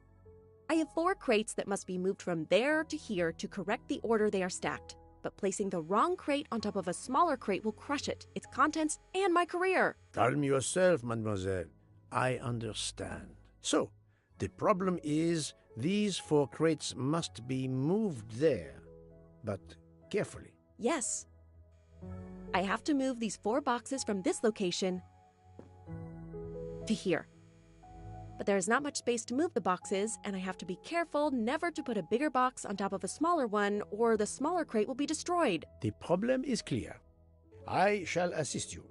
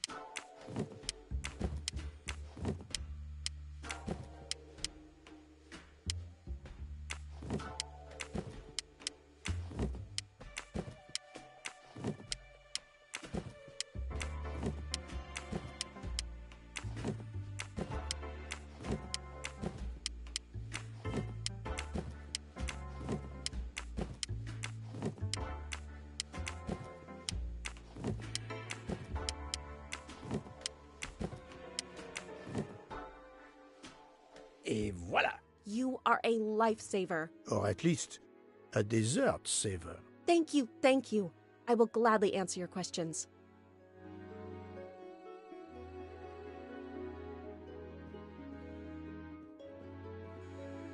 Can you tell me your movements of last night? Last night after dinner, I stayed in the kitchen until 12:15 a.m. Then I joined Jean and Hotaru in our quarters. Then all of us read quietly in our beds until we fell asleep. A very studious staff. However, Monsieur Maury doesn't seem to have followed the same literary pursuit as the others. And these rum bottles, do they have something to do with his hangover?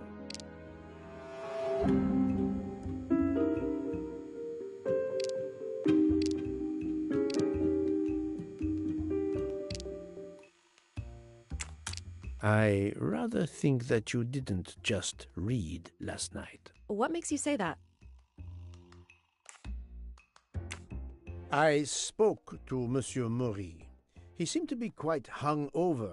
He even asked me to make him his day after tonic. He blurted out, "Freya always wins." Wins what? Looking around, it is clear you were gambling and drinking most of the night. You don't understand. It's late when we're off duty, but we need to unwind. And now there's been a murder? Yes, I admit it. We went overboard last night. But please don't tell Mr. Book. It's against regulations. We could all be fired. Mademoiselle, I realize your difficult jobs have been made more difficult. But as you say, there has been a murder. I must have the truth. Of course. I'm so sorry. It's not such a crime. I'll leave it there and check in with Monsieur Fauché. Would you mind writing your address on this paper? I'm asking everyone on the train for addresses, in case I need to contact them once they leave the train in Paris. I understand. Yes, that's it. Mademoiselle Niersen is right-handed. Do you smoke? No, I never have. Thank you. Thank you for your answers, Miss Nielsen. You're welcome.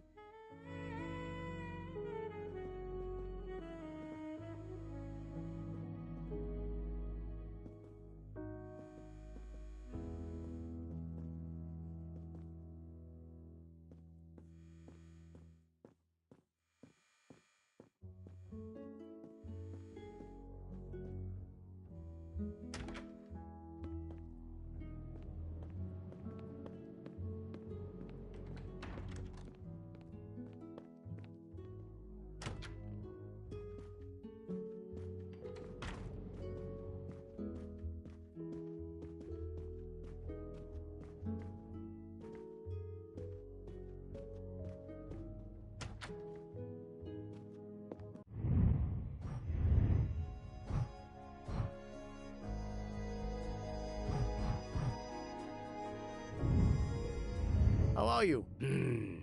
It's better. Thank you. Then may I ask you some questions? It will not take long. Quickly, please. I have hungry passengers to feed. Très bien. Can you tell me your movements last night? Oh, nothing special. When I went off duty, I joined John and Freya in a compartment. I read for a short while, then went to bed early. Reading? I'm not sure you have recovered enough to tell me the truth. Don't waste what little energy you have recovered to lie, Monsieur Maury. Yes, sorry, Mr. Poirot. You're right. It obviously wasn't reading that made my head hurt like that. But if you told Monsieur Book, it could mean my job. I will keep your secret, but I am investigating a murder. You must tell me the truth. Thank you. Please, write your address on this paper. My address? I don't see why. I think I hear Monsieur Book approaching. My address? Yes, of course. Another right-handed person. Not surprising, most people are. You are a heavy smoker. My job. It is very stressful. Would you happen to know who vapes on the train? A banana flavor? Oh, yes. The smell disgusts me. What is wrong with the good tobacco? I do not have time to answer that. Who is it? I've only seen one person who vapes. It's Captain Arbuthnot. Captain Arbuthnot, I see. Your testimony was invaluable to me. Thank you. Take care, Monsieur Maury. My palate depends on your good health.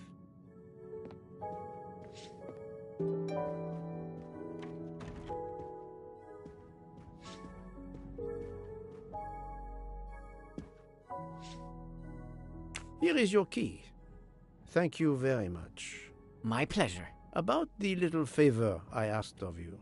Aha, but of course. I was able to get new allergy forms from guests who were in their compartments. Monsieur McQueen, Monsieur Masterman, Count and Countess Andreni, they are all right-handed. I also asked Princess Dragomirov, but she had her assistant, Madame Schmidt, sign for her.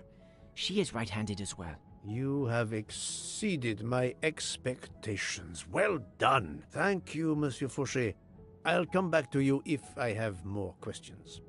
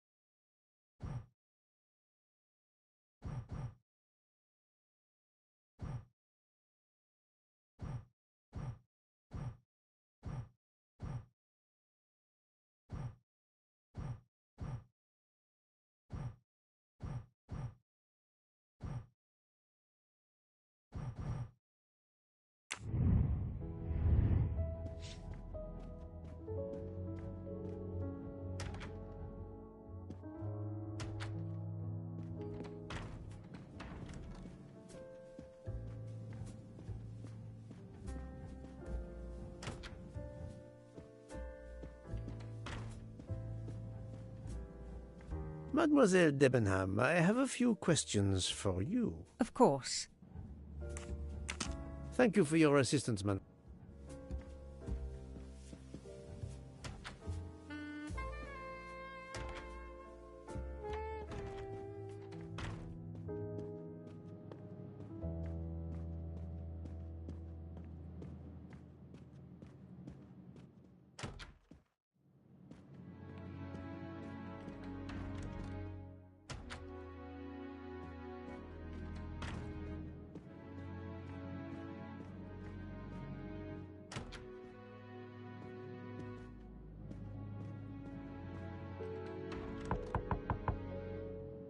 Pardon this intrusion, Mademoiselle Olsen, but something you told me earlier confuses me. Oh, please, come in.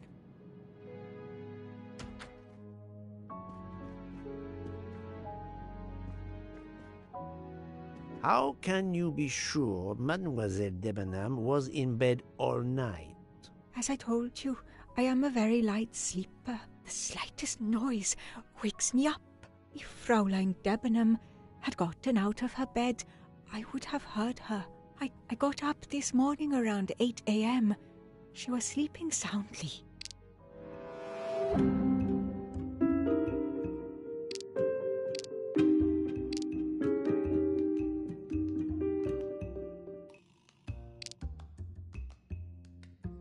Are you certain you would have heard her? Yes. Why are you asking? I spoke to Mademoiselle Debenham, and she told me that she got up around 5 o'clock in the morning. She opened the door and looked down the corridor. It was then that she saw a woman in a red kimono How do you explain that? I think I must have been sleeping very soundly not to have heard it. Oh, but does that make me a suspect? I am not accusing anyone, mademoiselle. Do not worry. I am just trying to determine what happened last night.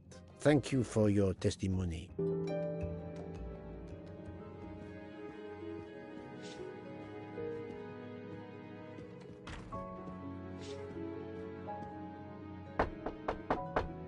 Captain Arbuthnot, I know that you are the only person on this train to smoke e-cigarettes. We found a vial of e-liquid at the crime scene. Will you talk to me about this, or should I pass on what I've learned to the police? All right. Come in if you must.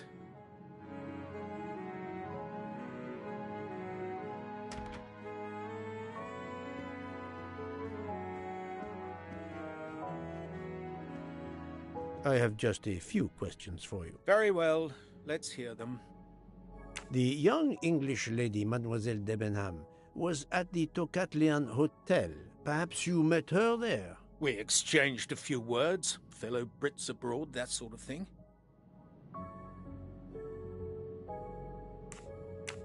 What can you tell me about Mademoiselle Debenham? Nothing whatsoever. We barely spoke. The director of the Orient Express, Monsieur Bouc, thinks the assassin is a woman. And that is enough to accuse her? She had nothing to do with this murder. How can you be so certain? The idea is absurd. Ratchet was a perfect stranger to her. She'd never seen him before. Ah, did she tell you so? Well, yes, maybe she did. She may have commented once upon his somewhat unpleasant appearance. If a woman is concerned, as you seem to think, to my mind, without any evidence, I can assure you that Miss Debenham could not possibly be implicated. It is clear that the captain is defending Miss Debenham, a woman he supposedly doesn't know very well. What were you doing last night around 1:15? 1:15? I believe I was still talking to that young American fellow, Mr. McQueen, the secretary of the man who was killed. We were in his compartment. He was a friend or acquaintance of yours? No, I never saw him before this journey. We'd hit it off at dinner, and the conversation continued into the early hours. Until what time was that? Until 1:45 or so. Then I retired to my room and went to sleep. There is nothing you can recall last night that in any way struck you as suspicious? It's nothing. A mere detail. Allow me to be the judge. Well, before returning to my room, I went to the lounge car to get a glass of water. When I was passing through the first-class corridor, I noticed that the door, which is just after your room, 201, was not quite closed, and the person who was inside peered out in a furtive sort of way. Then he closed the door quickly. I know there's nothing in that, but it was the furtive way it was done that caught my attention. Struck me as a bit odd. I understand. Thank you for letting me know. Could you write down your address here, please? My address? If you insist. This man is right-handed.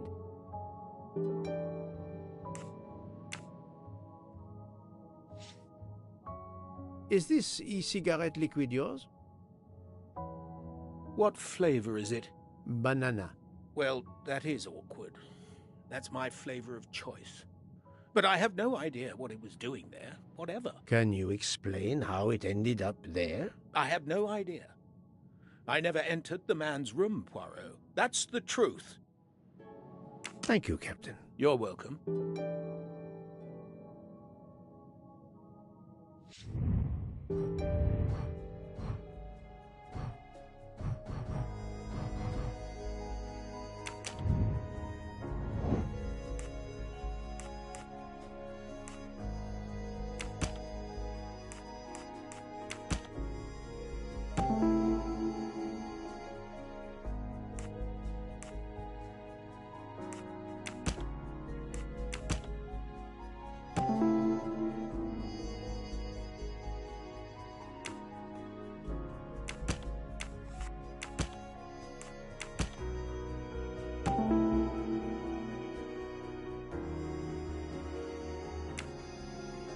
Captain Arbuthnot is the only passenger to smoke an e-cigarette.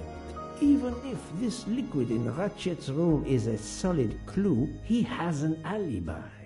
I cannot accuse him without any other proof. Et voilà.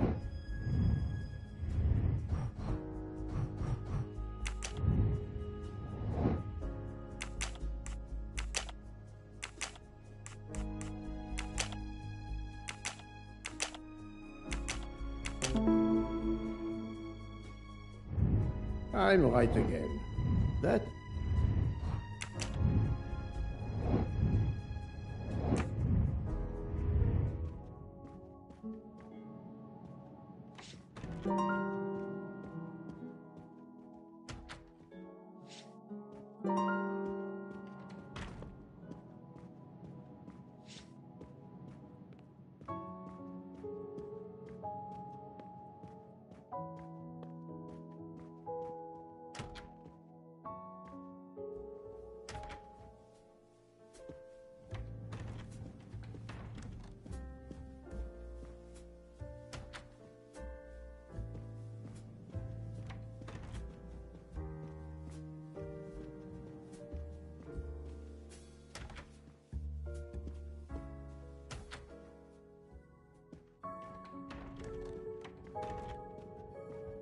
So, Poirot, I hope... There is no trace of the murder weapon on the train, as yet. The killer could have hidden it anywhere. It must be somewhere. Indeed, as you say, it must be somewhere. According to Dr. Constantine's report, the stab wounds were made by at least one right-handed and one left-handed person, and with different strength. For the moment, everyone I have checked is right-handed. It is impossible to draw any conclusions as yet. However, I still have a few people to interrogate, notably the Russian princess. You still have many avenues to explore? Indeed, the case is far from over, mon ami. I identified the person responsible for the bottle of liquid for the vape found at the crime scene. So, this is our culprit? Do we hold him? No, unfortunately, this bottle belongs to Captain Arbuthnot, but he has an alibi, confirmed by Monsieur McQueen for the time of the murder. Monsieur Bouc, Monsieur Poirot.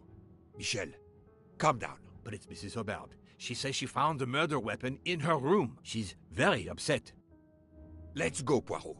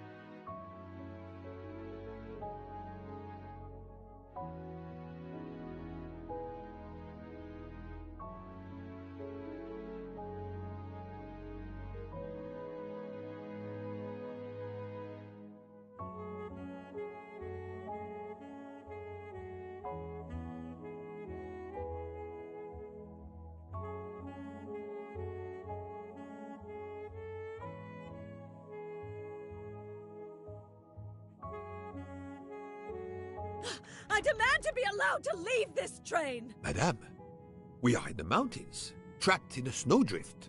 Stating the obvious. There is a murderer among us. He had the audacity to hide his weapon in my room. Please, Madame Hubbard, take a deep breath and tell us what occurred.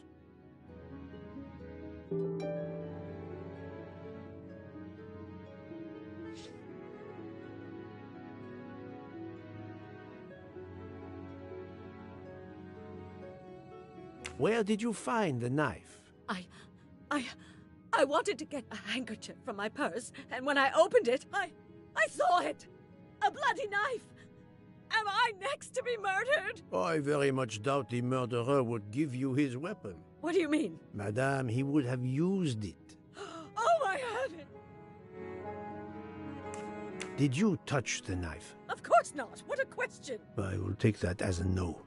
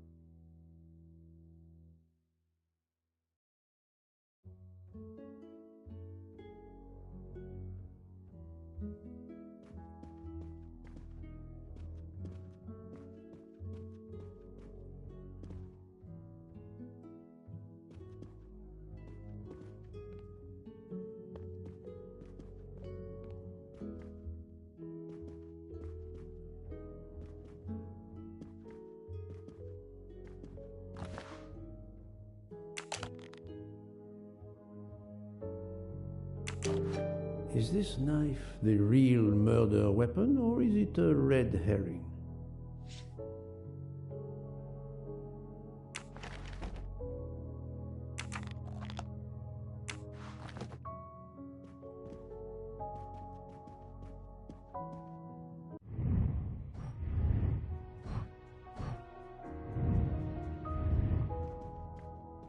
Mrs. Hubbard is distraught, Poirot. I should stay with her. Please go on without me. I have every right to be distraught. Thank you, Mr. Book.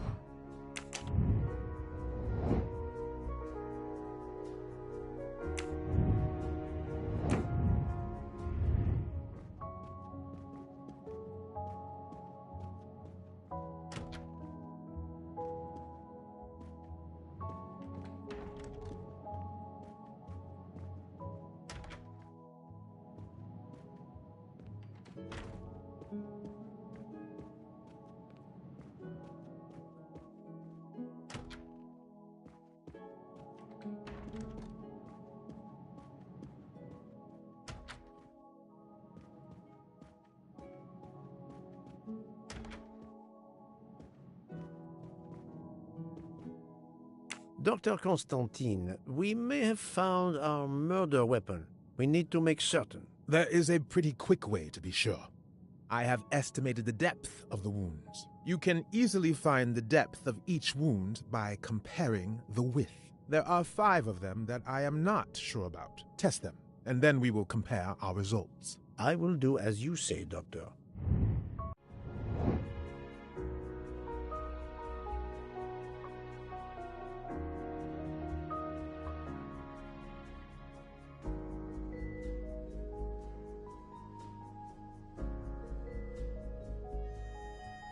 No, not good.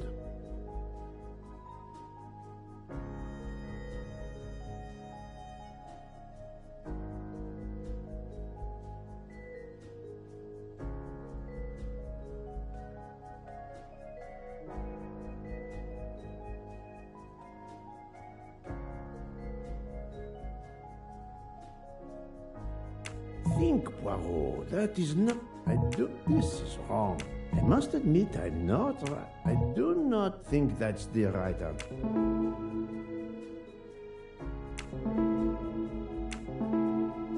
This is wrong. Think, Poirot. I must admit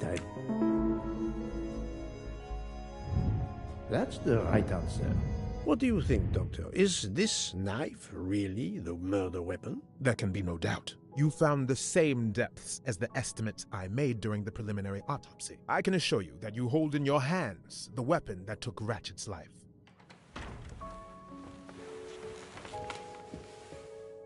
Thank you. I feel way better now. The rest gave you time to sleep off most of the effects of the drug. I'm still a bit groggy. That's understandable. Are you able to continue your story now? Yes. Yes, I think so. Where was I? You were explaining how you returned to the Armstrong house to tell them their poor little child was dead. Yes, that's it. I felt helpless. My part in the case was officially over, but I knew I couldn't let it go. Daisy deserved justice.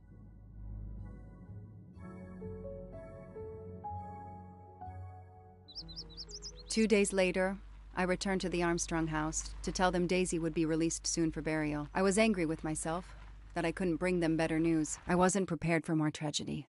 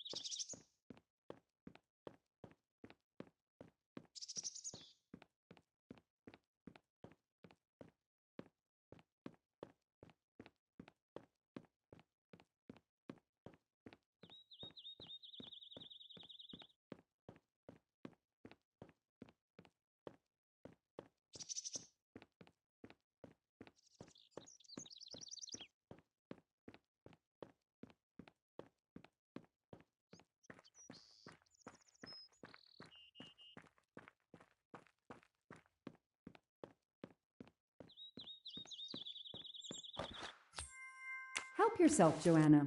You earned it.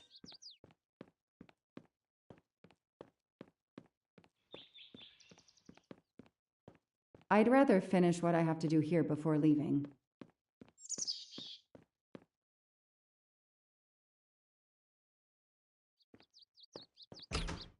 Hello, Miss Moreau. I'm here to see Colonel Armstrong. Good morning, Detective. Colonel Armstrong is upstairs. He isn't well. The Armstrongs have a taste for modern art.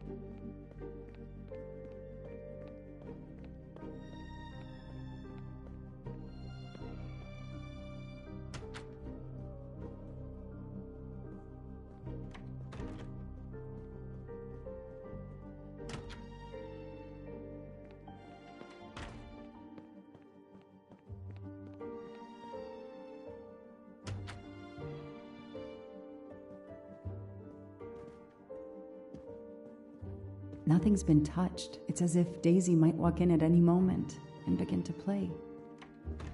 Good morning, Colonel Armstrong. Is your wife here? Here? No, Sonia is not here. Always one step behind. She died of a miscarriage last night. My wife, Daisy, and our baby. My whole family is gone. I'm so sorry. I came straight here this morning. I received word that you can arrange for Daisy to be returned to you for burial. I didn't know. Well, then, now you don't have to come back. I can arrange for Daisy, my wife, and our unborn child to be buried all at once. Very efficient. Being a military man, I can appreciate efficiency. I know how hard this must be for you. No, you don't know. I don't want your sympathy.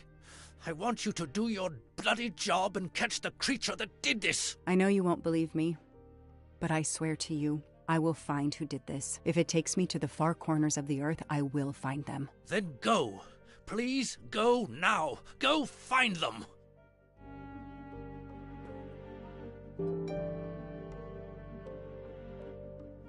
Officer, let me grieve in peace. Go find them. The house that once held the laughter of a child now feels so empty. I'm not giving up.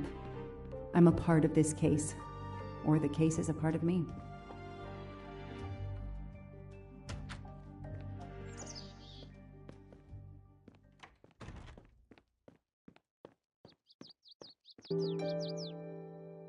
All units, Hike is in the vicinity of the cabin where Daisy Armstrong was found, spotted a pickup truck drive through the barricade tape, and then head up the dirt road toward where the subject cabin is located. Any car nearby who can respond? Unit 28, we can respond, but we're a ways away.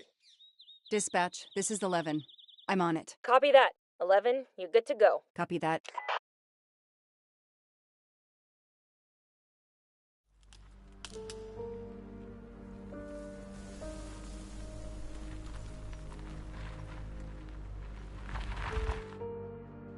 Okay, there's the pickup. Let's see who ignored our barricade tape. 11 here. I'm at the cabin. Someone has broken in. Are you requesting backup? Not yet. I'm going to take a look around. Copy that, 11.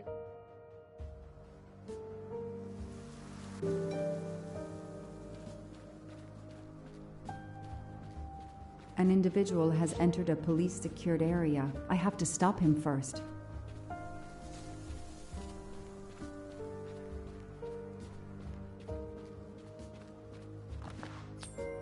I've earned a gold mustache.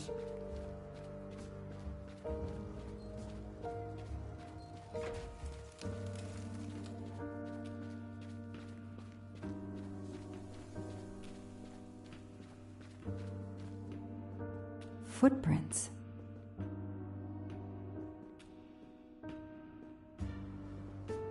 A forensics evidence identification marker. Forensics had to go through this place with a fine-tooth comb.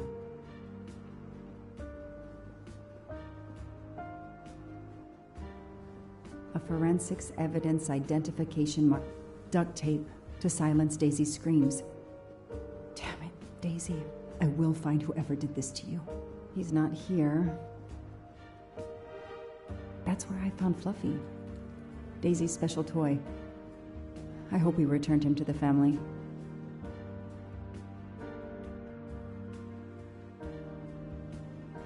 $3/8/92. Oh, when the poor dear was killed.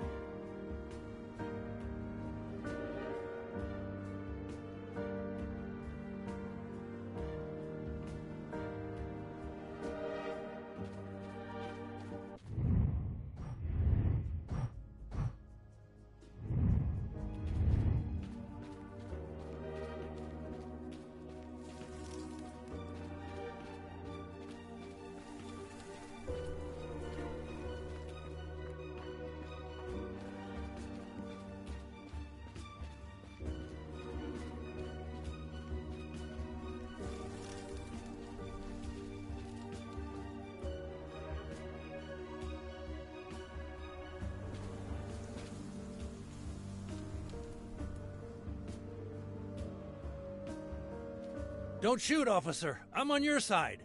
Sir, keep your hands where I can see them. Sure, no problem. Sir, this is a crime scene. Who the hell are you? I'm a reporter.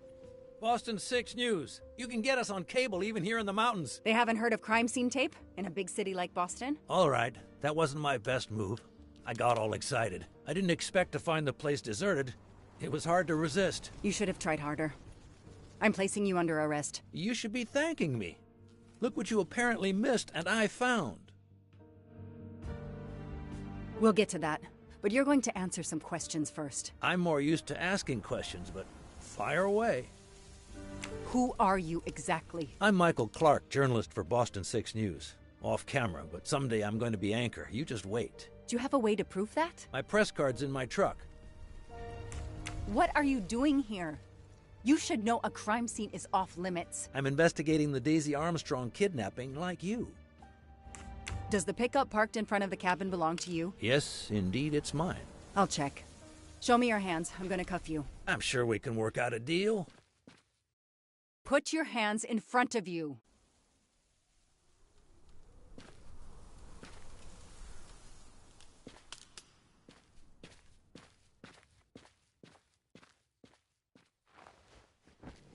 Aren't you going to read me my rights? You have the right to remain silent. I really wish you'd exercise that one.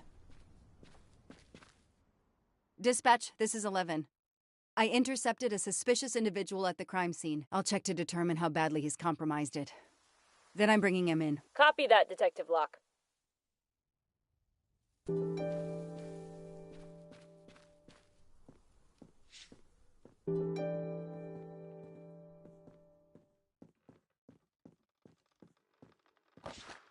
A gold mustache. Thank you very much. Forensics had to go through this place with a fine-tooth comb.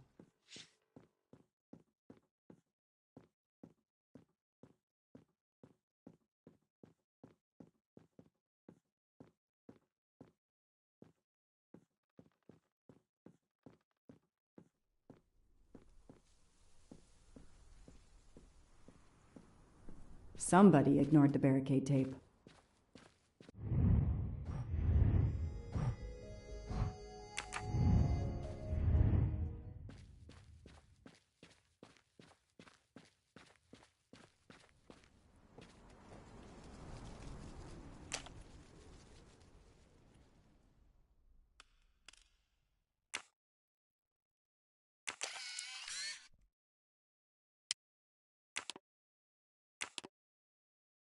Candid photos of the entire Armstrong family. A reporter just doing his job.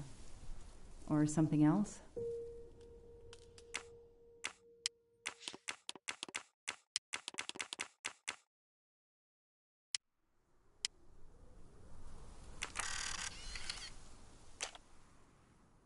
The glove compartment is closed.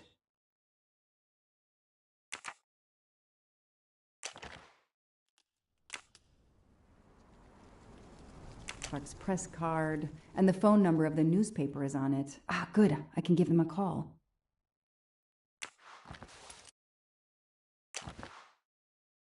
Telephoto lens. Not so surprising for a journalist.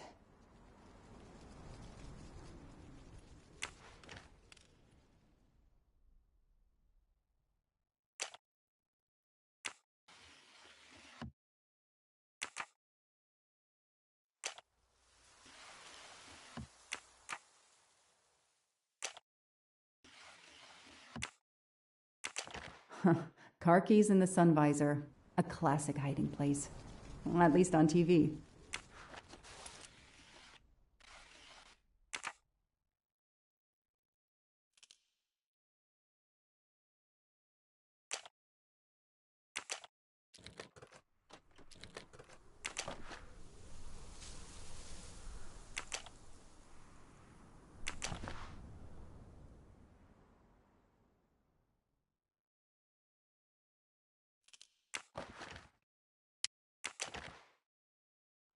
Clerk's driver's license seems to be in order.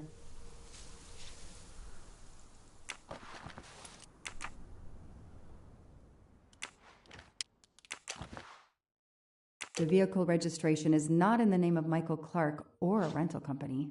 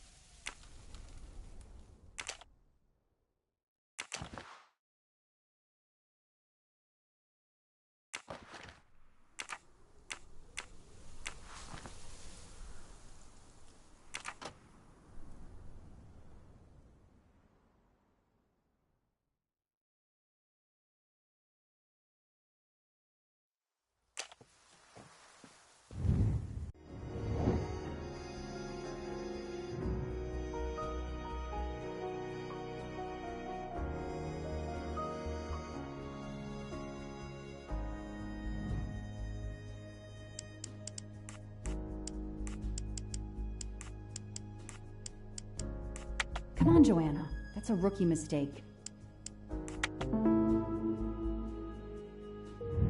The detective gets it right.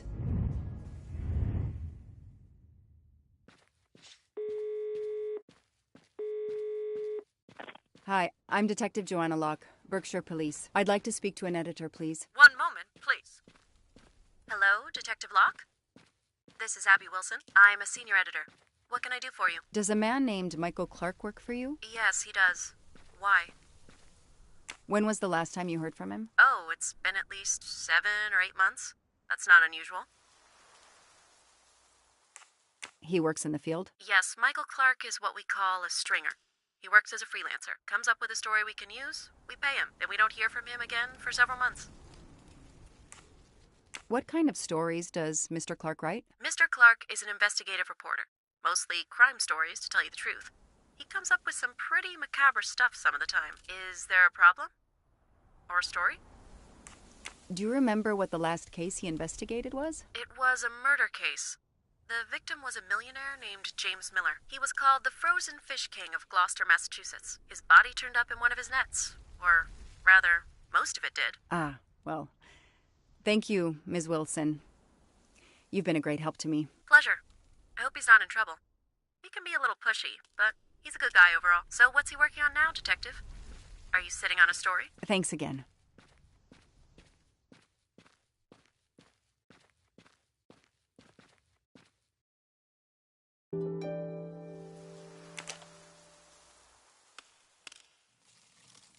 Damn, that isn't it.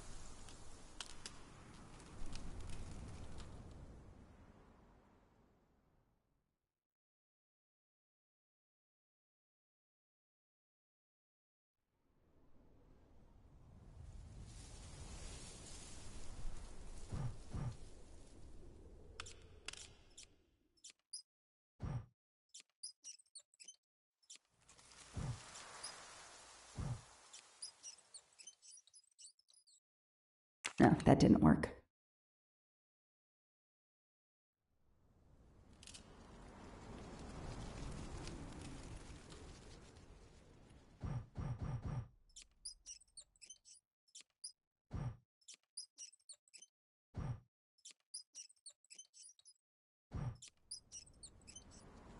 Yes!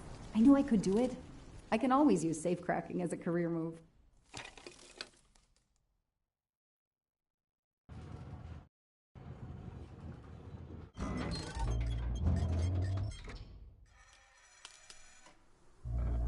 There.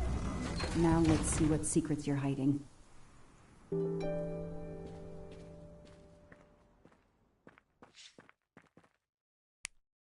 What the hell is that gas can doing here?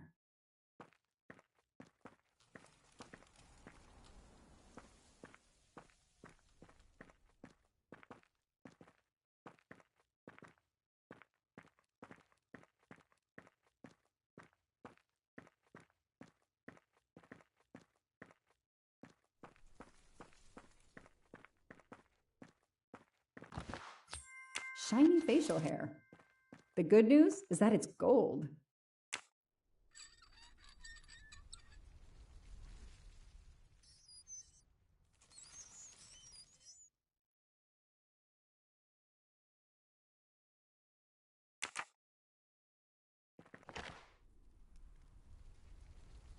The cap's been damaged, and some gasoline has leaked out.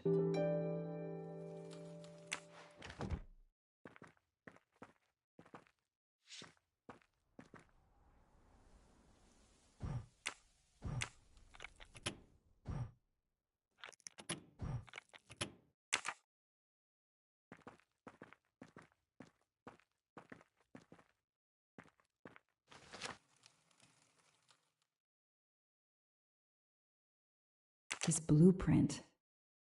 It looks like the bomb in the cabin. The kidnapper built the bomb here.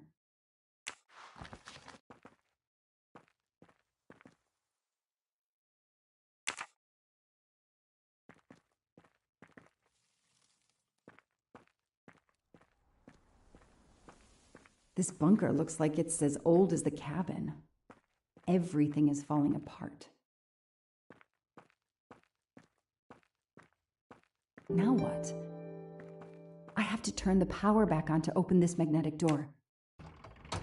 No, doesn't work.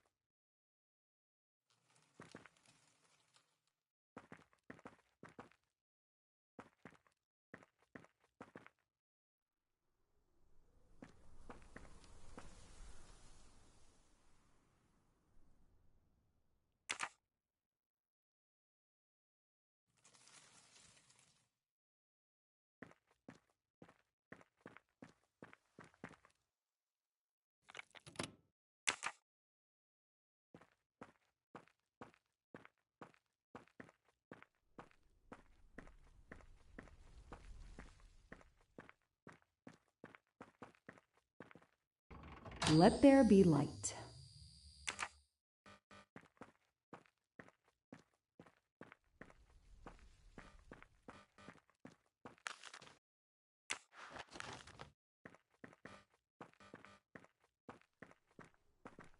This bunker looks like it's as old as the cat.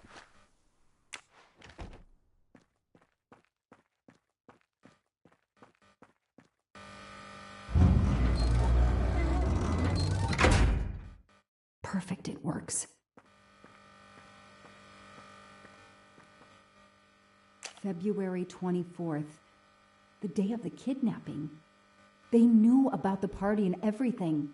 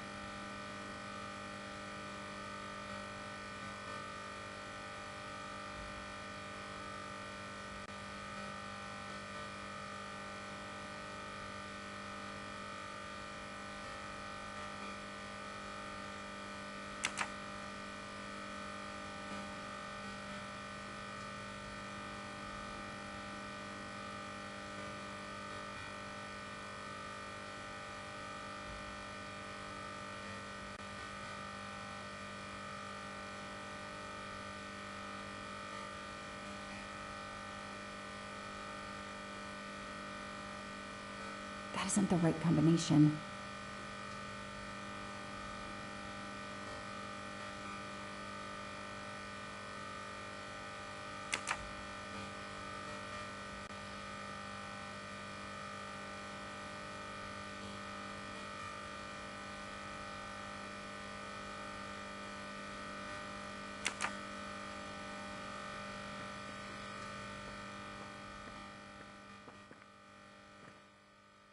February 24th.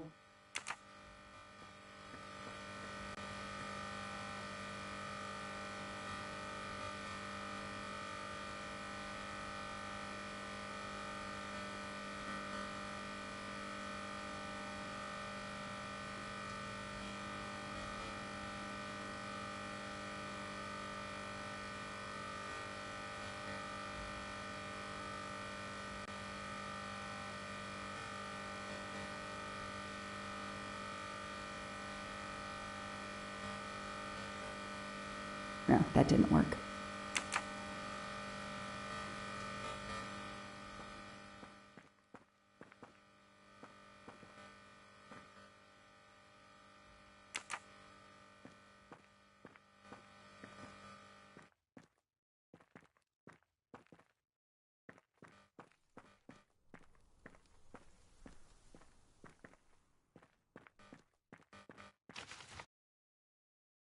This blueprint. The kidnapper built the bomb.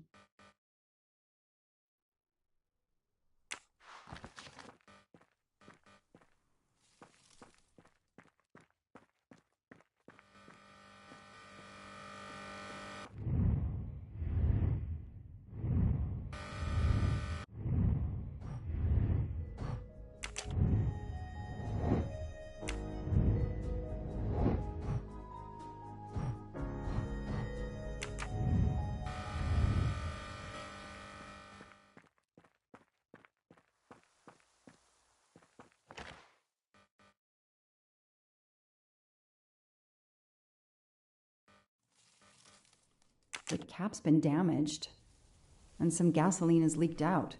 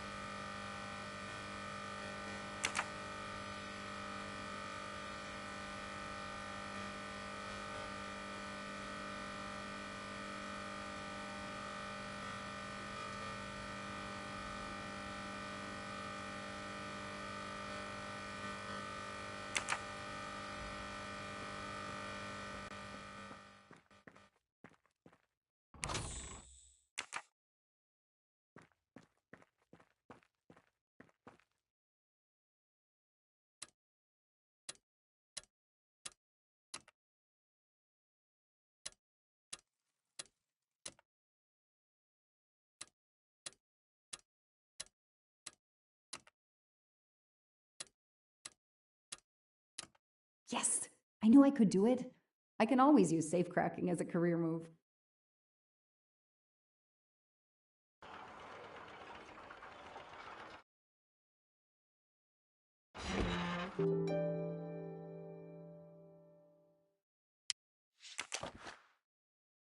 An expensive-looking pen with the initials JM?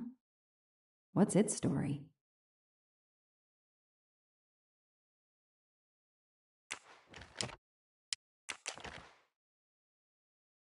That looks like a hair caught in the band around the money. Forensics will tell me for sure, but that doesn't look like Daisy's color.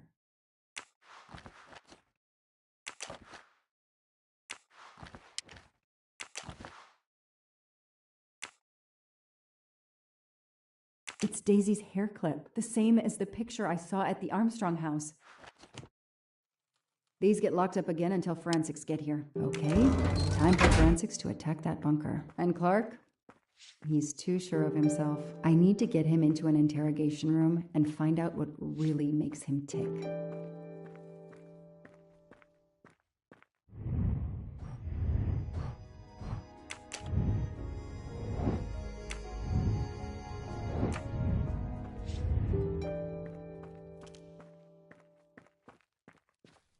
I'll secure the bunker for forensics. Progress at last.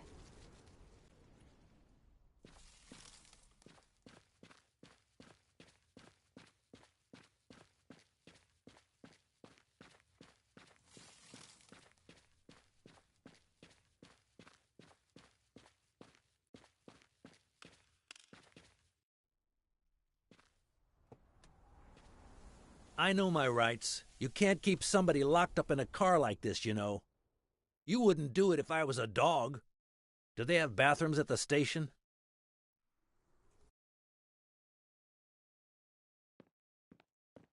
I have the right to make a phone call, Detective whatever your name is. That phone is an outside line. Hello, boss. It's Michael Clark. I'm still on the Armstrong kidnap, but there's a small problem. I got caught being someplace I shouldn't be. I'm at the police station. No, I'm not under arrest. Just questioning. Fire me. Why? The station's integrity? You're kidding me, right? If you think I've screwed up that badly, then fire me. Got that? Fire me. Yes, do it. That didn't go well. I think I got my point across. What happens now? Go ahead. Then we'll have a chat.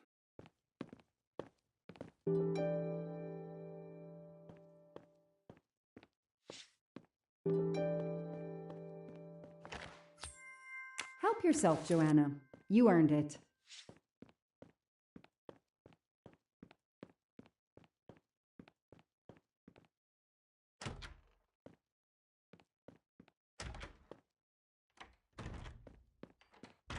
The only comfortable chair in the whole station. But there's no time to rest. I'll add these to the file. Anything that will erase Clark's smile.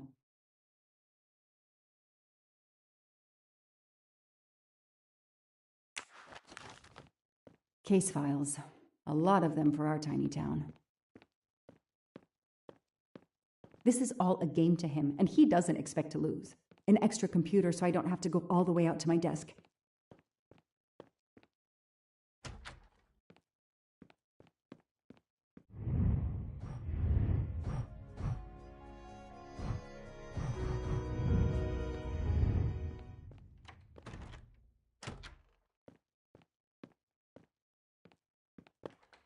Now that we've taken your DNA, we can begin. Interview of suspect Michael Clark, 6 p.m., March 30th, 2019. This interview is being recorded. By elves behind the mirror, no doubt? You were arrested at a crime scene where you damaged police barricade tape. I'll pay for a new roll. That's a Class A misdemeanor, and it carries a $500 fine. Oh, that's unfortunate. To begin with, where were you on the night Daisy Armstrong was kidnapped? I was watching TV in my motel room, but I had my police scanner on. I heard the first reports that the little girl was missing. No way the police at the scene were going to let me get close. I set my alarm so I could get on the story first thing in the morning and tried to sleep. It was difficult. Can anybody confirm where you were? No, afraid not. I was alone and sleepless. A sad combination. and I realize a bad alibi.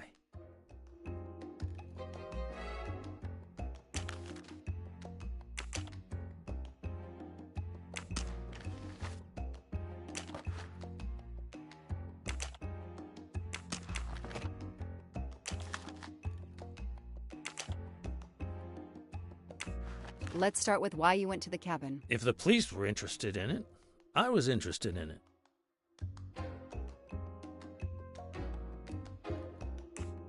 That pickup of yours, that's a very nice ride. Especially for a stringer who only gets a few stories on the air. How can you afford it? When Boston 6 does use a story, they pay okay. That truck is top of the range. How much did it set you back? $55,000, $60,000? When I have to, I do what everybody else does. I take out a loan. How about you, detective? You got a loan on your car? He's enjoying himself. I need to throw him off balance somehow, surprise him into making an error. Explain to me again how you got to the crime scene. I listened in on the police radio frequency. Anybody can do it with a scanner. I headed for the crime scene in my trusty pickup, like I've done for years. After the forensic team left, I needed to see the crime scene for myself. I got to the bunker just before you arrived.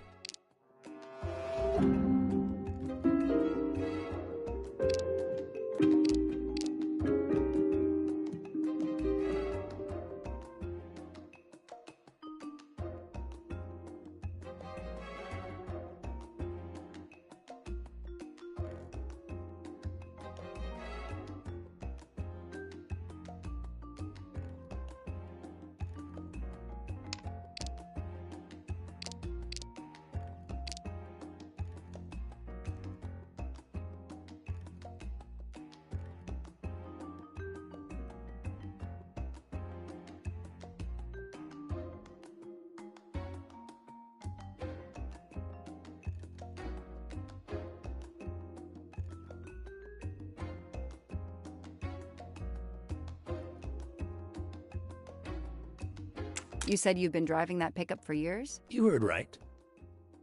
Thanks to it, I never miss a story. You say you've been using your pickup for years, but the title certificate is not in your name. The truck belongs to somebody named Stephen Baker. Okay, I don't get why the pickup is so important to you, but I guess my ego made me say that. Yeah, the pickup was lent to me by a friend. I couldn't afford it even with a loan. I think you stole it, Mr. Clark. You needed a pickup like that for our mountain roads, so you stole that one. Try proving it. But while you run off on some wild goose chase, you can't hold me.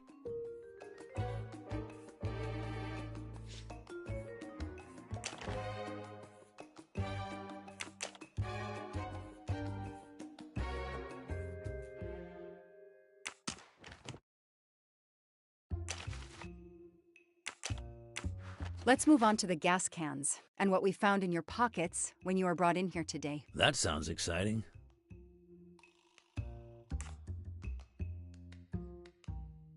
How did you know there was a bunker at the end of the property? How did your forensic team miss it? They were concentrated on the cabin. It was pitch black out there. Small-town cops with small-town minds. I'm sorry, that was unkind. You know, I'm a bit like you. My job is to find something a news program's viewers want to see. You do it for justice. I do it for money. I just have more flair than you. I know you're lying, Mr. Clark. I followed your footprints from the cabin, and they led directly to the bunker. It was very well hidden. You had to know it was there. Think whatever you want, detective.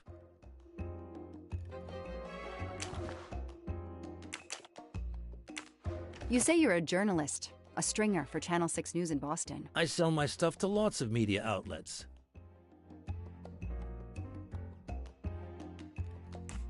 Your camera was in your pickup.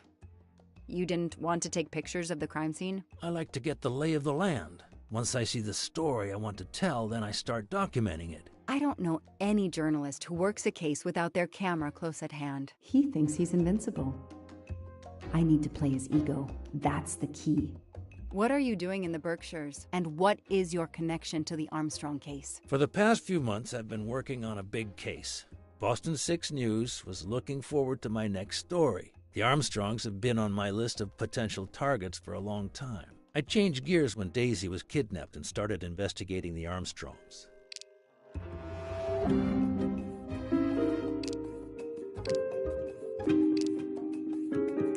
just stumbled on a major kidnapping story during your stay in the Berkshires. Yeah, I was researching PCBs in the river for crying out loud. Then, wow, the Armstrongs.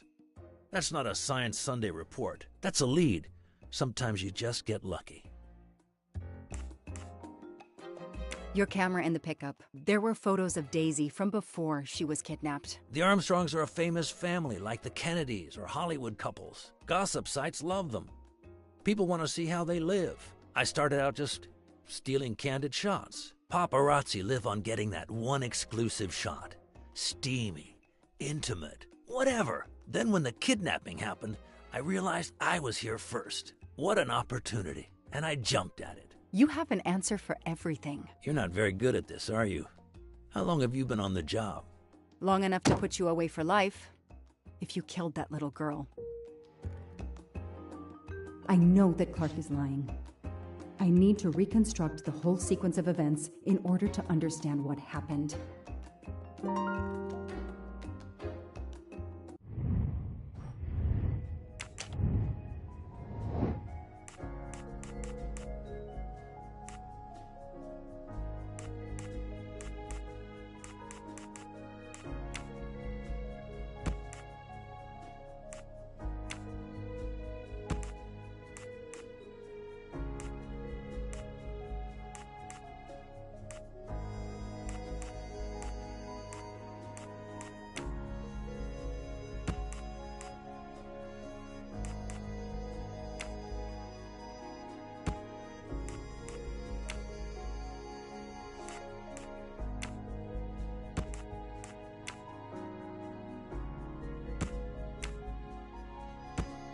No, I did something wrong.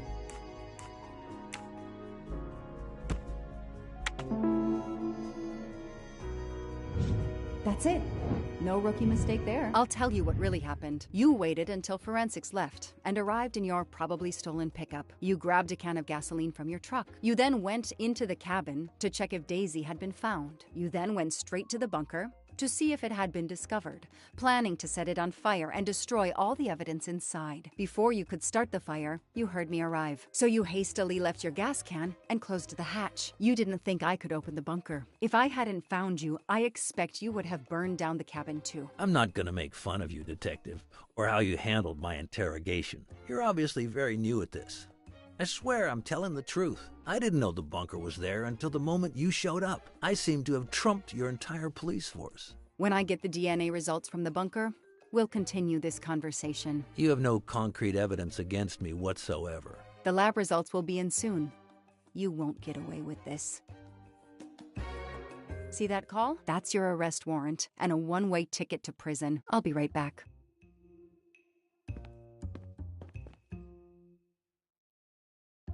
Hello, sir. I think I found the man who kidnapped Daisy Armstrong. I'm interrogating him now. Hold on, Detective Locke. I have some bad news. Someone set fire to the cabin in the bunker. The fire department is on the scene, but they say it's too late. That's impossible. My suspect has been in the interrogation room with me all evening. We can't hold him. Suzanne Moreau. Her fingerprints are on the wine bottle found in the cabin. We also found an unknown person's fingerprints, but they don't match your suspects. Sir, with all due respect, I'm convinced Michael Clark is involved. Detective, I'm cutting you some slack already. But we cannot hold your suspect simply because you're convinced he's guilty. We have evidence that Suzanne was working with an accomplice, Noah Garrity. I order you to release the reporter and arrest this Moreau. Let me just check my last lead.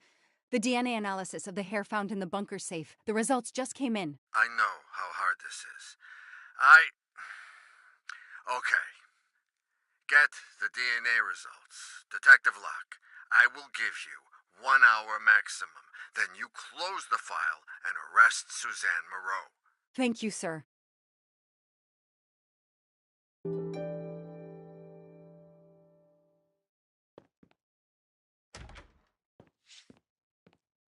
Who did you call earlier? An editor from the Boston 6 News. An editor you repeatedly said should fire you. That was your accomplice, wasn't it? You were telling him to start the fire. An accomplice? I know it was Noah you called. I'm saying nothing more without the presence of my lawyer. Stay right where you are. I'm not done with you yet. Wow. Do I hear grounds for a lawsuit? Some poor innocent woman is being accused instead of you. You set her up, didn't you? You have to let me go, Detective. All I need is one more phone call to the lab. I know it's you, and I'm going to prove it. Hello, this is Joanna Locke. I need the results of the DNA test I asked you for. Hi, Detective. Sorry, we only have the DNA sequence. We haven't had time to compare it with the suspects yet. It'll take 7 more hours. I'm sorry, but you are not the only one on the waiting list. Send your analysis to my computer in the office. I'll do the comparison myself. I need authorization. I have a murderer who is going to walk free unless I get those results now. Fine, we'll send it to you right away, but I'll have to log this. It's my last chance.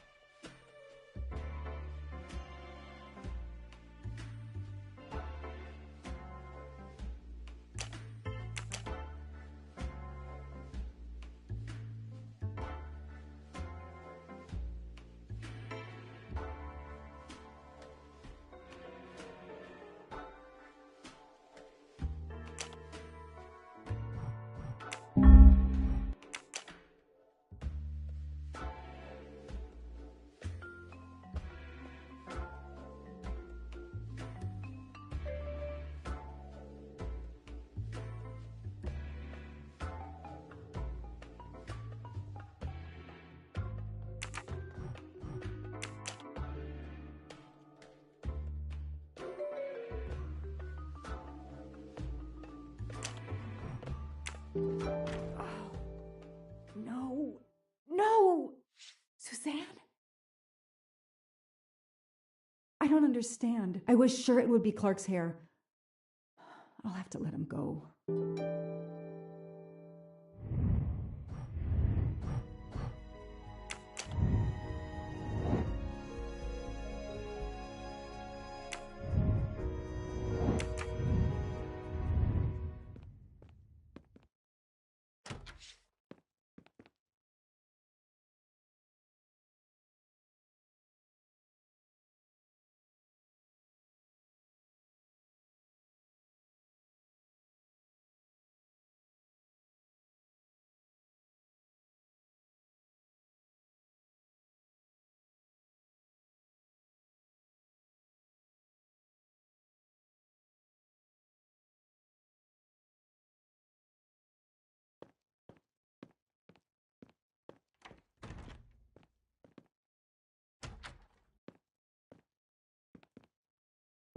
You can leave.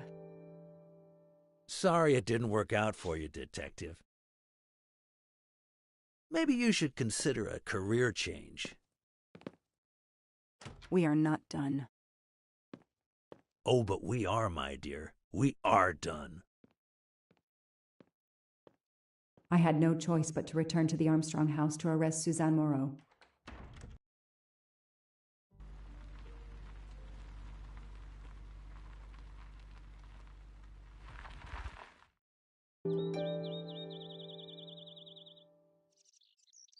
The arrest warrant for Suzanne Moreau. Suzanne was set up by Clark and Noah. They are the kidnappers, but I'm not giving up.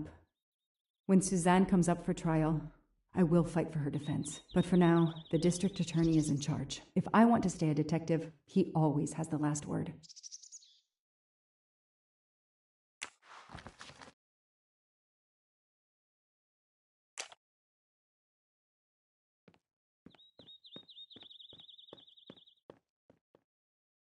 The door is wide open.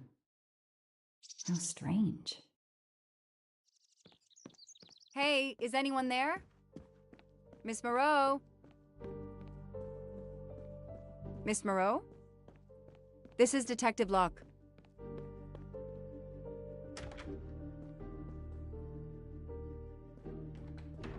Miss Moreau, can you hear me? It's me, Detective Locke. You must get up now. Miss Moreau? Miss Moreau, can you hear me? Suzanne Moreau is dead. There are no traces of blows or injuries on her body. She doesn't seem to have defended herself from anyone.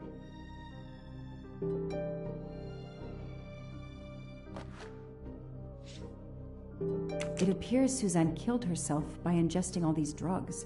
It appears Suzanne's diary is missing.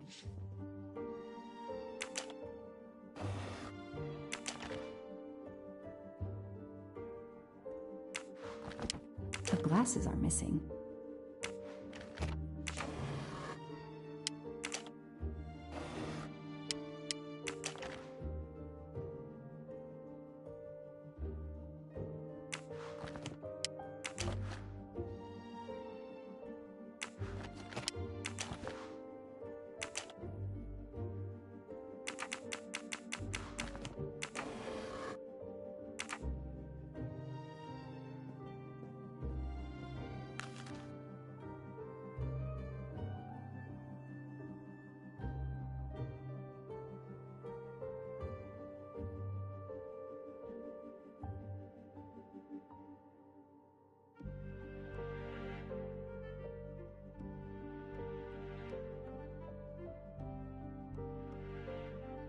Suzanne was telling the truth about her mother.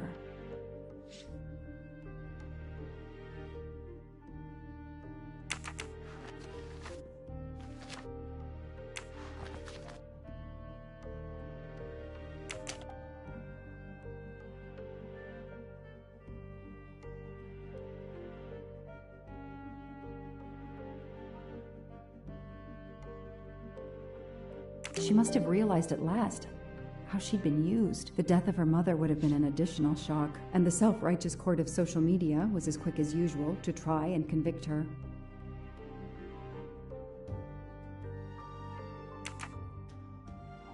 I called the district attorney to inform him. This is Detective Locke, sir. I'm at the Armstrong house. Have you arrested Suzanne Moreau? She's dead, sir. Apparent suicide, but I need a forensics team. She killed herself out of remorse for her part in the crime. We don't know that yet. I'm calling forensics now, but I wanted you to know. What a mess. Stay on site until forensics arrive. Yes, sir. Standing by.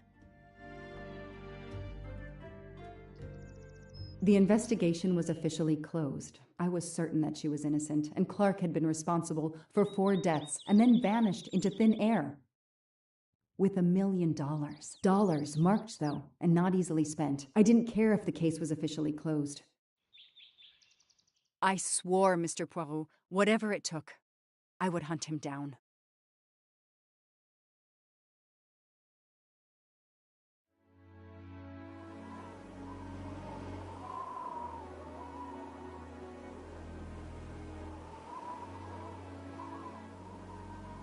I waited for the forensics team, then went into the station to write my report. I was officially off the case. Thank you, mademoiselle. That obviously cannot be the completion of your story. If I might ask a question? Of course.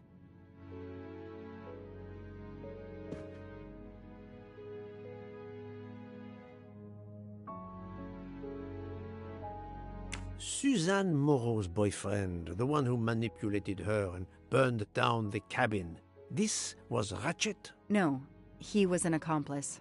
Clark, the phony journalist, was the leader. Michael Clark, the reporter, he was Ratchet? Absolutely. I was the only law enforcement official to question Clark. I knew this wasn't his first kidnapping. You looked for similar cases. What do you Americans call the MMOs? Means, motive, and opportunity. Yes, I looked for someone in plain sight. Someone on the edge of a kidnapping case. Someone in plain view, keeping track of the investigations.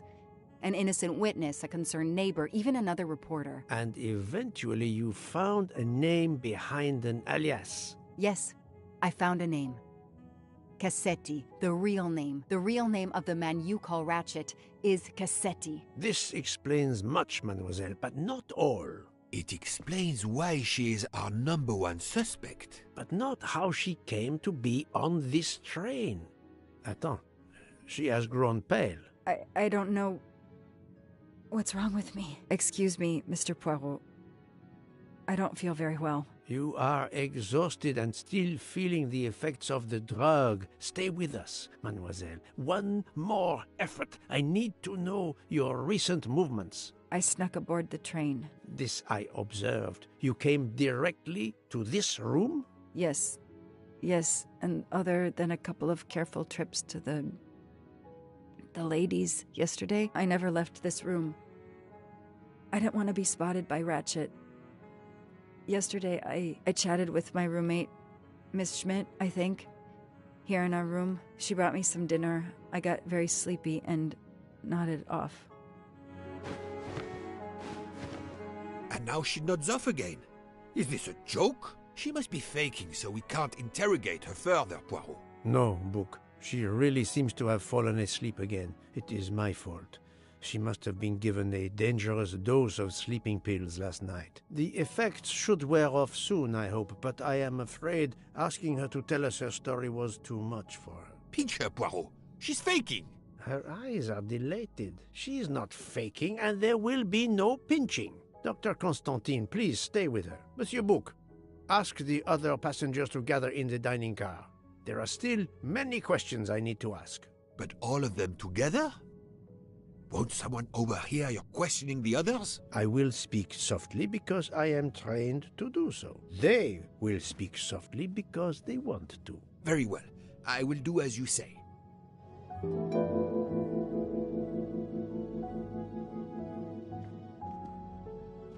I'll stay here to watch over Miss Locke.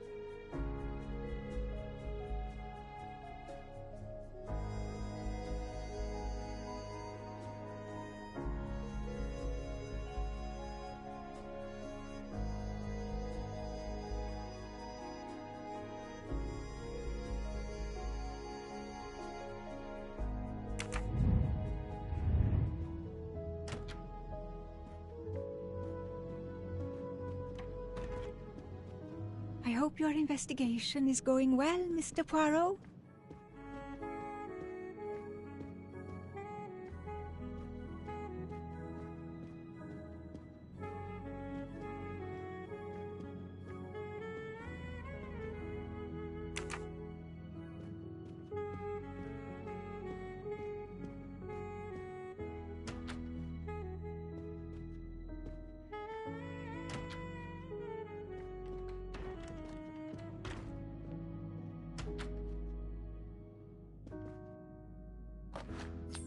You can never have too many of these.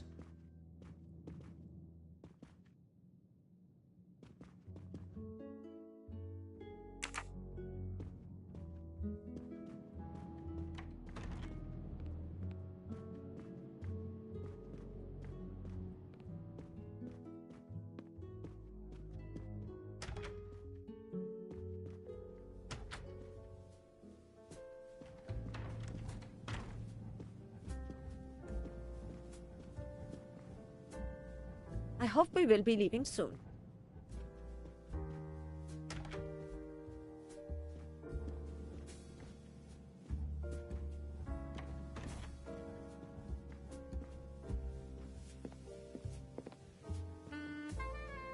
I should go and interview the passengers in the restaurant car.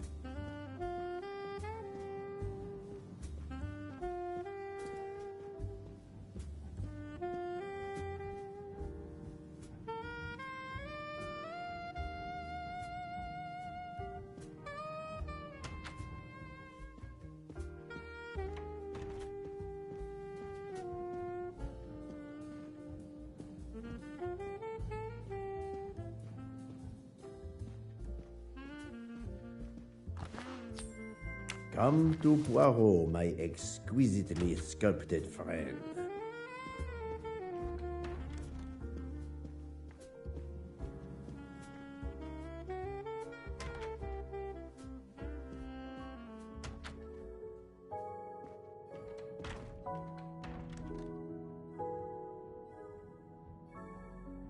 The passengers who agreed to come and talk to you are assembled, Poirot. Mr. Masterman is already here to answer your questions. Perfect. Thank you, my friend. Sit down, Monsieur Masterman, please. Thank you. Does the name Cassetti mean anything to you? No. Should it? Have you heard of the Armstrong kidnapping case? Of course. It was all over the news a few years ago. Your employer's real name is Cassetti. He was the man behind that kidnapping. Mr. Ratchet was... He murdered that poor little girl? Mr. McQueen, the man you worked for is a kidnapper named Cassetti. What? What kidnapping? He murdered his victim, a child named Daisy Armstrong. The Armstrong kidnapping? You had no idea of Monsieur Ratchet's real name? Damn skunk! Why are you so upset? My father was the district attorney who handled the case, Mr. Poirot. I saw Mrs. Armstrong more than once. She was a lovely woman, so gentle and heartbroken. If ever a man deserved what he got, Ratchet, or Cassetti, is the man. He didn't deserve to live. Madame Olson, have you heard of the Daisy Armstrong case? No, I've never heard of it. It was only 2 years ago. It was famous. Maybe so, but it was not famous in Spain, where I have been helping the refugees from Africa. You've never heard the name Daisy Armstrong? No, never. Daisy Armstrong? No. No. No. No. Yes. It was all over the English tabloids before I went to Jordan. A horrific crime that claimed the lives of an entire family and their wrongfully accused nanny. That's right, isn't it? Quite so. I thought the culprit had been punished. Some might say that the culprit was punished last night. Oh, my heavens. May I ask you a few more questions? Yes, of course. You read about the crime, as you said, in the tabloids. Yes, that's right. For weeks, news of the royal family was eclipsed. Have you ever been to the United States, mademoiselle? No, never. Jordan was really my first trip abroad. You were in Jordan? Yes, I was an English tutor there to the children of a high official. Until recently. What is your relationship to Captain Arbuthnot? Who? A former soldier traveling with us. You must have met him. Ah, yes, I met him on the platform in Istanbul. We only had a brief exchange of pleasantries, nothing more. British Reserve and all that. Ah, the British Reserve. Yes, with this I am familiar.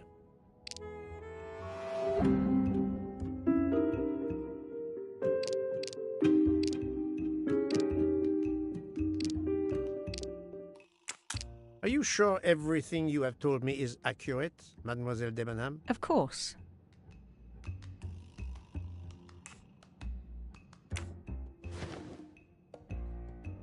Mademoiselle, I know that you met Captain Arbuthnot at the Tocatlion Hotel. You were spying on me? I am very attentive to my surroundings. It helps in my profession. Well, it's your word against mine. I had occasion to be of some assistance in recovering Captain Arbuthnot's train ticket. While searching his room, I also discovered one of your earrings. Whatever your relationship may be to the good captain, I doubt it has anything to do with British Reserve. You will not tell me your secret, mademoiselle? I can't. I don't know what you mean. Poirot, Miss Debenham's got nothing to do with this business. Nothing. Do you hear?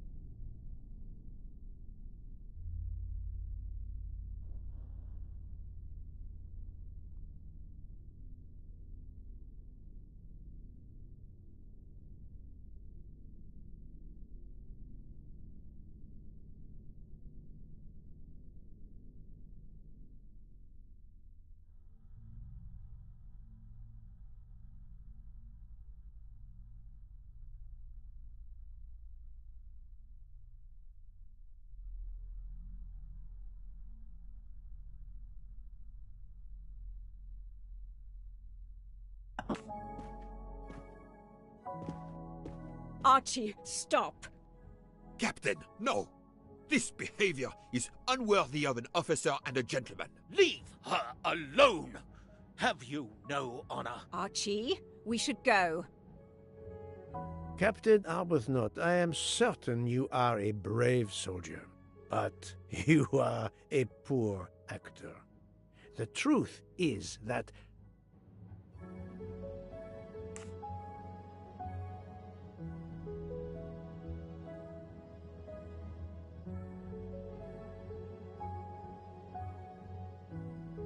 your relationship with Miss Debenham is beyond doubt, Captain. Your reaction was apparently that of a man trying to protect the woman he loves. I might understand that if your relationship was some cleverly disguised secret, but it is not.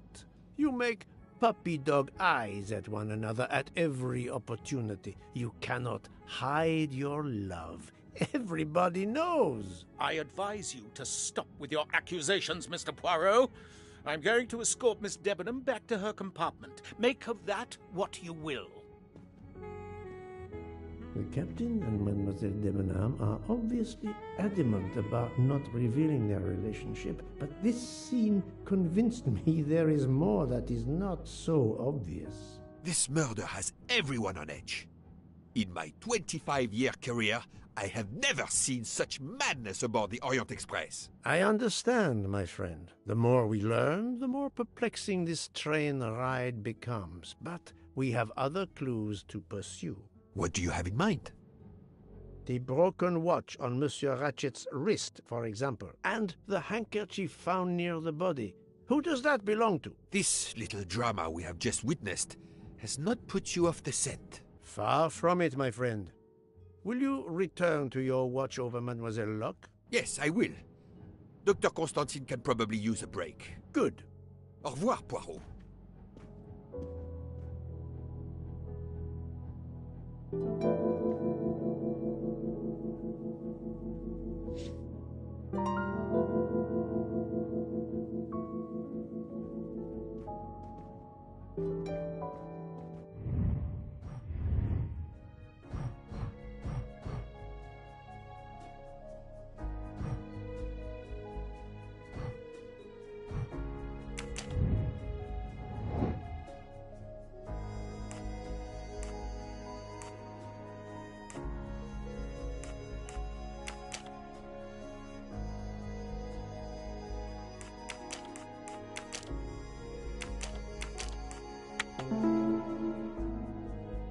Yes, there are only 3 possible hypotheses. The watch has been tampered with, or it is out of adjustment, or it indicates the time of the murder. I shall explore these last 2 possibilities before reaching any conclusions. If the watch is out of adjustment, it may be broken. There may also be another reason related directly to Ratchet. Maybe the watch is sent to another time zone.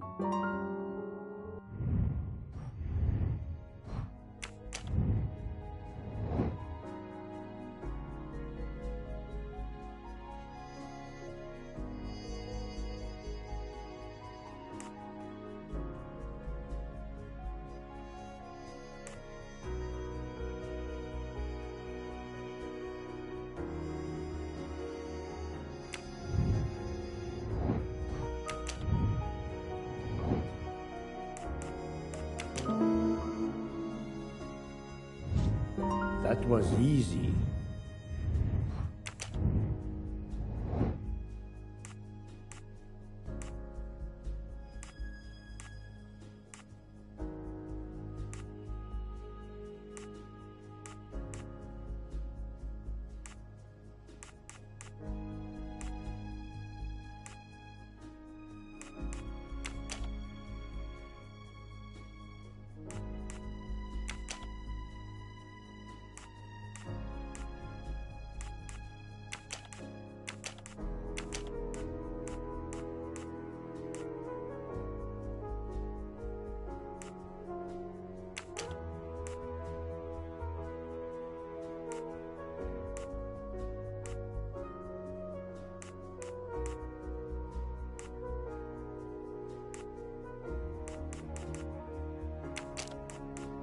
No, not good.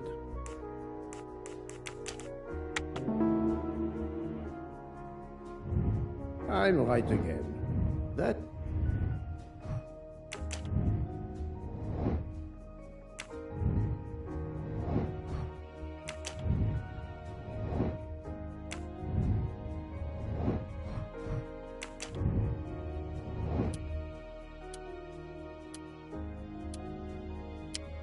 The watch was not defective because the second hand is still moving. Et voilà.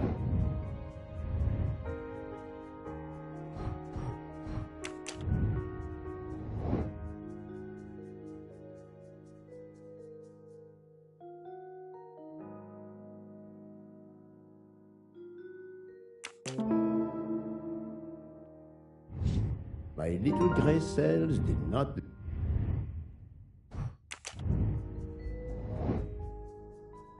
I do not think that's the right answer.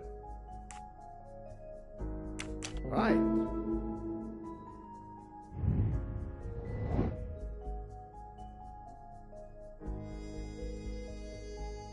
Well done. If this theory is correct, Then the murder took place at 12:15 a.m.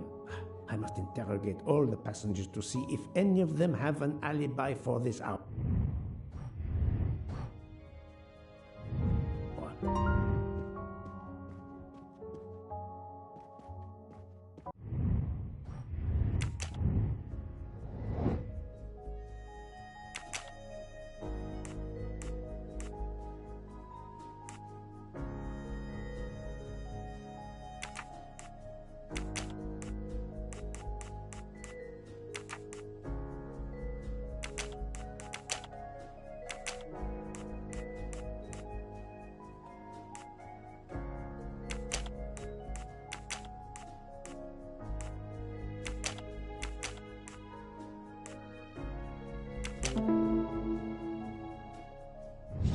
That's the right answer.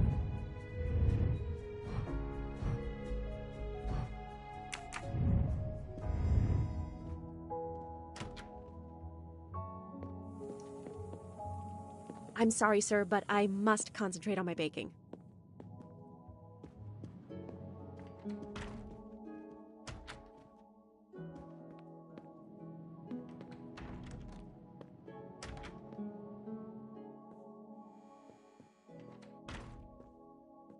Sorry to bother you, Monsieur Maury. I have a question to ask you. Please make it quick. I have a meal to prepare. This handkerchief embroidered with an H, is it yours? No, I've never seen it before. Thank you. That is all I wanted to know. I hope your investigation won't interfere with today's menu.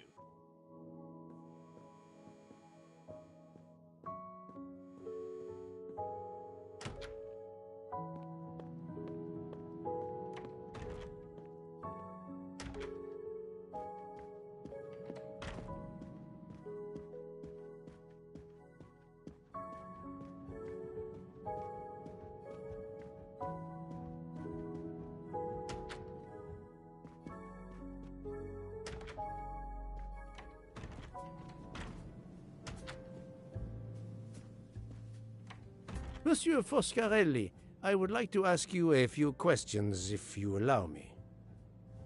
Ah, Signore Poirot, is it? I was wondering when you'd get around to me. Unfortunately, you find me on a mission of mercy. Hello, Monsieur Poirot. Sorry, we have a small problem. The orange juicer has broken down and I can't fix it. Mr. Foscarelli has kindly offered to help me. It isn't the car engine, but I am doing my best. Even with the two of us, we can't manage. Let me guess. You call upon Poirot to help. I'd be happy to answer your questions when we finished.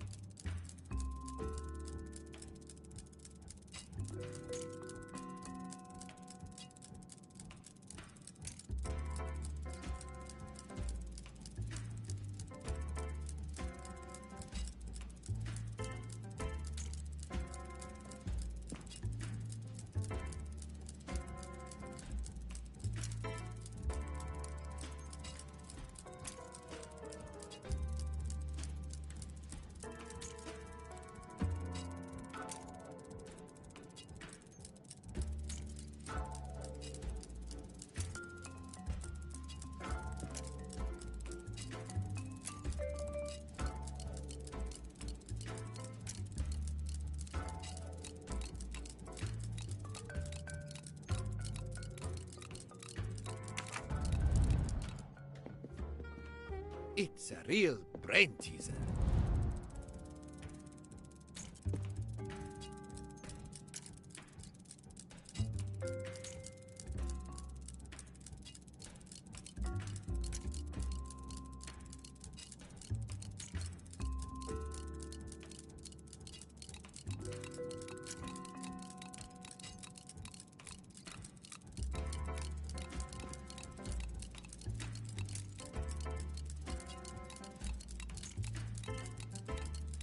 Voila, it should work correctly now.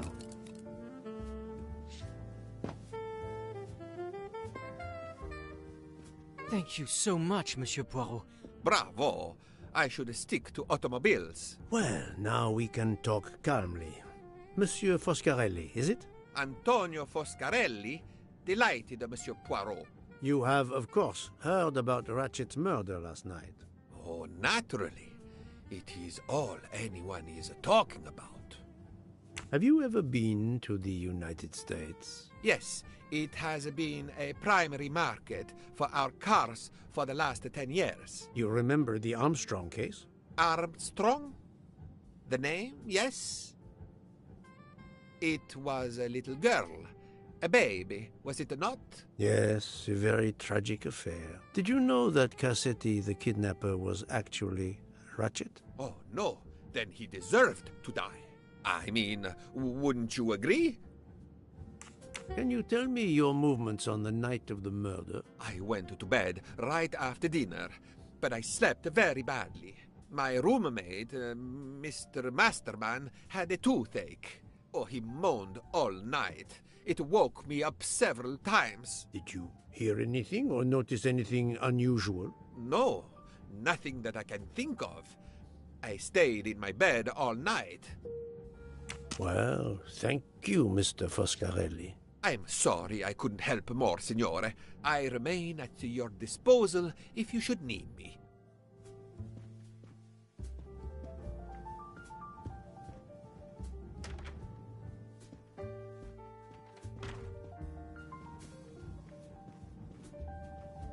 Enchanté, mademoiselle. You are Hildegard Schmidt? I am La Folle. And you, I know, are Herr Poirot. Correct. May I ask you for a few minutes of your time to answer a few questions? With pleasure, but first may I ask for your help? Why does this not surprise me? I don't know. I am at your service, Fraulein. My mistress, Princess Dragomirov, has asked me to open this traditional Matryoshka doll. There is a trinket inside she must retrieve. Madame, in my experience, each Russian nesting doll simply pulls apart to reveal the next one inside. Indeed. Yet try it for yourself. As you wish. Ah, you are a gentleman.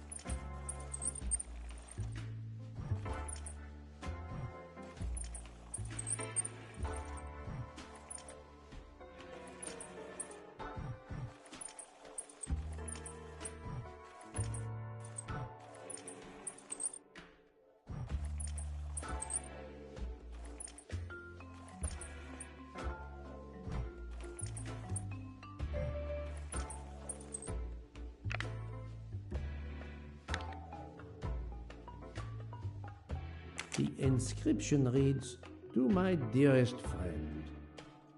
Oh, thank you very much. This doll reminds her of her youth in Russia. It was very hard under the Soviet regime, but thanks to her strength of will, she rose to be the head of a museum of antiquities in St. Petersburg. Even though she now lives in Berlin, it is said that the Kremlin still fears her. She must be a formidable woman indeed. You are her maid? I am her companion. I help her in her daily tasks, and I keep her company. Ah, forgive me. You will have heard of Ratchet's murder last night. Yes, of course. Everyone is talking about it. Can you tell me how you occupied your time last night? Just after we left Istanbul, I had tea with my roommate, Fräulein Locke. I went to dinner with the princess, and when I returned to my compartment, Fräulein Locke was already asleep. A little later, Herr Michel, the conductor, came to get me because Madame la Princesse needed my help. Her back troubles her. I massaged her for about an hour. Do you remember the time? I'm sorry, I do not, mein Herr. Have you lost a handkerchief embroidered with an H, madame? Oh, no, monsieur. I thought perhaps since your first name is Hildegard. It is not mine, I tell you. I could not afford something so nice. I have no idea who it belongs to. My apologies, I did not mean to alarm you. Thank you for answering my questions, madame.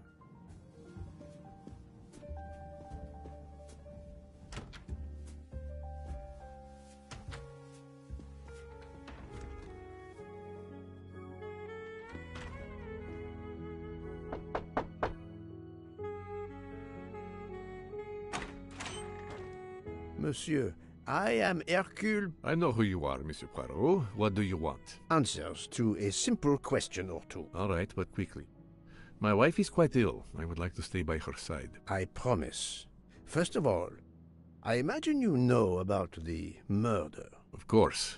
The Countess is terribly distressed. Your full name? Rodolphe Adreny. Your home is? Budapest. And how do you come to be aboard the Orient Express? I am a Hungarian diplomat. My family has represented our homeland since the revolution from the Soviet Union in 1956. I was on my country's business in Istanbul. Business which I cannot discuss. And your wife often accompanies you on your diplomatic missions? Yes, and why not? Was there anything else you wanted to know?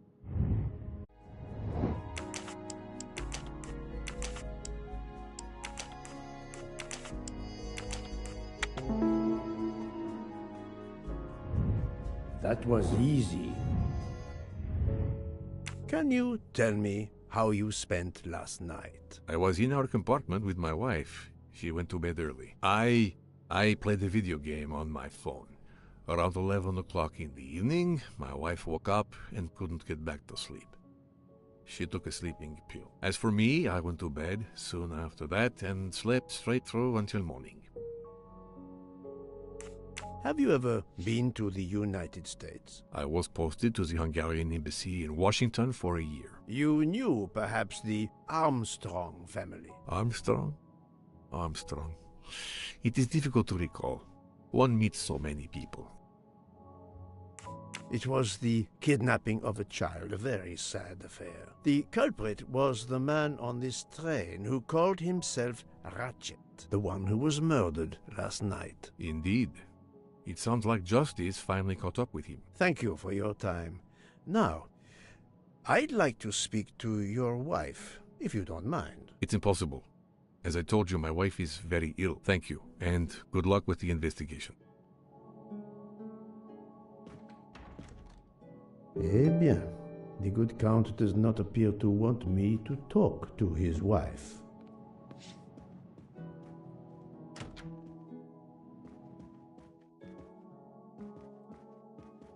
Madame Hubbard, may I ask you a question or two? It won't take long. Anything I can do to help.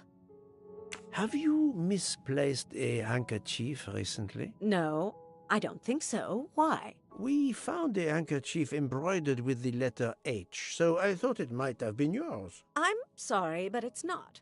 It may belong to Miss Schmidt, Princess Dragomirov's lady's maid. I believe her first name is Hildegard. It is a possibility. Anyone could be lying, of course. I thank you, madame.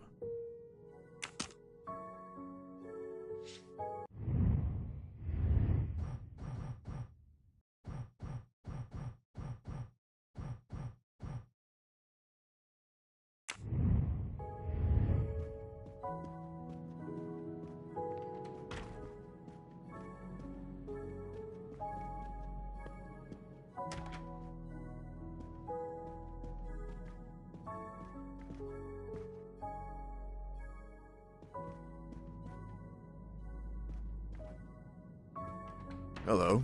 Can I do something for you? Hello, Monsieur Hardman, I believe. You have heard of the murder? Cyrus Hardman. Yes, and the fact that there's been a murder is all over the train. You do not seem very concerned about it, monsieur. It's not the first murder I've run across. I had no idea the selling of toys was so dangerous. I did overhear you mention at dinner that this is your profession. Toy salesman is a cover. I'm a private detective, just like you, from the U.S.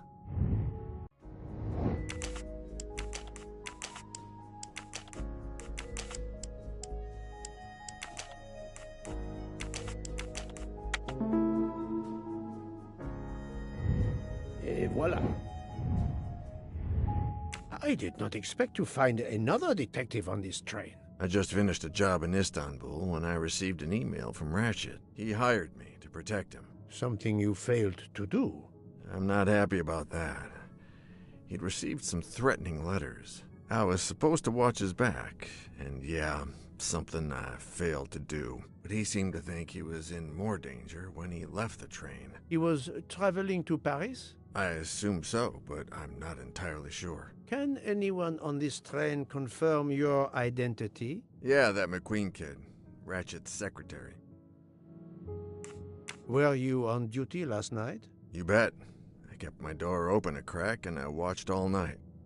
No one entered that car who didn't belong there. Did you see anything in particular? The conductor, Michel. He was there most of the time, too, except for 15 minutes or so after we left Vinkovsky. He must have answered a call from Ratchet's room. Then he was absent again for a while around 1 a.m. After that, he didn't move until 5.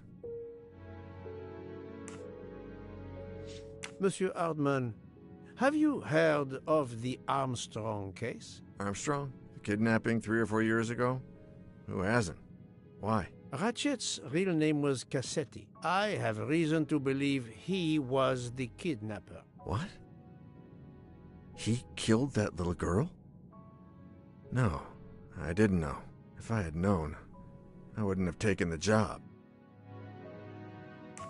Do you have any idea who was behind the threatening letters? I don't know his name, but Ratchet told me he was a small man. Dark hair, with a womanish kind of voice. Oh, thank you for your help.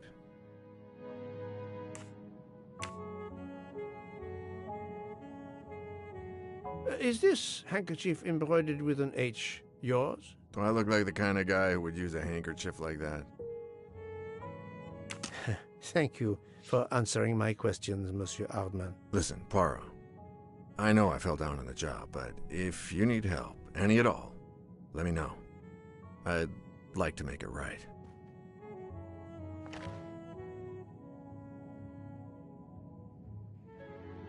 Well, it has been a while since I have seen one of those.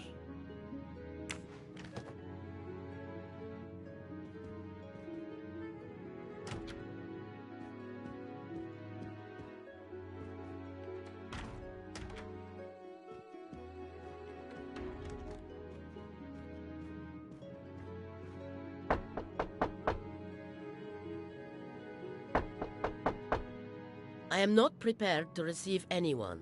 Come back later. Very well, madam. I'll come back later. But you will need to speak to me.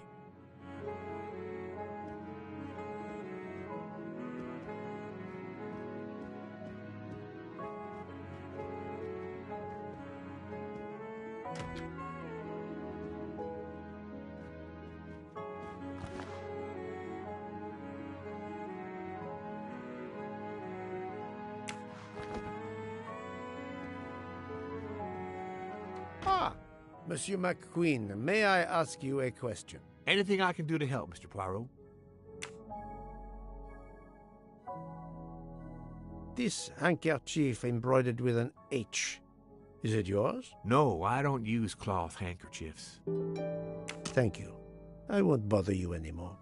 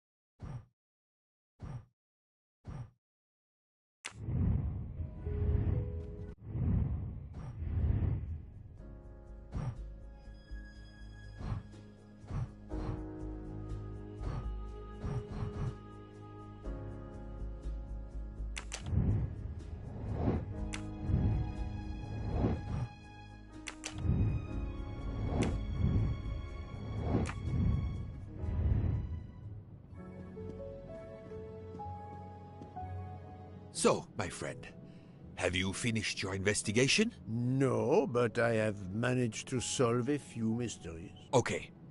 I stay here to watch this young lady.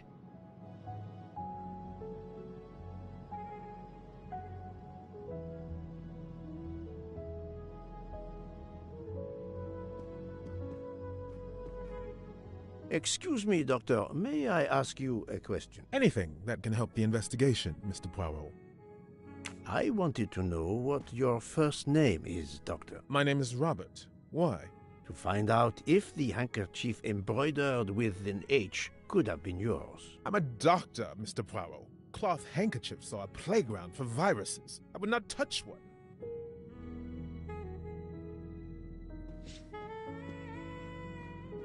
So, my friend, have you... No. Okay.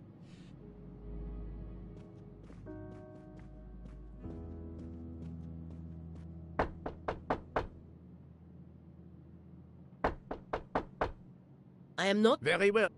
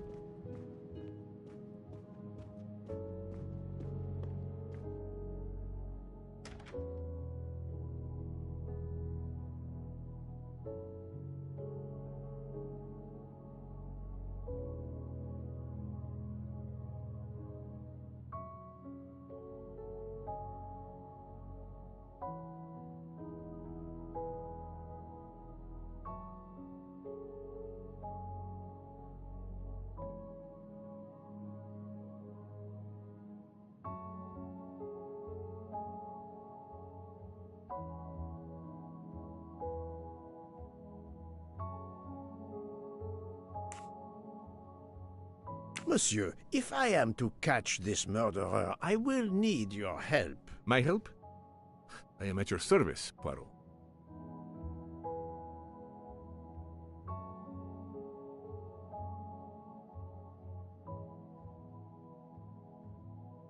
You are obviously a devoted husband, Count Andreni. My wife means the world to me. There were questions in Budapest about a Hungarian diplomat marrying an American woman. It did not deter you. I would have given up my position for her. I would think it is universal. Are you married, Mr. Poirot? No. I fear marriage is not for me. But her condition, is it very grave? She is suffering a bout of vertigo. You understand? The room spins. I think Dr. Constantine could help your wife. There is a doctor on this train? I did not know. Where is this doctor? I think Dr. Constantine is in the lounge car. If not, perhaps the conductor can tell you where he is. Very well, I will find him. Thank you very much.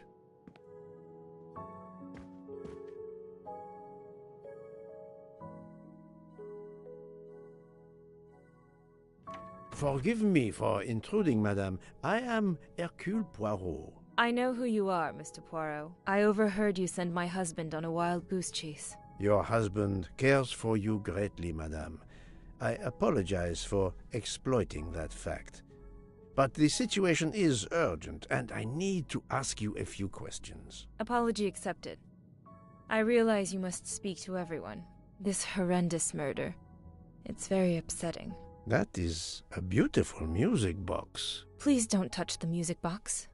It's a fragile family heirloom. Your accent, is it American? Boston, perhaps? You have a good ear, Mr. Poirot. Yes. Born and raised in what we call the Back Bay. Are you in the diplomatic service like your husband? No, not officially. I was still in college when I met Rudy 2 years ago. I keep myself busy handling his scheduling, travel, appointments. Ah, what is the saying? Behind every great man there is a great woman. That was the saying. Today one might reverse the sentiment as well, don't you think? Of course, I stand corrected.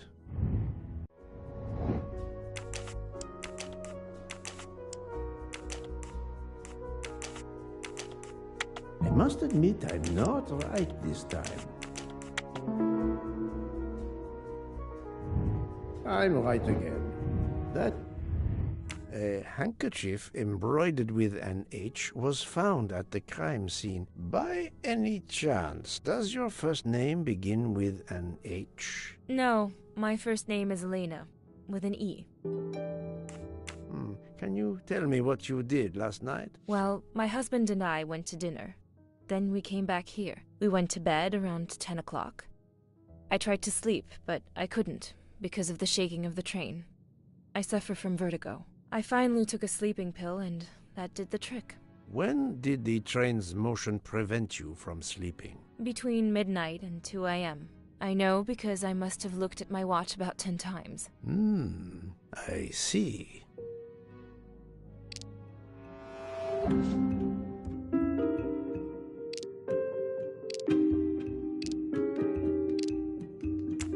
Come now, Countess. You are not telling me the truth. Why do you say that? The train stopped at 12:30 a.m. due to snow, so there was no shaking of the train. But you told me that it was the shaking that prevented you from sleeping. I don't know, you're confusing me. My vertigo. Madame, a man died last night. You can't talk nonsense just because you're sick. You are hiding something from me. How dare you? I didn't do anything wrong. I'm going to find my husband.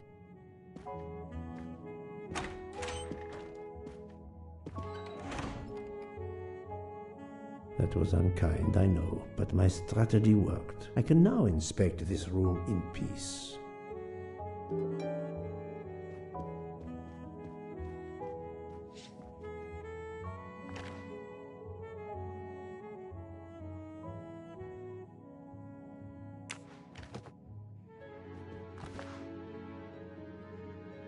These must be the sleeping pills that Countess Andreni took last night.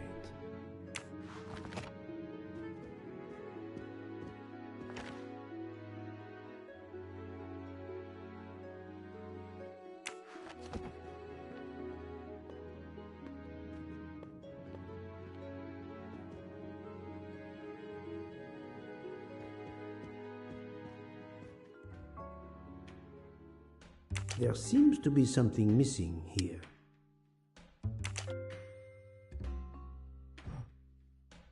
It's closed.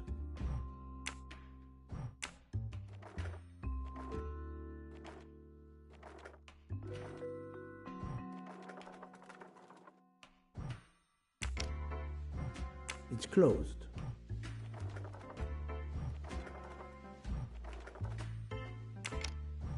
It's closed. It's closed.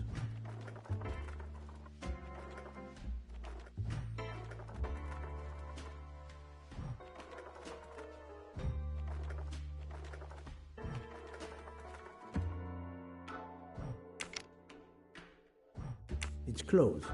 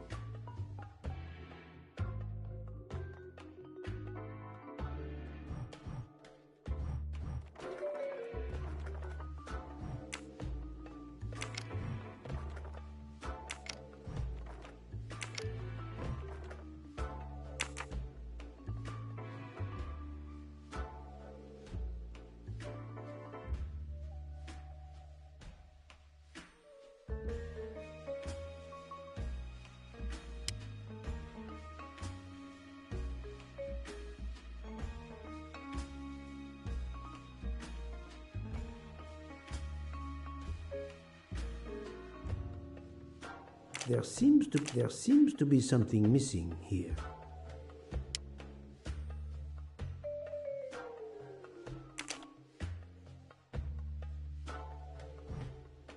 It's closed. It's closed.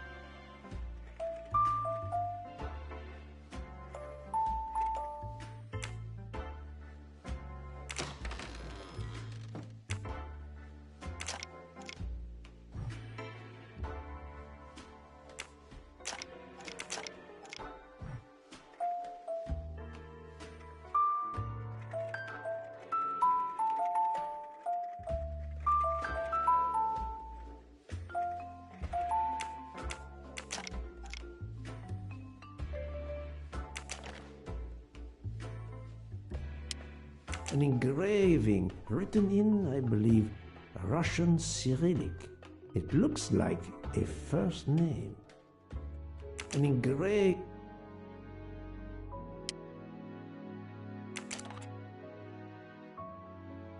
For my beautiful young ladies, Helena and Sonia. Helena with an H. It's Countess Andreni with an older girl. Poirot! Have you no shame?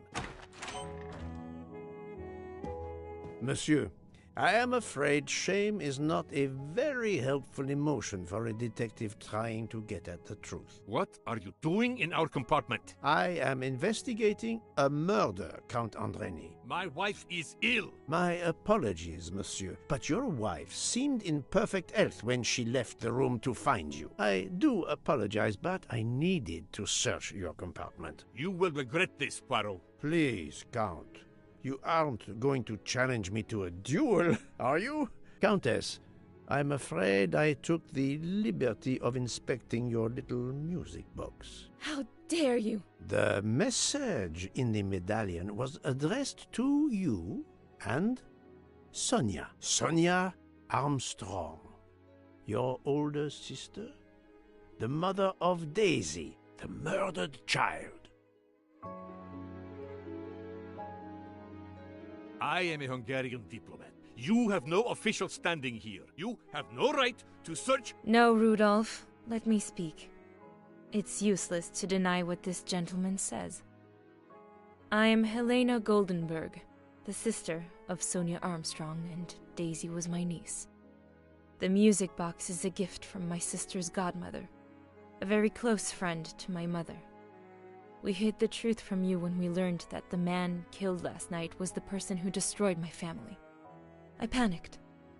I didn't want to be accused. That is also why you lied about the H in your first name? Exactly. Your ferreting about looking for the H is obviously part of your investigation. If I found a handkerchief in Monsieur Ratchet's room embroidered with an H, I might suspect you had been there. A handkerchief? I don't have any handkerchiefs embroidered with my initial. To be honest, that sounds awfully old-fashioned to me. I give you my word of honor that last night, Helena never left her compartment. My wife is telling you the truth, Poirot. I hope so. I'll let you rest. The matter of the H on the handkerchief still needs clearing up. But first I should check the inscription on the back of the medallion.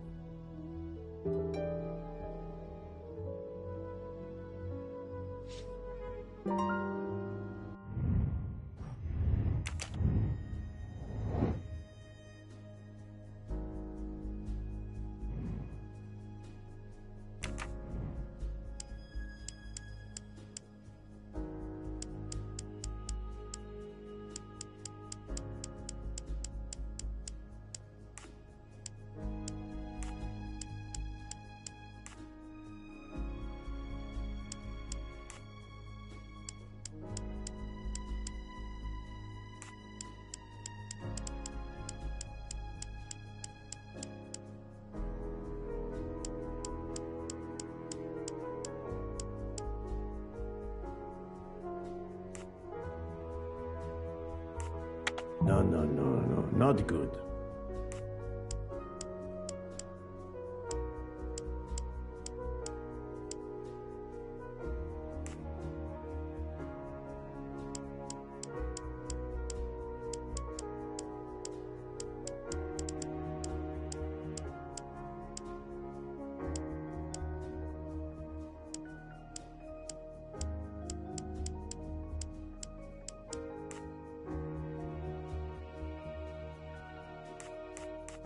I must admit I'm not right this time.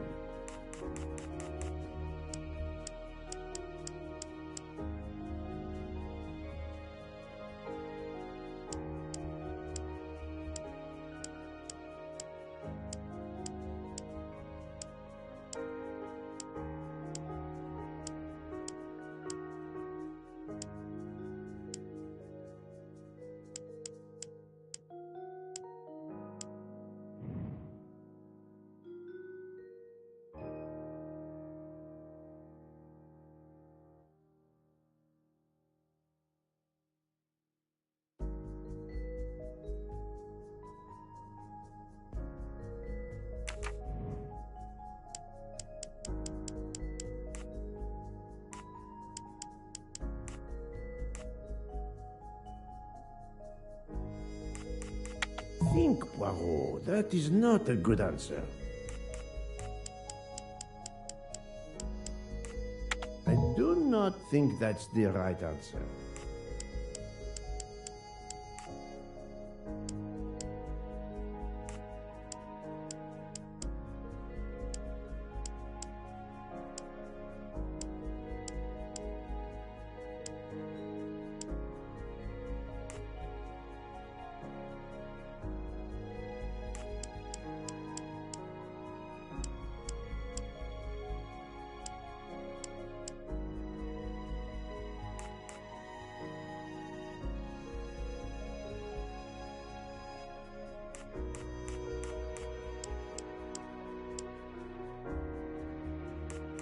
This is wrong, but I'm never far from the truth.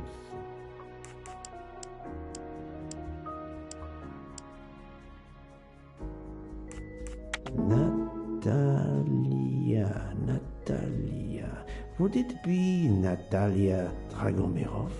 She is the only Russian passenger on the train. In addition, her first name begins with an H in Cyrillic. That was easy.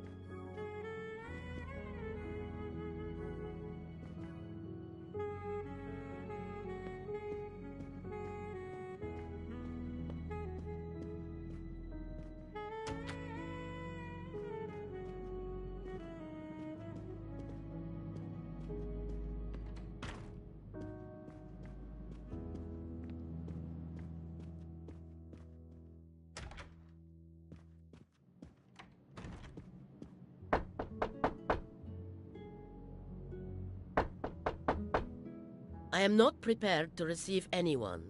Come back later. I'm sorry, madame, but a man has been murdered. I must ask you a few questions. You must have misunderstood me.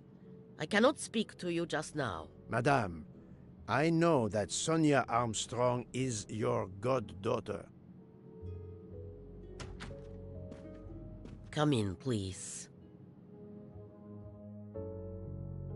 Please forgive my intrusion, madame, but I really must ask you some questions. Then ask. I'll answer if it pleases me. We have not been properly introduced, yet I have observed her a couple of times, so I can already deduce some things about her.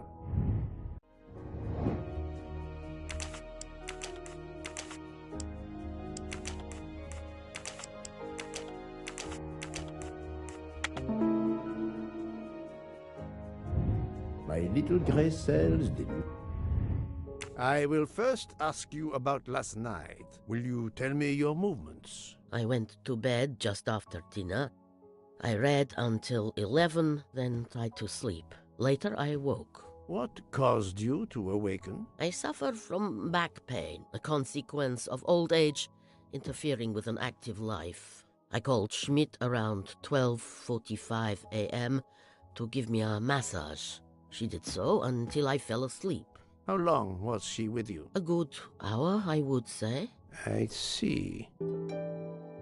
The first initial of your first name, Natalia, in the Cyrillic alphabet looks exactly like the letter H in the Latin alphabet. I'm Russian, Monsieur Poirot, and I was the head of a museum of antiquities in St. Petersburg for decades, until I moved to Berlin recently.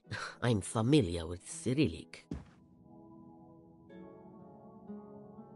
This handkerchief is yours, isn't it? Yes, indeed. I lost it. It was found in Monsieur Ratchet's room. Can you explain to me why Madame Schmidt didn't identify the handkerchief? She must have known it was yours. Possibly to protect me. She is very loyal.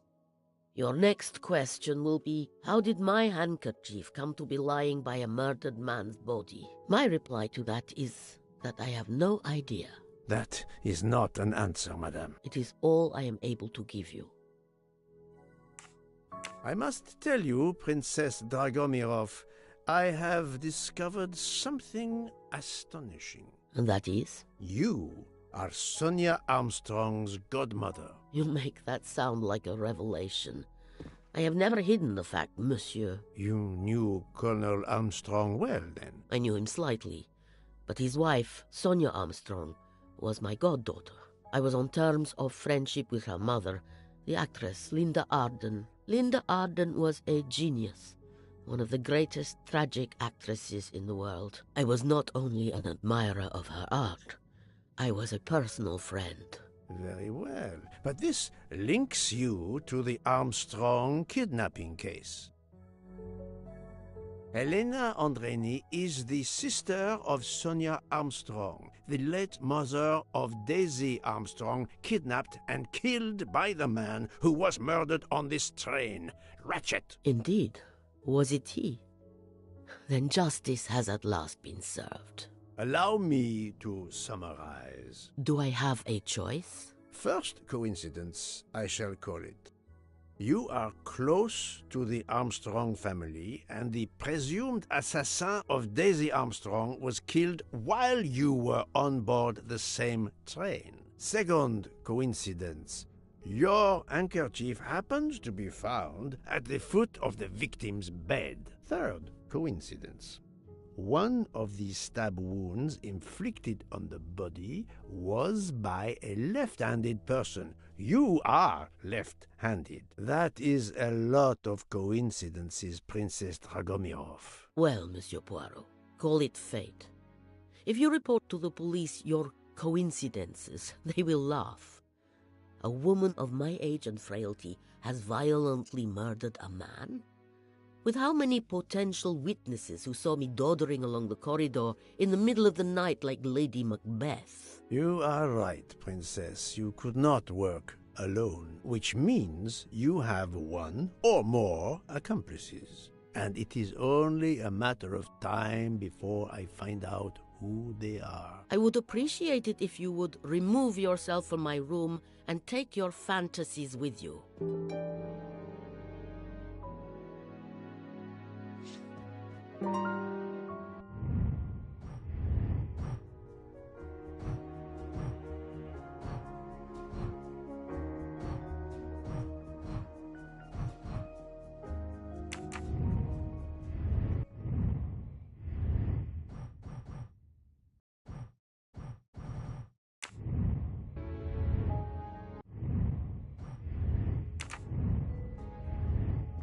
Привет! Привет!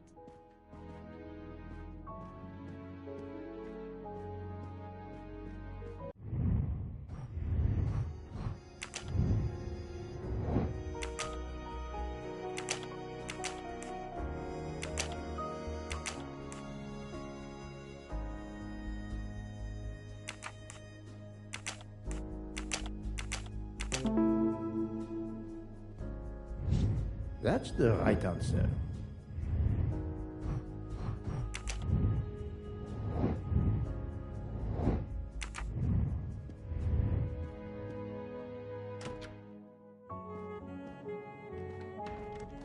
Oh, Poirot, you're there. She hasn't moved, but she seems to be waking up little by little. What about you? Your investigation progresses? I find myself helping everyone with their problems before they can help me with mine. I have shifted boxes, helped with hangovers, repaired an orange juicer, unlocked some Russian dolls, all so my investigation can proceed.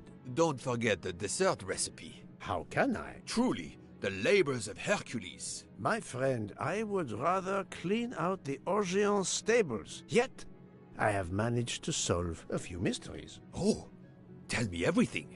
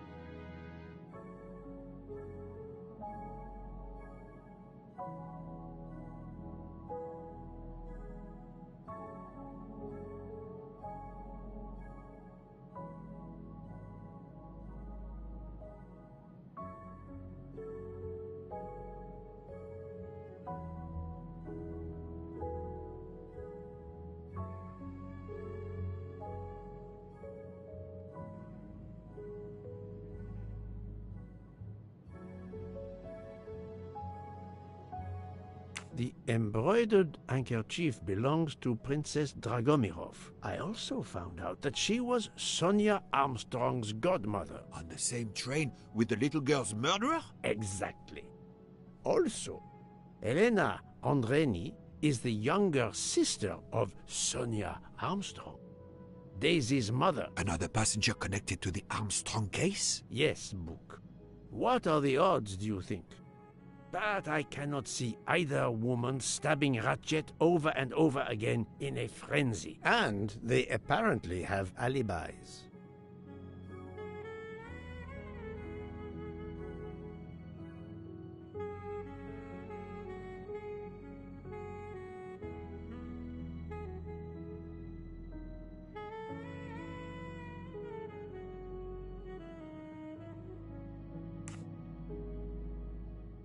I had 3 theories concerning the broken watch. It could have been tampered with. It could have been out of adjustment before the murder. Or, of course, it could indicate the actual time of the murder. The only hypothesis I could rule out was that the watch was out of adjustment. For the others, they are impossible to verify. So the watch is of little use to the investigation. And I was convinced that it indicated the time of the crime. 2 women involved in the Armstrong case. Let us not forget our patient here. There are 3 women. Look, she seems to be waking up.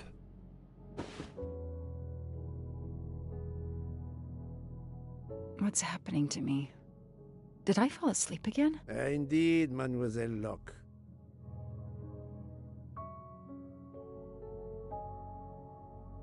Did you take any medication? Sleeping pills, for example? No, I never use sleeping pills. I inspected your cup. You can clearly see that there is a residue of something at the bottom. I'm sure a lab test would confirm you were drugged. Most likely an overdose. That would explain your battle to shake off the effects. You think Fräulein Schmidt did it? She certainly had the most opportunity, but why would she? But no one knew who I was. It's impossible that someone deliberately targeted me.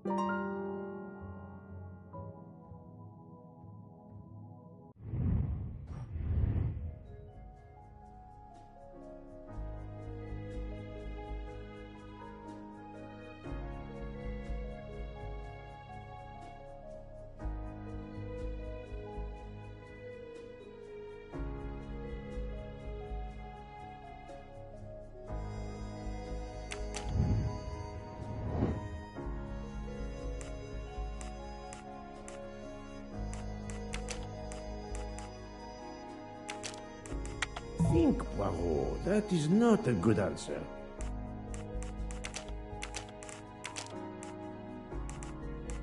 This is wrong, but I'm never far from the truth.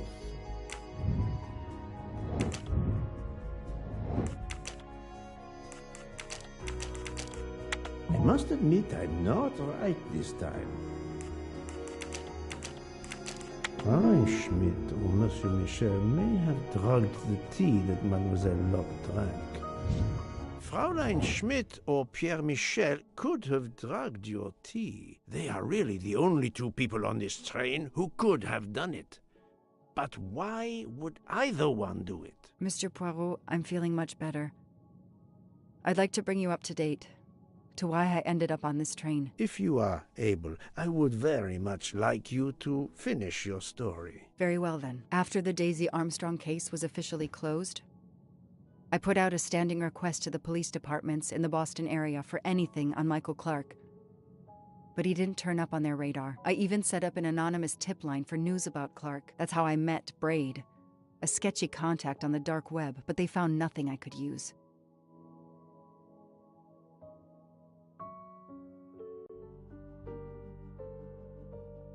Four long years passed without anything new.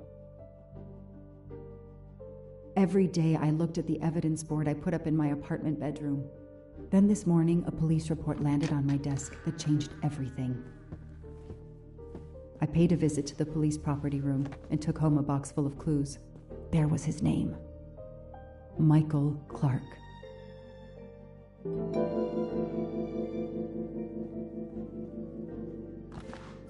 Not really my style, but I'll take it. I've read it probably 10 times already, but I can't get enough of it. Don't know why. Maybe because it helps me sleep?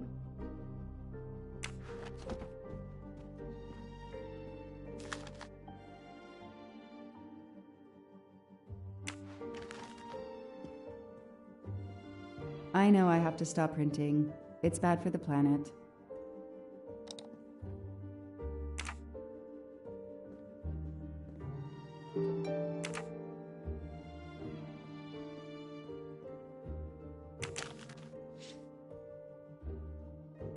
A bill from the power company with, I'm sure, plenty of excuses why my rates keep going up.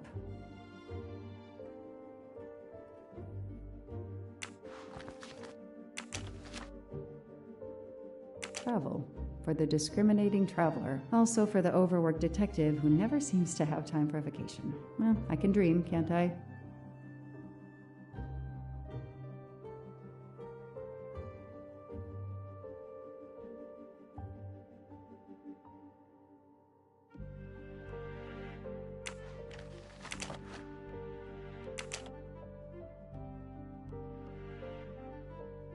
Years of no new leads in the Armstrong case, and then this. Michael Clark, the sarcastic reporter, my prime suspect in the kidnapping, murdered 4 years ago?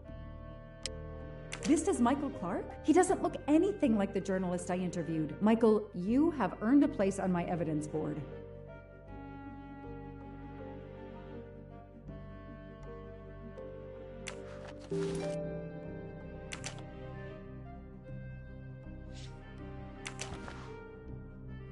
Suzanne's hair, so conveniently left in the cabin for us to find. It was planted. I knew she was innocent.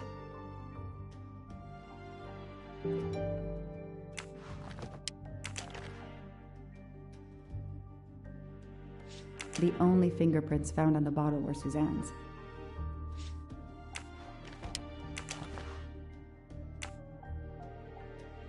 So clever. All that evidence, and yet no DNA found.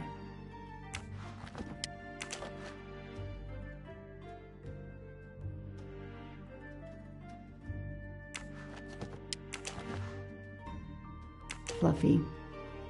Daisy's plush toy. The lab team found this keychain in the cabin, but they wouldn't have bothered to examine the keys once the DA shut down the investigation. The keys were just tossed in the evidence box along with everything else. It's too unusual not to demand a closer look.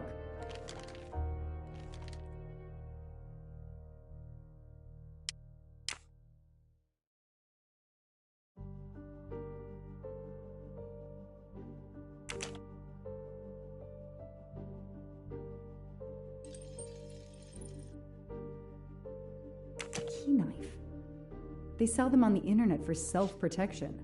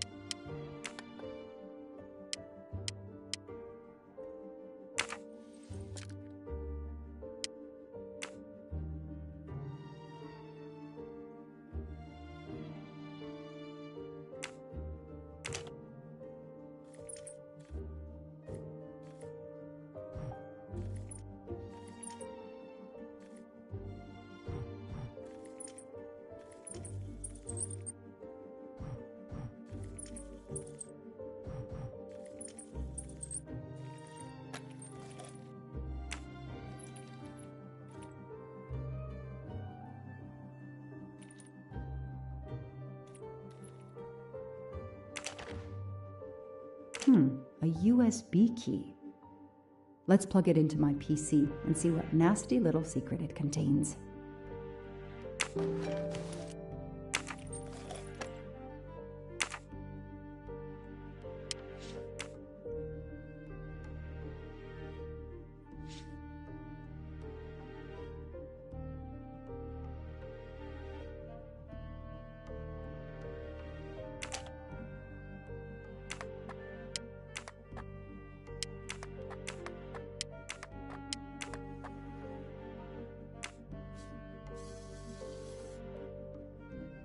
What do they call this? Brass knuckles? Knuckle dusters? Illegal in Massachusetts. Possession alone can lead to serious jail time.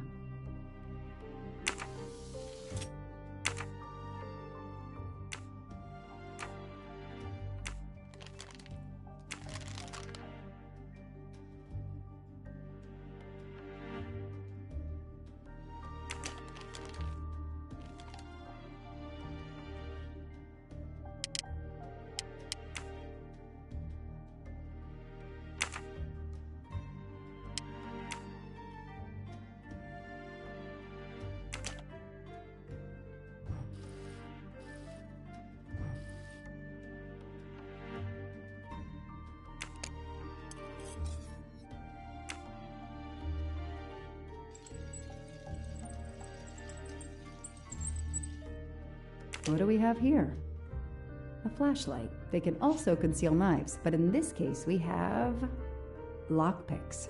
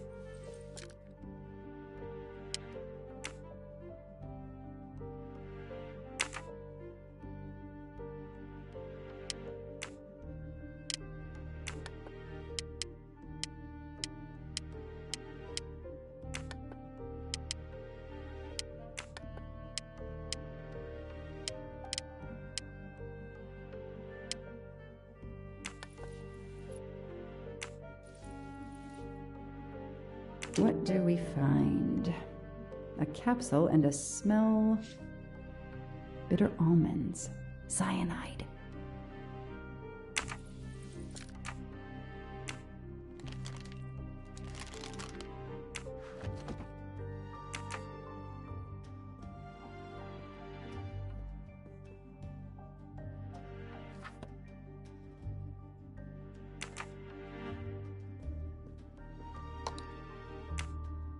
Shaved off the Metro beard.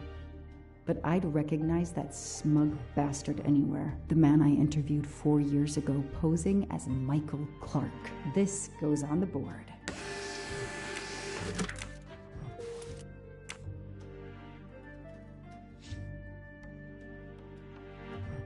Maybe they needed to show the ransom to someone, to check if the serial numbers were still on record. I'll print them, and on the wall they go.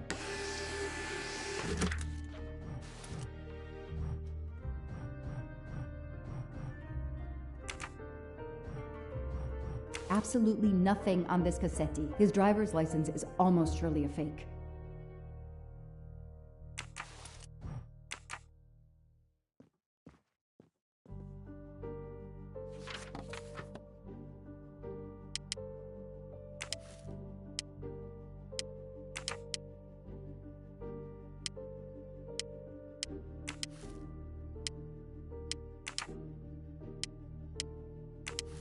So, Ratchet's real name was Cassetti.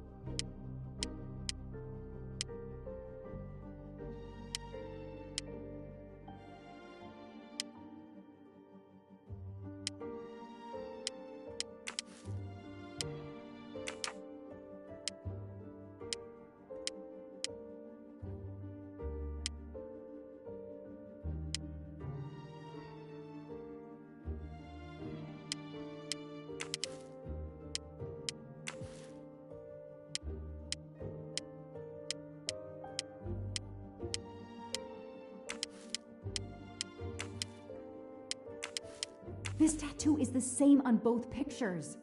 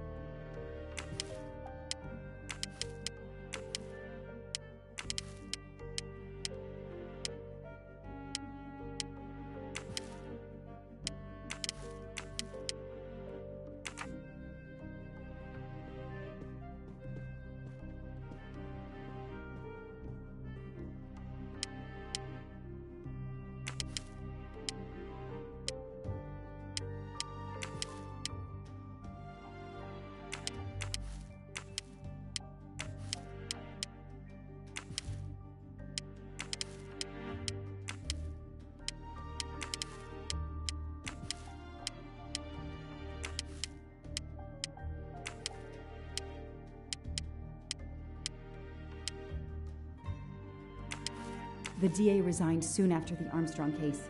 It haunted him just as it has haunted me.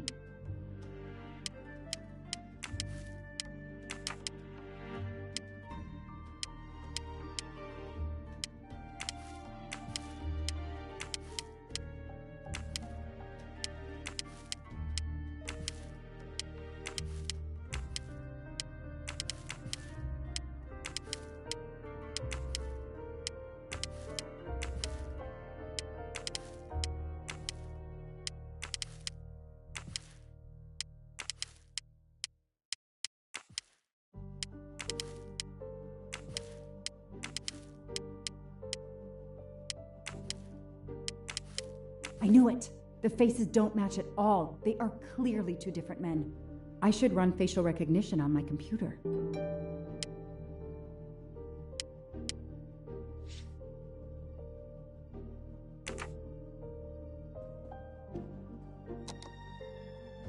Okay, the real Michael Clark has been dead for years. Let's see if the photo of the fake Michael Clark matches someone in the database of known criminals. I've tried this several times in the past few years, but came up empty. Maybe whoever he really is has finally made a mistake.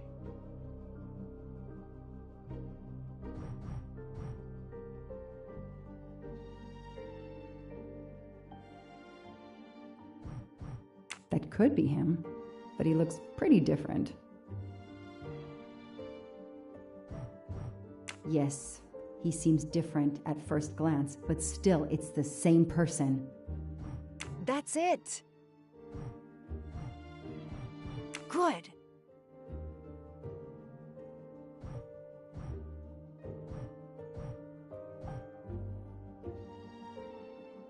He's changed his appearance a lot. Probably had some plastic surgery on his nose, but there is no doubt it's the same person. Let's see why he was arrested.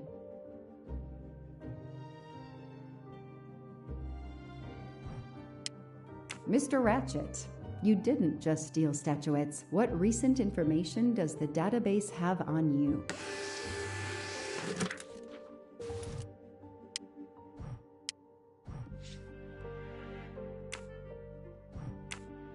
It's so frustrating. I have a name, but I can't find anything about him. But I know just who to call.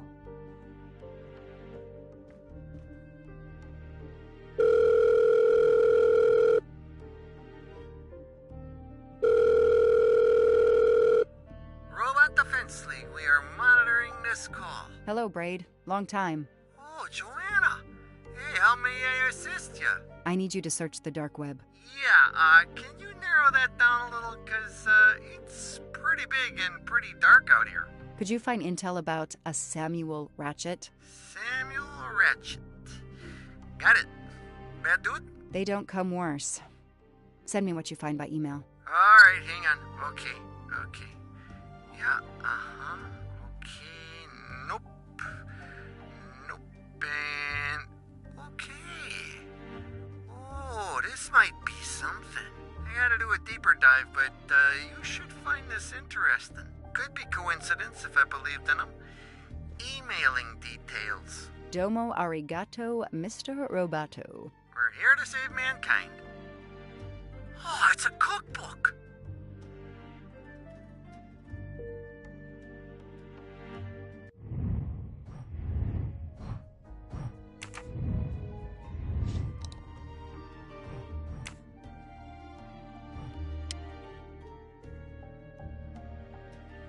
The Orient Express.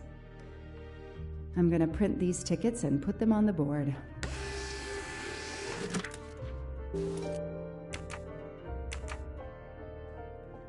I know I have to stop printing. It's...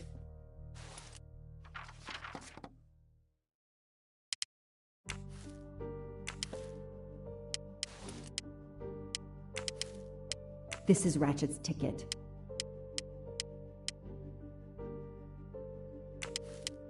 The person traveling with Ratchet has the same last name as my district attorney during the Armstrong case?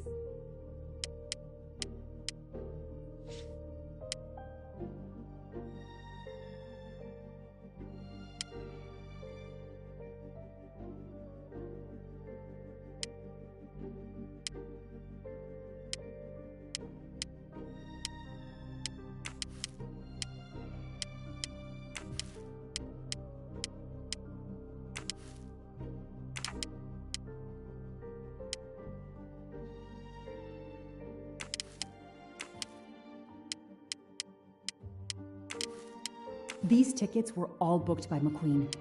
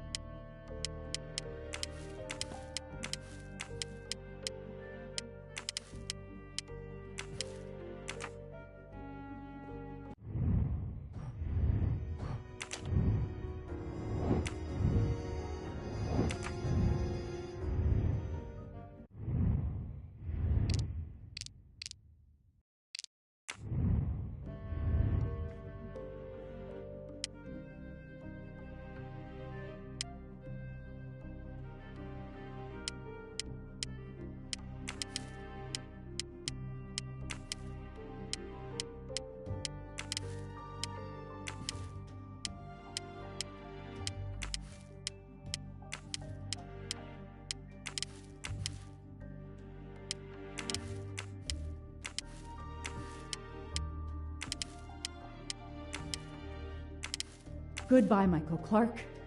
Hello, Samuel Ratchet, the man who stole your identity and your life.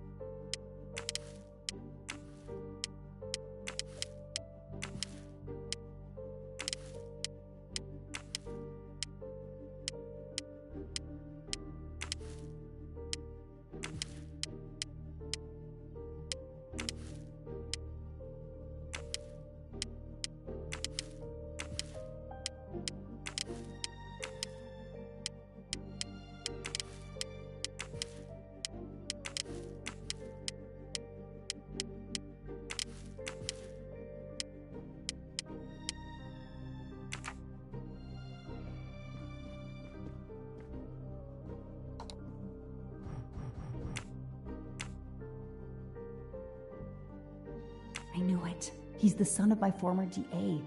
He goes on the evidence board.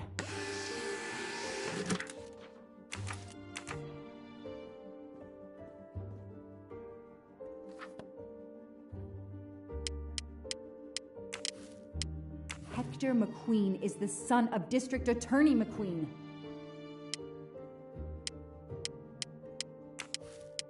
Here's what Hector McQueen looks like.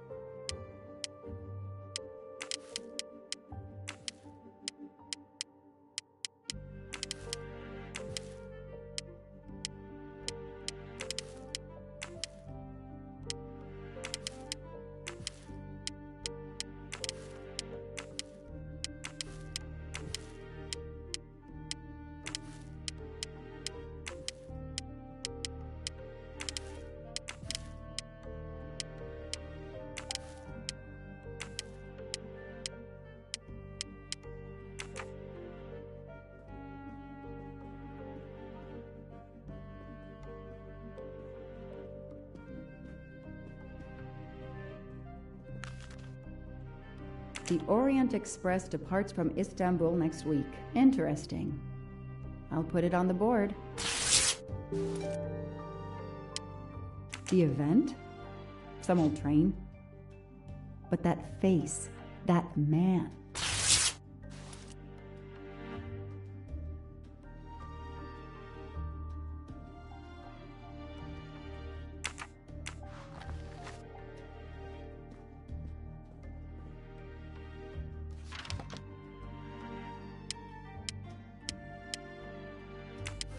Next week, a certain Edward Masterman will be on the Orient Express.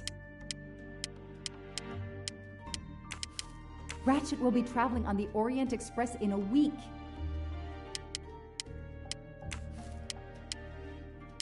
Hector McQueen will be on the Orient Express next week.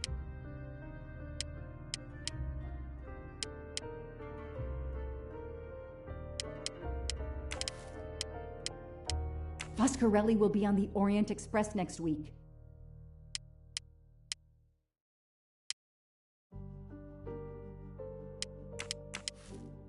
I know that face. That's John Armstrong's driver.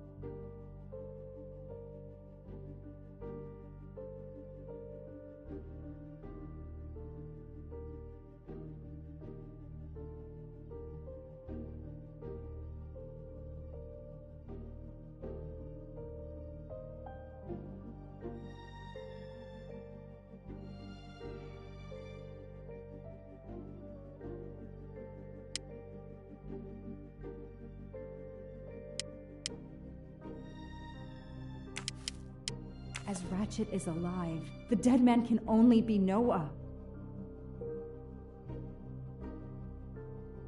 Damn! Ratchet is taking the Orient Express next week. McQueen, the district attorney's son, is too. Foscarelli, the Armstrong chauffeur, is too. It can't be a coincidence. McQueen and Foscarelli must have decided to take revenge and will undoubtedly attack Ratchet on this train. I have to be on the Orient Express to stop them. And above all, I must stop Ratchet. But I can't do it in Istanbul because there's no extradition treaty with the United States. Ratchet can never be judged in the US without an extradition treaty. I'll have to wait until he's in Paris to have him arrested.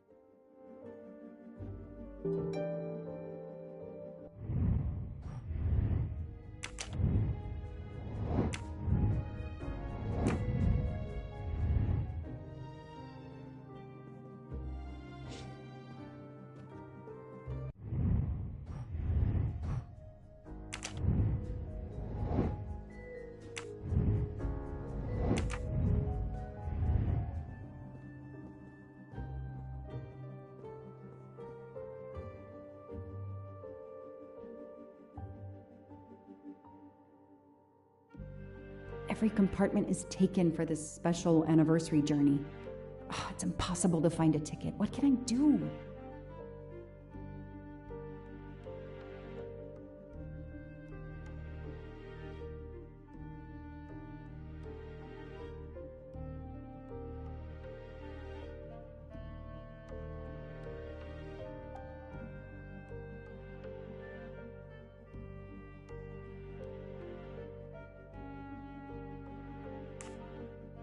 Let's find out who's traveling on the Orient Express. Time to call Braid.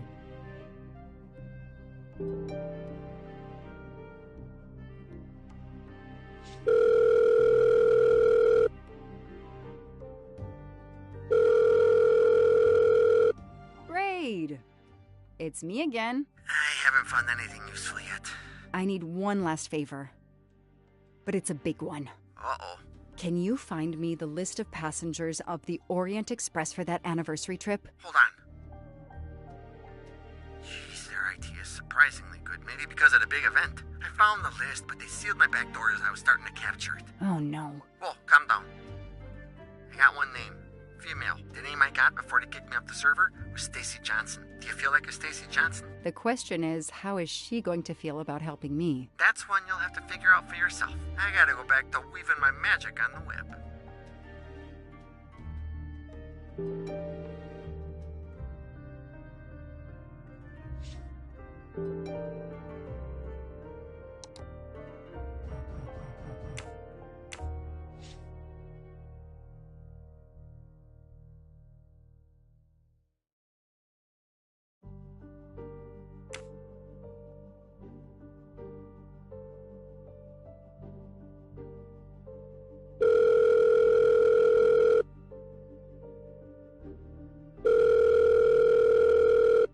Hello, is this Stacy Johnson? Who's asking?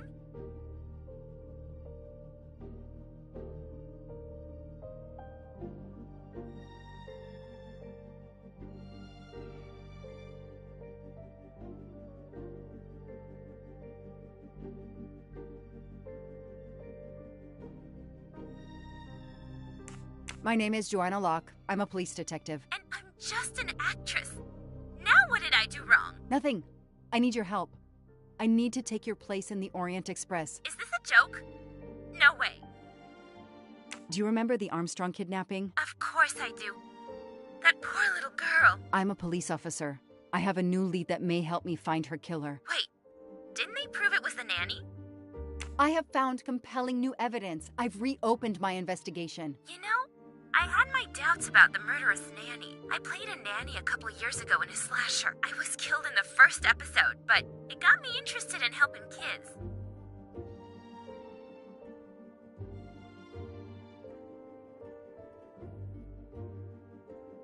Stacy, please, you say you help kids? Well, I joined a couple of associations who are trying to help underprivileged kids. If this little girl's real killer is still out there somewhere, I'd do anything I could to help. Getting me on that train will help more than you can imagine.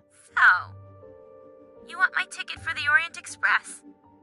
But I booked it months ago. I was so much looking forward to this trip. Stacy, I can tell you care about kids. Here's your chance to help put this beast in prison for the rest of his life. Think of the publicity for those causes you care about. Think about the kids. The kids? Yeah. All right. We'll do it for Daisy and the kids who suffer. I'll take care of changing the tickets to your name and send it to you. Get him. Make him pay. I will. Thank you so much.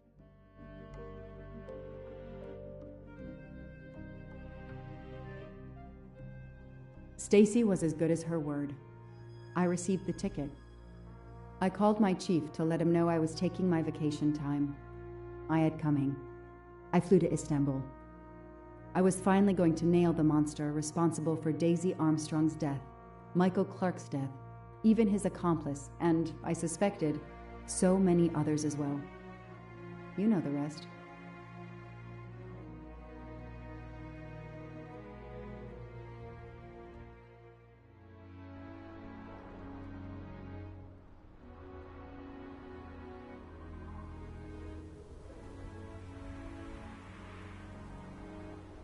And that's how I found myself on this train.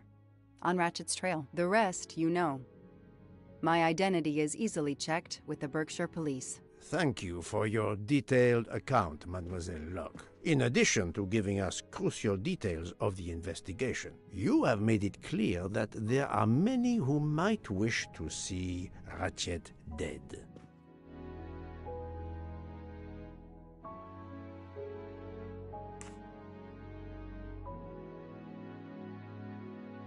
I know you are innocent. Your forthright testimony and your movements, or lack of them, last night eliminate you from our list of suspects. I agree, without a doubt. Another detective will be great help to the investigation. Book. Although my friend certainly does not need any help. You are too kind. Thank you for believing me. I'd like to help in any way I can. Do not worry, Mademoiselle Locke. Already I see things more clearly. It's obvious whoever drugged you was trying to derail your investigation. You mean the person who did this to me is Ratchet's killer? Both Monsieur Michel and Fraulein Schmidt had the means and opportunity to drug you. While you get your strength back, I intend to interview them. Excellent idea, my friend.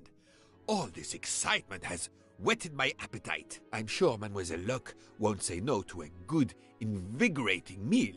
What? No. I want to hear what the conductor and Fräulein Schmidt have to say for themselves. It is my duty to ensure the well-being of the passengers. If Dr. Constantine has no objection, I will escort you to the restaurant car. On the contrary, some food will do her the greatest good. Well, I'm still a little shaky. Mr. Poirot, will you please keep me informed about what you learn? You may be certain of it.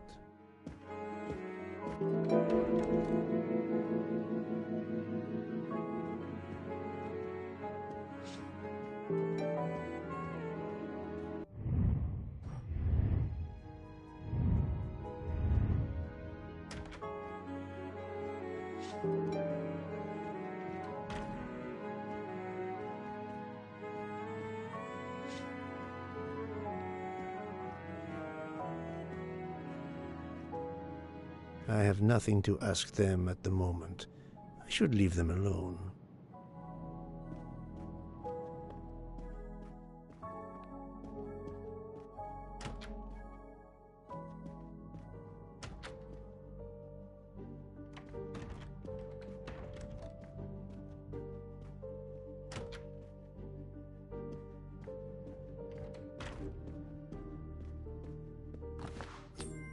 You can never have too many of these.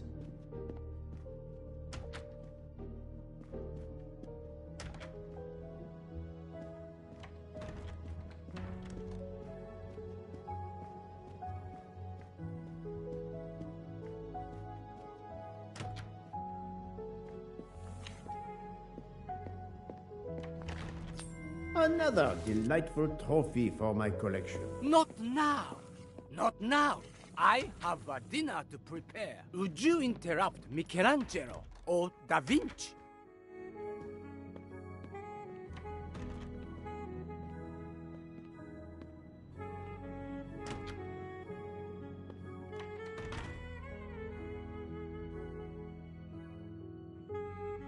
Good evening, Michel.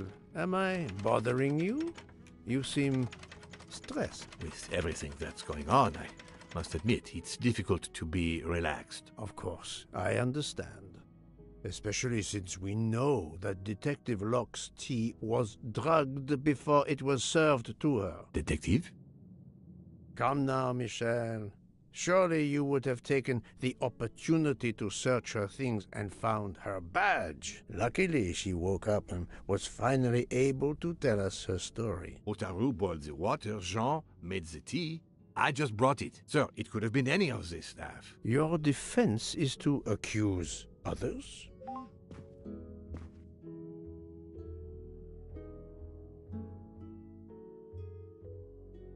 You have a network connection? No, unfortunately. It's just an automatic reminder to pay my rent. I always forget, and my landlord complains. Pierre Michel had to be involved in the murder. The drugged tea, his post at the end of the hall, and now I know why I know more than one of those people on the screen.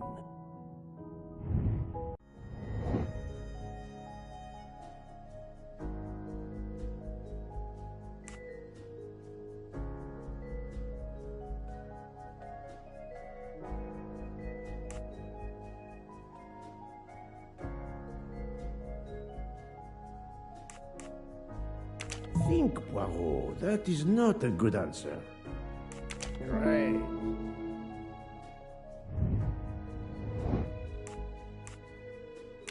Yes. Well done. That was easy.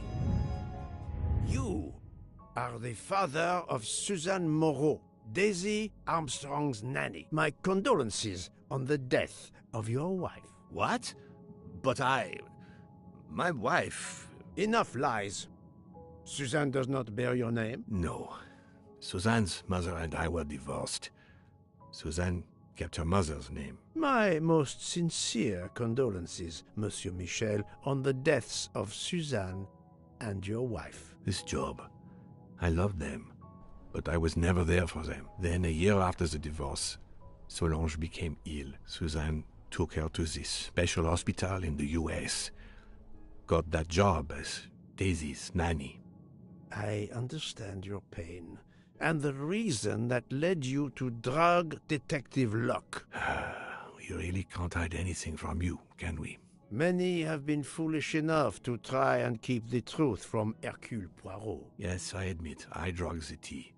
But it was only to keep her quiet, until I could... But she reacted so much to the sleeping pills. She was lucky, as are you, that she didn't die. To be frank, there is one more thing that puzzled me, but I think I understand now.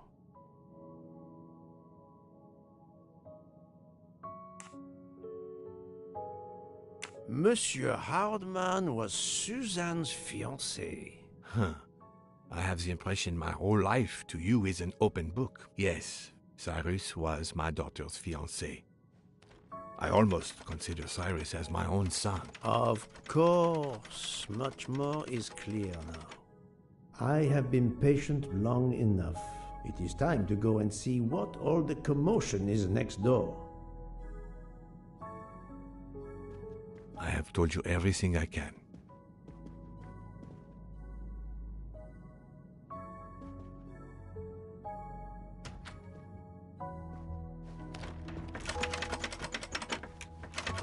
Monsieur Hardman, excellent. The gods who watch over detectives must have trapped you here. Why didn't they watch over me? I'm a detective, too. I was talking to Michelle about a leaky faucet, and I wanted to go out, but, you showed up. No need to invent some preposterous story. But really, Michelle has told me everything. You are the fiancé of Suzanne Moreau, his daughter. Oh. I see. Surely this is not a big surprise to you. No. Suzanne was the only woman I ever loved.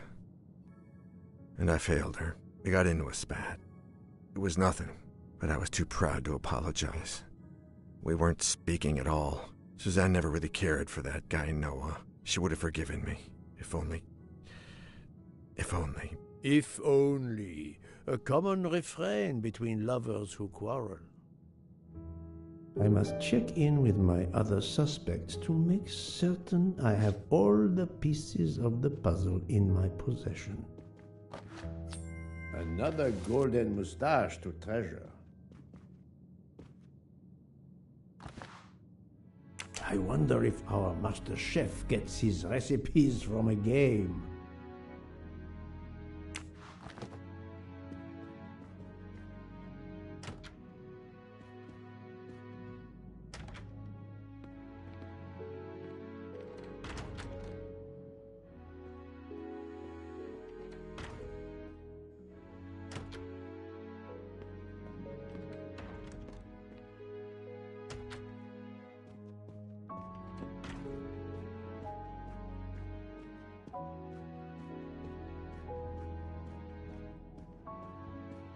You're right, Mr. Book. This dessert is delicious. I'm glad we didn't wait for dinner. I promise the entrée will be superb as well. Detective Locke, you are recovering well, I see. Yes. I should be helping with the investigation. Do you know who drugged me? It is early yet for conclusions. When I return, then we shall see. Do not worry, Poirot. She is in good hands. Hotaru, Freya, and yours truly are looking after her. You're right, Mr. Book. This dessert... I'm glad we did... Detective... Yes. It is early... Do not...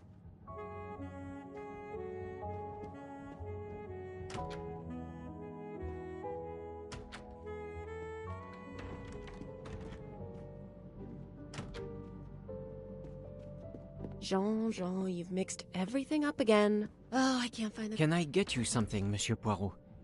Everyone is so tense. An aperitif soon, Monsieur Fauchet, with pleasure, when the matter is resolved.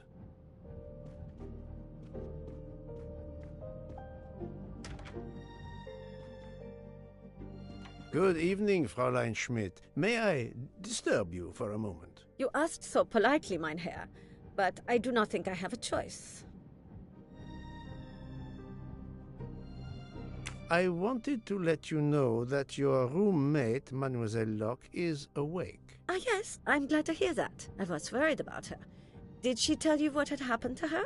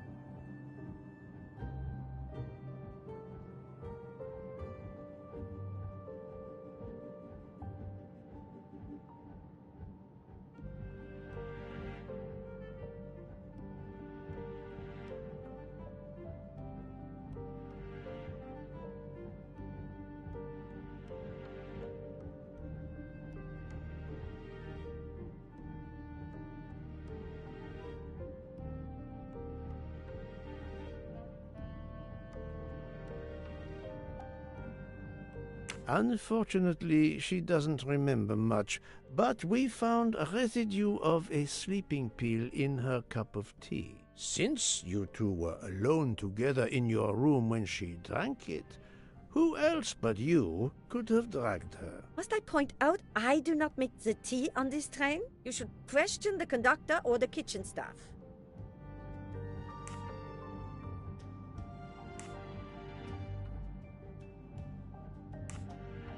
Mademoiselle Locke could have died. Whoever drugged her must not feel any empathy for their fellow human beings, given the dose that Mademoiselle Locke ingested. She was close to death. Oh my God. What did I do? I didn't want to hurt her. Just have her sleep for a few hours while we had time. We? Time for what? Time for what, Madame Schmidt? You think I feel nothing? Nothing? That poor little girl. Indeed, that poor little girl. Fräulein Schmidt is somehow connected to the Armstrong case.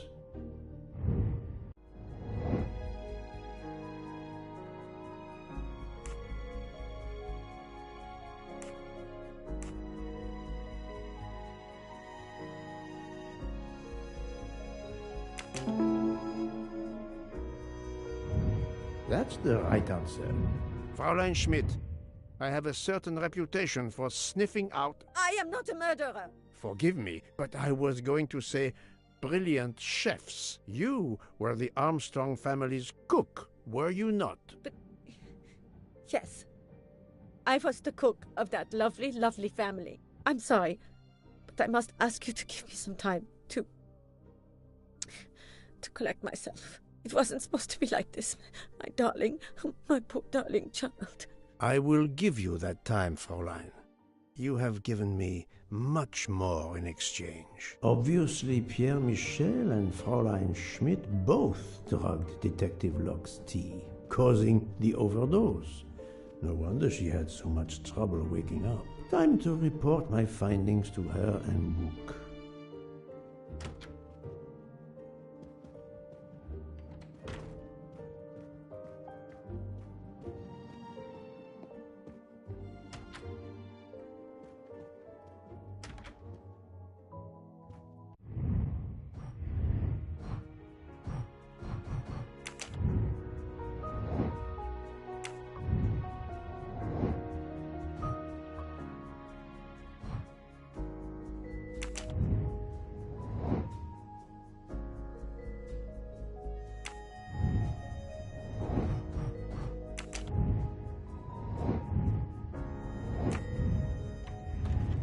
So, my friend, tell me, you have something new? Mademoiselle Locke, I know who drugged you. Fräulein Schmidt and our conductor, Pierre Michel, both admitted putting sleeping pills into your tea. This explains your overdose. They are relieved you are recovering. Michel drugged a passenger? On behalf of the company, I offer my apologies to you, Mademoiselle Locke. Michel will answer for this outrage. Both of them? I was pretty sure about Fräulein Schmidt, but I admit that I did not suspect the conductor. I have uncovered multiple connections with the Armstrong case. Pierre Michel is the father of Suzanne Moreau, little Daisy's nanny, and Monsieur Hardman was Suzanne's fiancé. As for Hildegard Schmidt, she was the cook of the Armstrong family. What a coincidence, don't you think? But it's incredible! What are the odds that so many people linked to that tragic affair ended up on the same train? About the same as you winning the lottery, my friend. I wasn't the officer who interviewed Fräulein Schmidt back then, so she couldn't recognize me here on the train. How could they know who I was? There were other passengers who might have. Or she may have seen you when you visited the Armstrong home. It is now clear to me that some of the clues to this elaborate plot were staged for my benefit.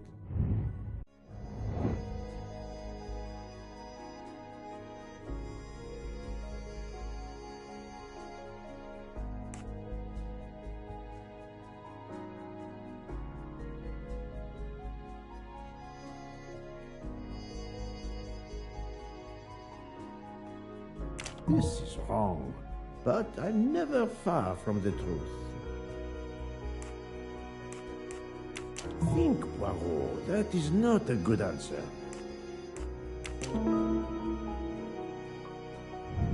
My little gray cells did not let... Some clues and information collected so far could lead to a hypothesis. The murderer boarded the train in Vinkovsky, killed Ratchet, and then left the train immediately. How did you come to that possibility? Monsieur Hardman told me about a short man with a high-pitched voice who threatened Ratchet. Imagine for a moment that this man, wearing a wagon-lit conductor's jacket, killed him while Michel was on the platform at Vinkovsky. This murderer then hid the conductor's jacket in Detective Locke's room, then fled before the train left. Why choose Detective Locke's room? Why, indeed. Let me re-explain from the beginning.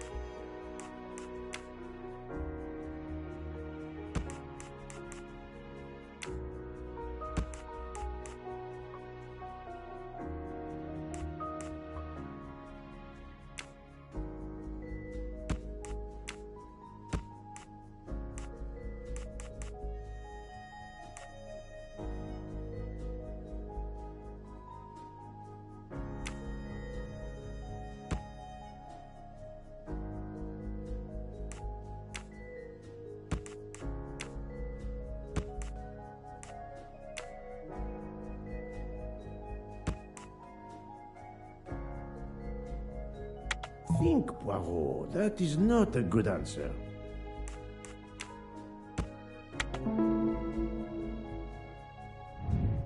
That was easy.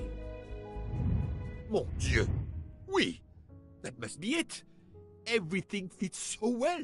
It fits too well, my friend. Other clues lead to a second hypothesis, much more plausible.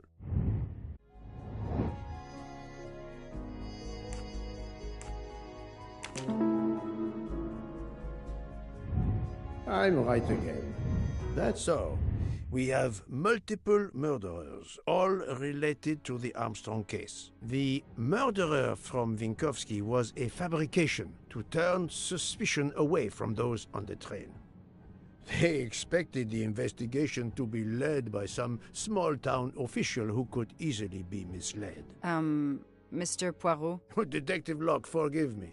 You are an obvious exception. You tracked Ratchet with the tenacity of a bloodhound. Unfortunately for the killers, they not only had you to deal with, but now they had, and I say this with all modesty, the world's greatest detective, Hercule Poirot, dropped into the midst of their meticulous planning. Multiple murderers?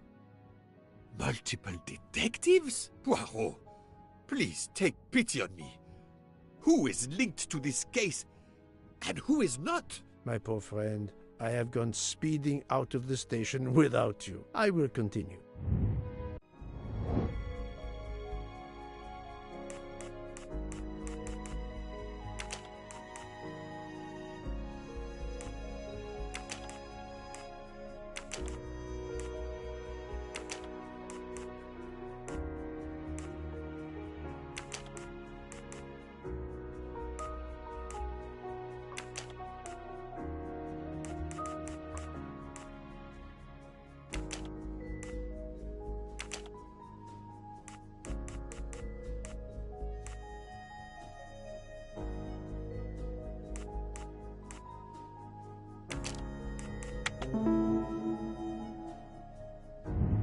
That's the right answer. Fräulein Schmidt, Pierre Michel, Monsieur Hardman, and Monsieur McQueen are all linked to the Armstrong case. I also know that Sonia Armstrong's sister and godmother, Countess Andreni and Princess Dragomirov, are on this train.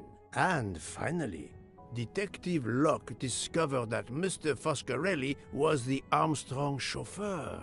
If we add Detective Locke and Ratchet, of the 12 passengers in that coach, 9 have a connection with the Armstrong case. What next, Poirot? Or should I say, who next? It is time to summon everyone. Everyone? Even Dr. Constantine? The train crew other than Michel? Dr. Constantine, yes. I will need him. But we don't want the others as witnesses. I will see that their duties keep them occupied elsewhere. Excellent. I have always thought this moment in a case is much like Rodin unveiling the thinker before a captivated audience. A work of art. Have you not felt that way, Detective? No, Mr. Poirot. I'm happy just to slap the cuffs on him. Well, there is some artistry in that as well, I suppose. Where would you like the unveiling, Poirot? The lounge? Perfect. Then I will gather all the passengers in the lounge.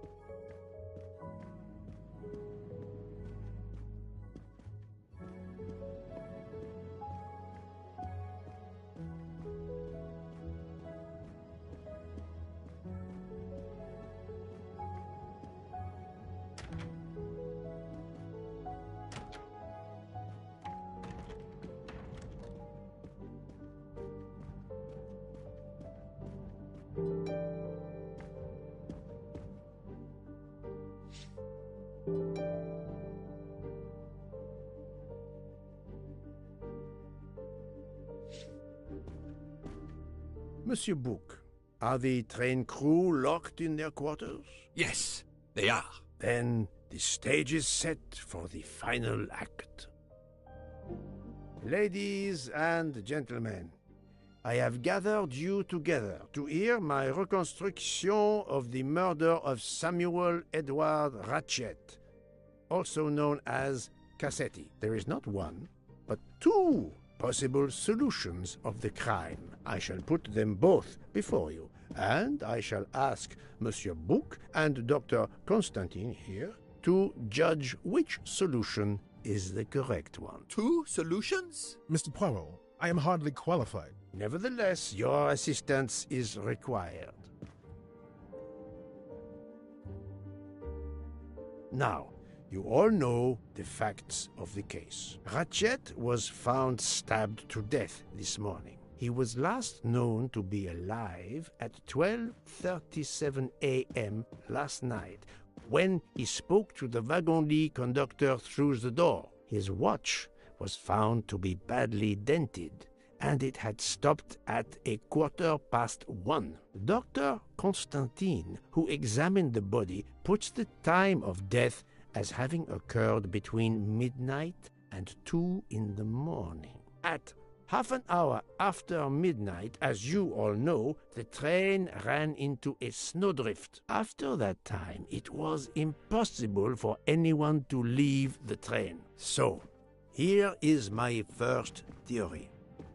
The enemy, as Ratchet expected, joined the train at Vinkovsky by the door left open by Captain Arbuthnot and Monsieur McQueen, who had just descended to the platform. He was equipped with a wagon-lit jacket, which he wore over his ordinary clothes, and a pass key which enabled him to gain access to Ratchet's compartment in spite of the doors being locked. Ratchet was under the influence of a sleeping draught. This man stabbed him with great ferocity, 12 wounds in all. He left the compartment through the communicating door to Madame Hubbard's compartment. Yes, that's so. Scared me half out of my wits. The murderer thrust the dagger he had used into Mrs. Hubbard's handbag in passing. Without knowing it, he lost a button of his uniform. Then he slipped out of the compartment and along the corridor. He put the uniform jacket into Detective Locke's suitcase to cast suspicion on her.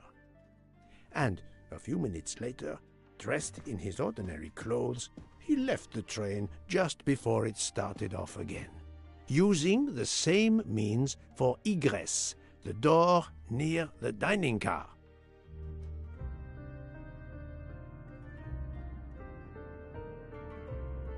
That is the first hypothesis. But there's a second. For that, we must examine the motive for the crime. Why was Ratchet killed? The motive is clear. Revenge, of course. Nothing was stolen. And we know that Ratchet had made many enemies. This was a premeditated crime, meticulously planned. Since the kidnapping and death of little Daisy Armstrong, which traumatized many people close to the family. Even when the police concluded that it was Suzanne Moreau, questions remained. Detective Locke continued her investigation, as did others. They became convinced the truth lay elsewhere. We now know who the real murderer of Daisy is. It is clear now that Daisy's killer was Ratchet, also known as Cassetti and Michael Clark and how many other names. But of course, many of you have known this for a long time. It is obvious that the 12 stab wounds are not a random number. Dr. Constantine's analysis revealed that some stab wounds appeared to have been caused by a right-handed attacker. Others indicated the knife wielder was left-handed. Some wounds were deep, more than one fatal, yet others were not much more than mere scratches. What can explain these discrepancies? This leads us to an obvious conclusion. They are symbolic.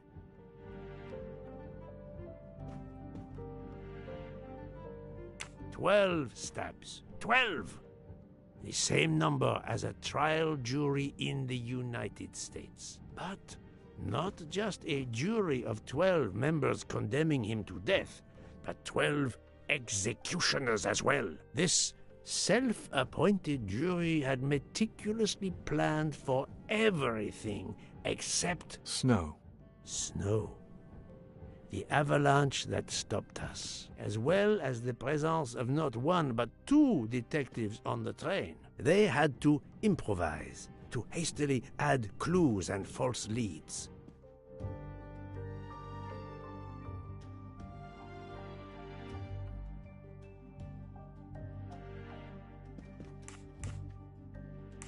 The time on Ratchet's broken watch was deliberately set to conceal the true time of the crime. The vial of vaping liquid incriminated Captain Arbuthnot. However, he had a solid alibi confirmed by Monsieur McQueen. Impossible then to suspect him. This woman in a red kimono does not exist. I don't know which of the passengers it was. It does not really matter. It was just a performance, a charade to introduce another possible culprit to muddy the waters. The conductor's jacket found in Detective Locke's suitcase was put there only to cast suspicion upon her. All these false leads were intended for me. But I am Poirot. I understood the truth. We have a train full of suspects. It's time to identify who the real culprits are. Let's start with Detective Locke.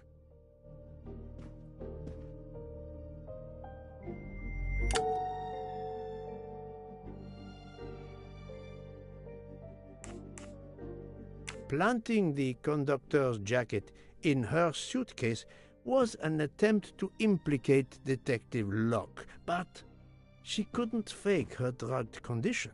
Dr. Constantine can testify that the drugged tea incapacitated her for hours, and she had 2 relapses. Let us move on to Monsieur McQueen. When I told him about Cassetti, he looked very surprised that I managed to make the connection between him and the Armstrong case. He told me, "But I thought we had..." I think he meant...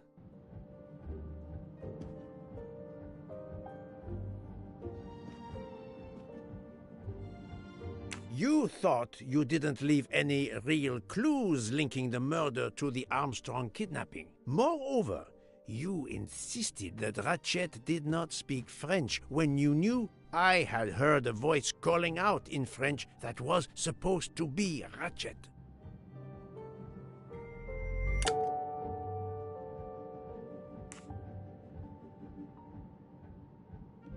You took some pleasure in leaving me false clues, I think. It was quite annoying. But you told me yourself that your father was the district attorney who handled the Armstrong case. The case haunted my father. At first, he believed Suzanne Moreau had helped her boyfriend, Noah, to kidnap Daisy, even though there were questions that went unanswered, and a young policewoman refused to let it go, continuing to find discrepancies, but never enough to reopen the official investigation. That policewoman sits there. Her name is Joanna Locke. Then tell him. Tell him how in the end my father believed you, how he resigned a job that he loved, racked with guilt that he may have let that monster go free. He died young, broken, his faith in justice broken. That's what Ratchet did to him. Thank you for your honesty, Monsieur McQueen. Your father is one more victim of the man who called himself Ratchet. Now, I will turn to Ratchet's valet, Monsieur Masterman.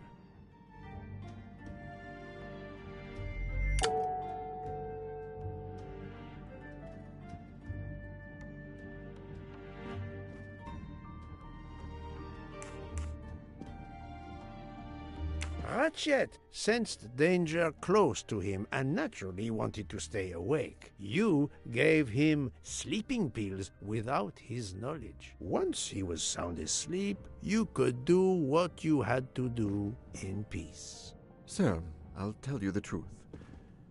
I was Colonel Armstrong's adjutant in the war, sir, and afterwards, I was his valet in New York. I'm afraid I concealed the fact this morning. It was very wrong of me, sir, but I knew how suspicious it would look.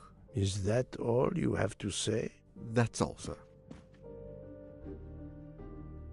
Now, to leave no suspicious stone unturned, let us move on to Monsieur Bouc. What? Me? A suspicious stone?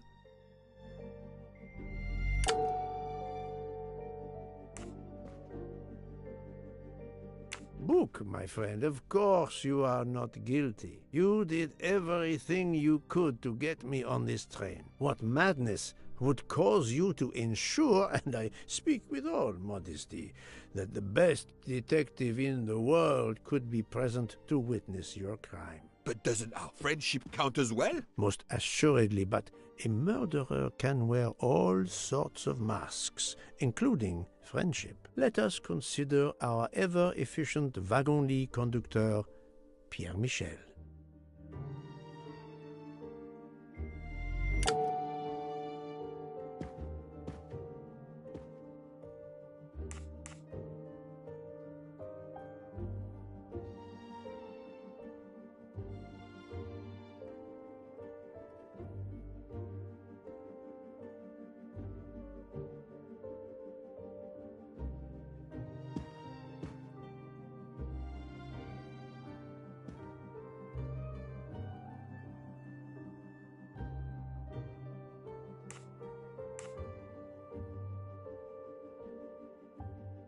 Your admission that you drugged Detective Locke immediately incriminates you. But The murder could not have been possible without your very capable assistance. Your knowledge of train procedures made the murder possible, and your position in the corridor of the train allowed you to be the perfect alibi for several passengers.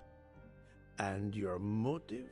Suzanne Moreau, Daisy Armstrong's poor nanny, who was wrongly accused and committed suicide, was your daughter. C'est un foiré.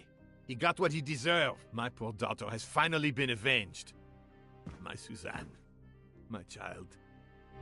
Let's move on now to Monsieur Hardman, one of 3 detectives on this train.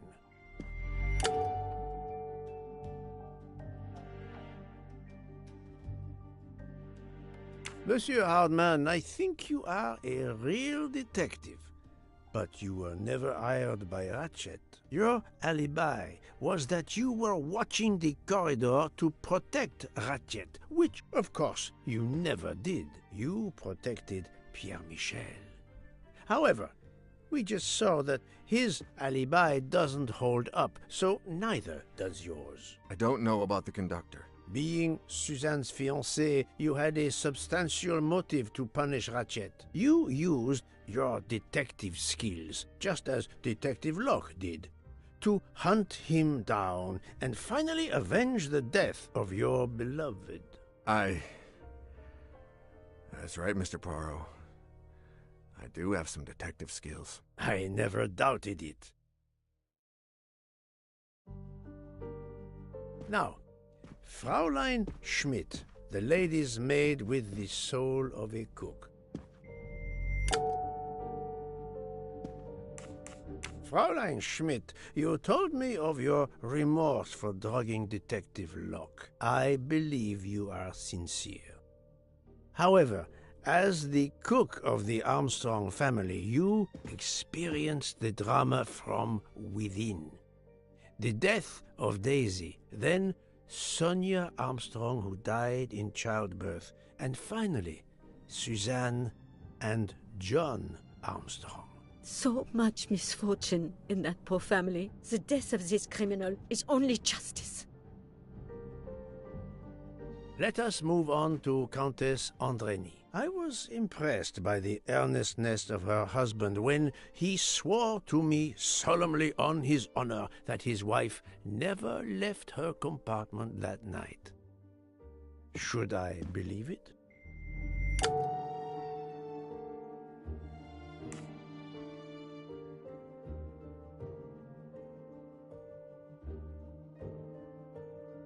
Countess Andreny, being Sonia Armstrong's sister, you had every reason in the world to want to avenge her.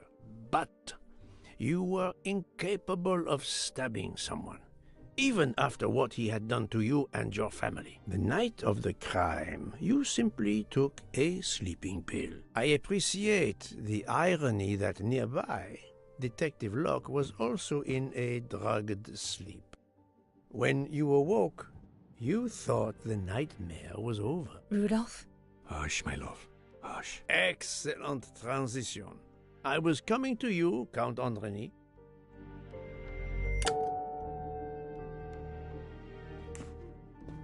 "12 people, a jury. This was very important to all of you. If Countess Andreny did not stab Ratchet, someone had to take her place. And you, Count, the beloved husband. I've seen how fiercely you love and protect your wife." Enough! I would do anything for Helena. Anything. Even that. Yes, even that. Let's move on to Monsieur Foscarelli.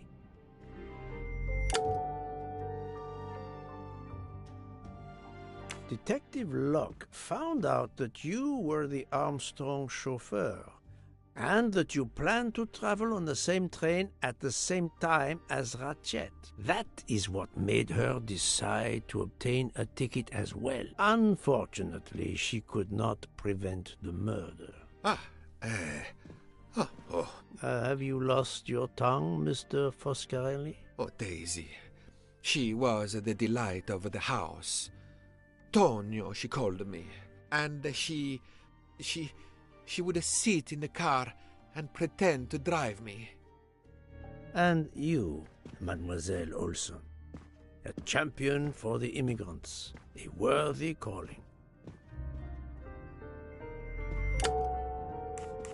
Mademoiselle Olson, you supported Madame Hubbard's story about her connecting door latch, a story that I later demonstrated to be impossible. So, you deliberately lied to me, and you also lied about Mademoiselle Debenham's whereabouts. Enough! I can't take this anymore. I know what you want from me, Mr. Poirot. Very well. Here it is. She was my little Daisy, my angel, so patient. When I patched a scrape or took her temperature, that was my job. But she was so much more to me. She was a shining light in an ever-darkening world. I've tried to honor her by caring for children who have lost everything. Thank you, Mademoiselle Olson. You too shed light on your part in this mystery. You were Daisy Armstrong's nurse. I will ask you no more questions. It is enough that you have admitted what I know to be the truth, and I understand. Let's move on. Dr. Constantine. You suspect me? I know none of these people. I didn't know Ratchet either, and I've taken a solemn oath to help people, not murder them. You are one of the few people in this room not to have any connection with the Armstrong case. Moreover, your alibi is confirmed by Monsieur Bouc, whom I would trust with my life. That is very kindly said, my friend. We now come to Mademoiselle Debenham and Captain Arbuthnot, whose relationship was not in doubt from the moment I inspected your room at the hotel. You have a bloody nerve. Indeed, I do. We're getting married. Congratulations. But I would rather talk about your relationship to John Armstrong.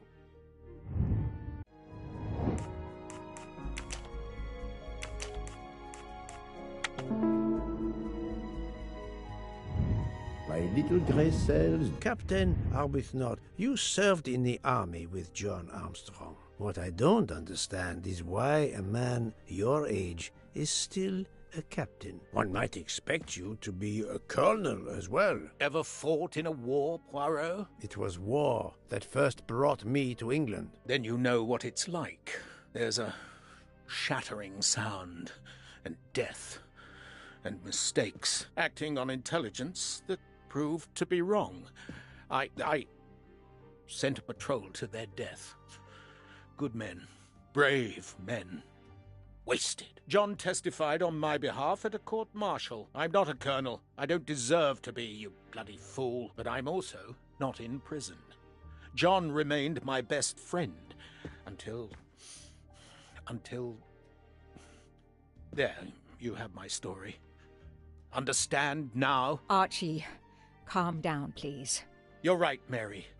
What you see in me, I don't understand. Oh, Archie, I see in you what John saw. Miss Debenham, I'm sorry. My turn, is it? I'm afraid so.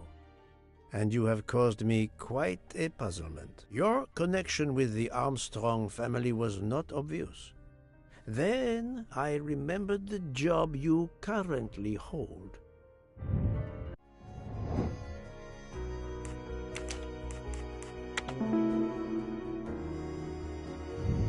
That's the right answer. You were the teacher of...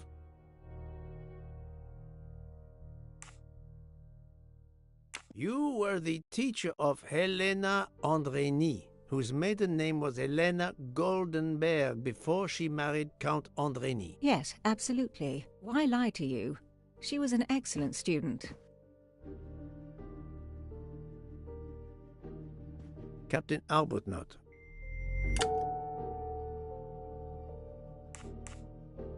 You had one of the strongest alibis, thanks to Mr. McQueen. But his testimony melted like a snowflake. There went your alibi. Poof! Unless you have another one. As for you, Mademoiselle Debenham,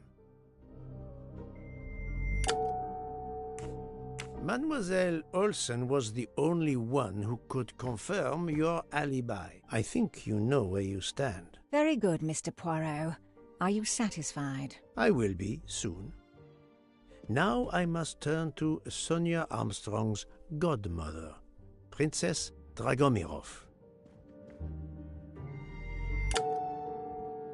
Princess Dragomirov, you weren't on my list of suspects at the start, given your social position. I left my social position in a cold country. Do you object to being addressed as princess? I deny people the opportunity. It makes a good story to tell their friends. It also guarantees a good table in the best restaurants. Princess, there is also, forgive me, your extreme physical fragility. It does not stop me when I must be strong. Indeed. Of more importance, though, is the fact that you're the only left-handed person on the train. And the single blow to Ratchet from a left-handed person was very, forgive me, weak. Finally, I'm afraid I know the alibi that you shared with Fraulein Schmidt is false. You have been very thorough, sir. I hope you will permit me to say we are much alike. I am honored. Now it is time to end with Mrs. Hubbard, or should I say, Linda Arden. If Princess Dragomirov hadn't told me about her relationship with this famous actress, I might not have made the connection. But you are a great actress, madame. Your performance as a flighty, self-involved woman was superb. I never would have guessed something entirely different. As for what ties you to the Armstrong family, it is obvious.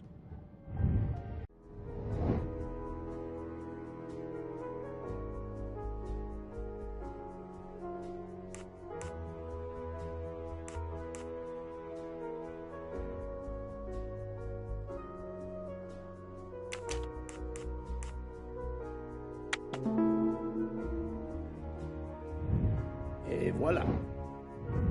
Mrs. Hubbard, you are the mother of Sonia Armstrong and Mrs. Andreni.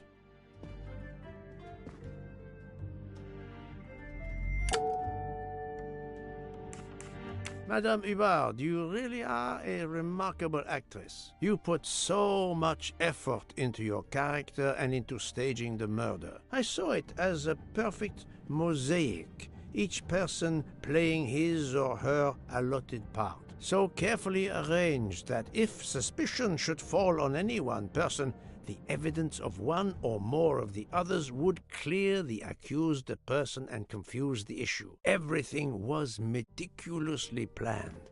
But you hadn't expected that Detective Locke and I would be on this train, and the avalanche would block it on the night of the murder. You had to improvise. But again, improvisation would be another of your skills as an actress. So you came up with the story that the latch on the door that communicated with Ratchet's compartment was hidden by the handbag. I always fancied myself in comedy parts. That slip about the sponge bag was silly. Shows you should always rehearse properly. You know all about it, Mr. Poirot. You're a very wonderful man, but even you can't quite imagine what it was like. That awful day. I was just crazy with grief. So were the servants. We decided then and there that the sentence of death that Ratchet had escaped had got to be carried out. There were 12 of us, or rather 11. Suzanne's father was over in France, of course. First we thought we'd draw lots as to who should do it, but in the end we decided on this way. It was the driver, Antonio, who suggested it. Mary worked out all the details later with Hector McQueen. It took a long time to perfect our plan. We first had to track Ratchet down. Hardman managed that in the end. Then we had to try and get Edward and Hector into his employment. Well, we managed that. Then we had a consultation with Suzanne's father. Captain Arbuthnot was very keen on having 12 of us. He seemed to think it made it more orderly. He didn't like the stabbing idea much. But he agreed that it did solve most of our difficulties. Well, Suzanne's father was willing.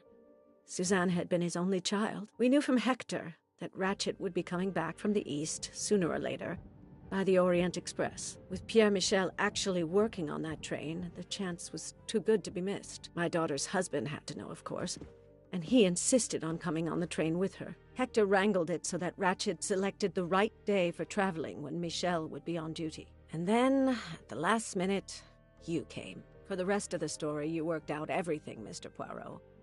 You were right about all of us. What are you going to do about it?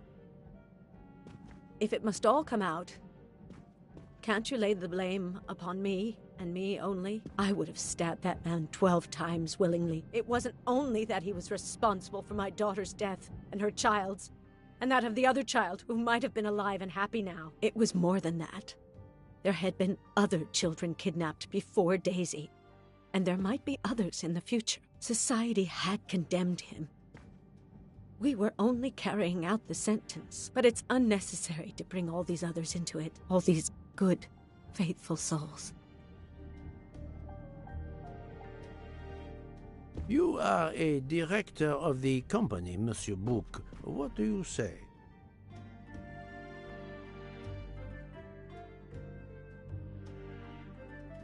In my opinion, Poirot, the first theory you put forward was the correct one. Decidedly so. I suggest that is the solution we offer to the police. You agree, Doctor? Certainly, I agree. As regards the medical evidence, I think that I made one or two fantastic suggestions. Then, having placed my solution before you, I have the honor to retire from the case.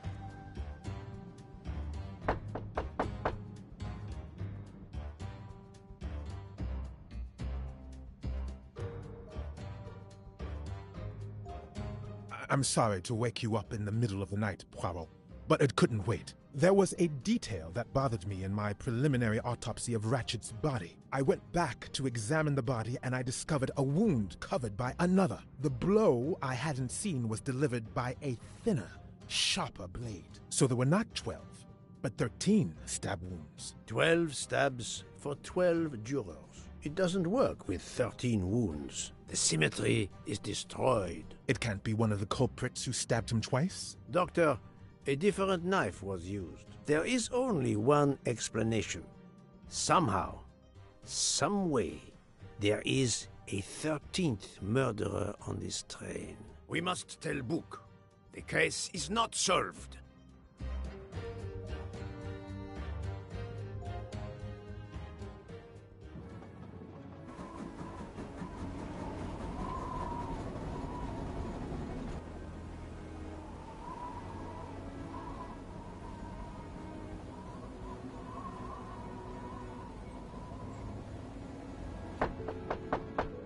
Please, come in. Ah, Bouc. I see we are moving at last. Yes. The way was finally cleared while we slept. If all goes well, we will arrive in Venice this evening. The train will be there for several hours for refueling and reprovisioning. What do we do with the 13th murderer? Do you have a lead? I thought about it. There is one clue that was left aside in my investigation. The diary I found in Ratchet's safe mentioned an appointment in Venice. Someone with the initials A.W. He will never keep the appointment. But there should be enough time. I must try to keep that appointment for him.